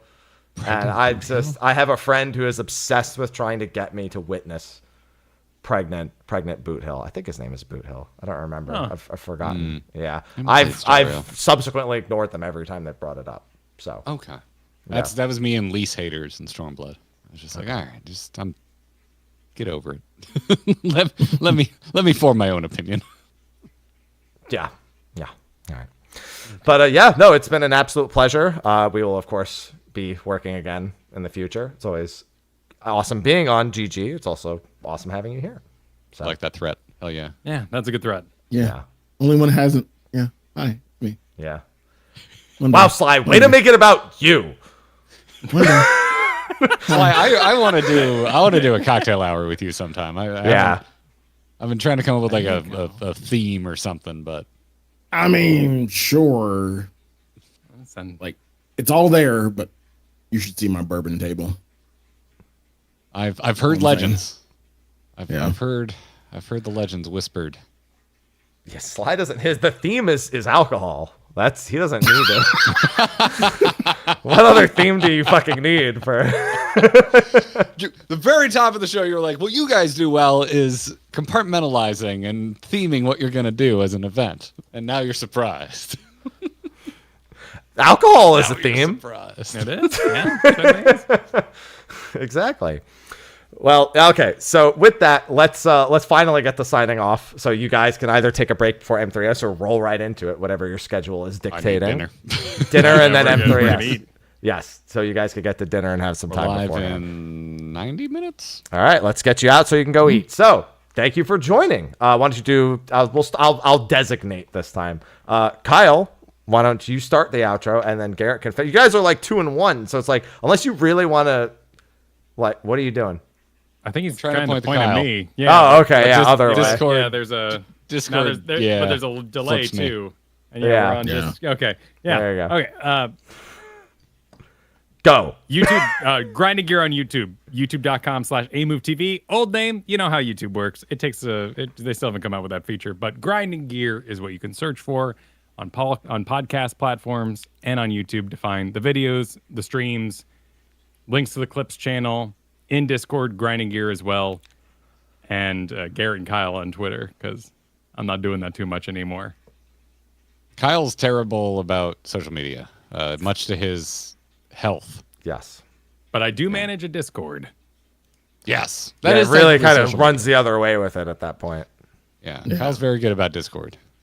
So still doesn't have a Blue Sky, no matter how much anyone asks. But yeah, I'm Garrett Art on Twitter and Blue Sky, and I cross-post from the Garrett and Kyle account over to my Blue Sky. I'm not running more than one Blue Sky. It's too many. And everything else Kyle said. Yeah, we're on YouTube. Search for Grinding Gear. Come join us. It's a good time. As a heads up, you can get it changed, but it's to your Google name. To like what? Because like I got mine was Xehanort1227 from like high school, because I did Kingdom Hearts like final mix like video, like no damage videos back then in like 2007, 2008. But now it's at Mr. Happy 1227. So I don't know if that changed. I don't know how it affects the joint channel, like what it would actually become. I'm not sure, because I don't remember exactly how the system works. I don't remember if you pick a name or it's based on your Google account or anything like that. Interesting. But you might be able to get at Grinding Gear. It's possible. Okay. That would become the link. It would be youtube.com/at Grinding Gear. Oh. That would be better branding. Yeah. Oh, well, I'll look into it. Look into the changed ID, because that's like maybe a year and a half ago, 2 years ago they did that, but it slipped under the radar for a lot of people. Never once thought to bring it up in our YouTube meetings. We should probably ask our. Oh yeah, that's not a bad idea. Okay. Yeah. There you go. I figured I should mention it, since I know I struggled for years with that with YouTube, with being Xehanort1227, so I'm very, very familiar. Hell yeah. Yeah. But thanks for the tip. Oh, thanks for having us on. Thank you for thank you. Yeah, no, thank you. It was an excellent show. Good show. Good first show for the new year. Yes. Yeah. All right, now Sly, we're here too. So unfortunately, we gotta go now. Unfortunately, yeah. You're up. You're up first, Sly. Yeah. Yeah, twitch.tv/Sly, aka Gray Fox, Sly, aka Gray Fox on Twitter and Blue Sky. What will I be doing? I'll be in Kentucky next week, so I'm on vacation. Don't bother me. Don't ask don't ask me to do work. Apparently I can't do anything. I can't even post to social media apparently to my community because that's work. So yeah, I'll be in Kentucky, savoring God's nectar. And yeah, that's all I'll be doing for a week. So here's. So no show next week at all. No show next week. I did have something planned, but it's not urgent to be next week. May have a different show by the time you come back, but we'll see. Enjoy your vacation. I certainly will. Yeah, you're happy. Yeah, that's my name, and no one will ever forget it. You can find me, Mr. Happy 1227, all the places, Blue Sky, Twitter. If you like my fitness photos, Instagram. So that's 90% of what goes up on Instagram at this point. If not, Ivy pictures as well on Instagram. She's just sleeping back here. Thank God. Them good old pussy pics. Yeah. Got pussy pics. Mm-hmm. Yeah. Give the people what they want. Yeah. You've got the meat and you've got the pussy. It's all right. A little bit of everything. Yeah. Somebody just made this joke in a call to me the other day too. So I'm fresh on that joke. So thank you, Sly. And Sly gets mad at me for making puns, and then he just whispers pussy into the fucking microphone in his radio voice. How you doing? Jesus Christ. And yeah, it's been a busy month so far. Played Tales of Grace's F, played Dynasty Warriors, played Fantasian, played East 10, and we have Avowed next month. We have Monster Hunter Wilds next month. We just found out Claire Obscure is in April. We found out that Doom is in May. We found out that Ninja Gaiden 2 is out now. So there's a lot of fucking shit that's happening. And I'll probably go back and look to try to squeeze in more platinum trophies for the Final Fantasy franchise, since I want the entire franchise platinumed by year's end. Ideally. Yeah. We'll see though, because if too many games release, I'm not gonna not play a new game release to platinum a Final Fantasy game. It's not gonna fucking happen. But with that, we're gonna go into a very short post show so they can go eat. So thank you everyone for joining. We will see you in a couple of weeks when Sly gets back from his Slycation. And we have a couple of shows that I'm working on and lined up. So should be a good time. With that, goodbye, everyone. Bye-bye. Outro. See you soon. GG. Change screen. Faces.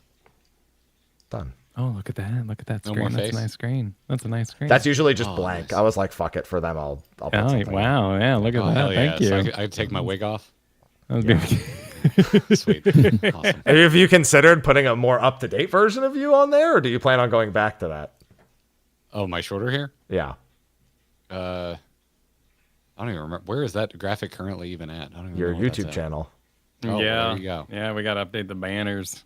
Banners are old. Actually, no, I think is this from YouTube or is this from Garrett and Kyle on Twitter, actually? Oh, that could be. Yes, That it might is be from it. Garrett and Kyle on Twitter. Yes, it is. Oh, okay. Yeah. You know, I expect Twitter to burn down in a beautiful blaze at any second, so I don't really keep anything up to date over there anymore. Fair. That's fair. Yeah.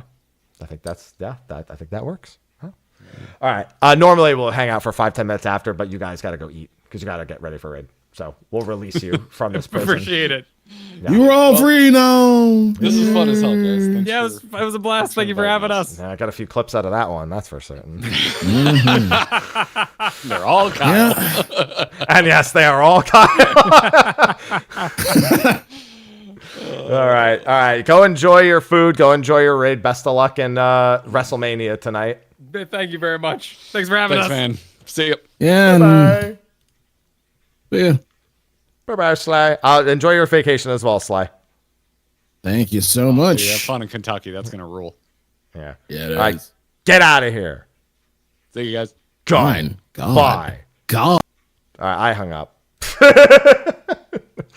God. Yeah, I might make a few YouTube shorts out of that episode because that was there's some wild stuff in that episode.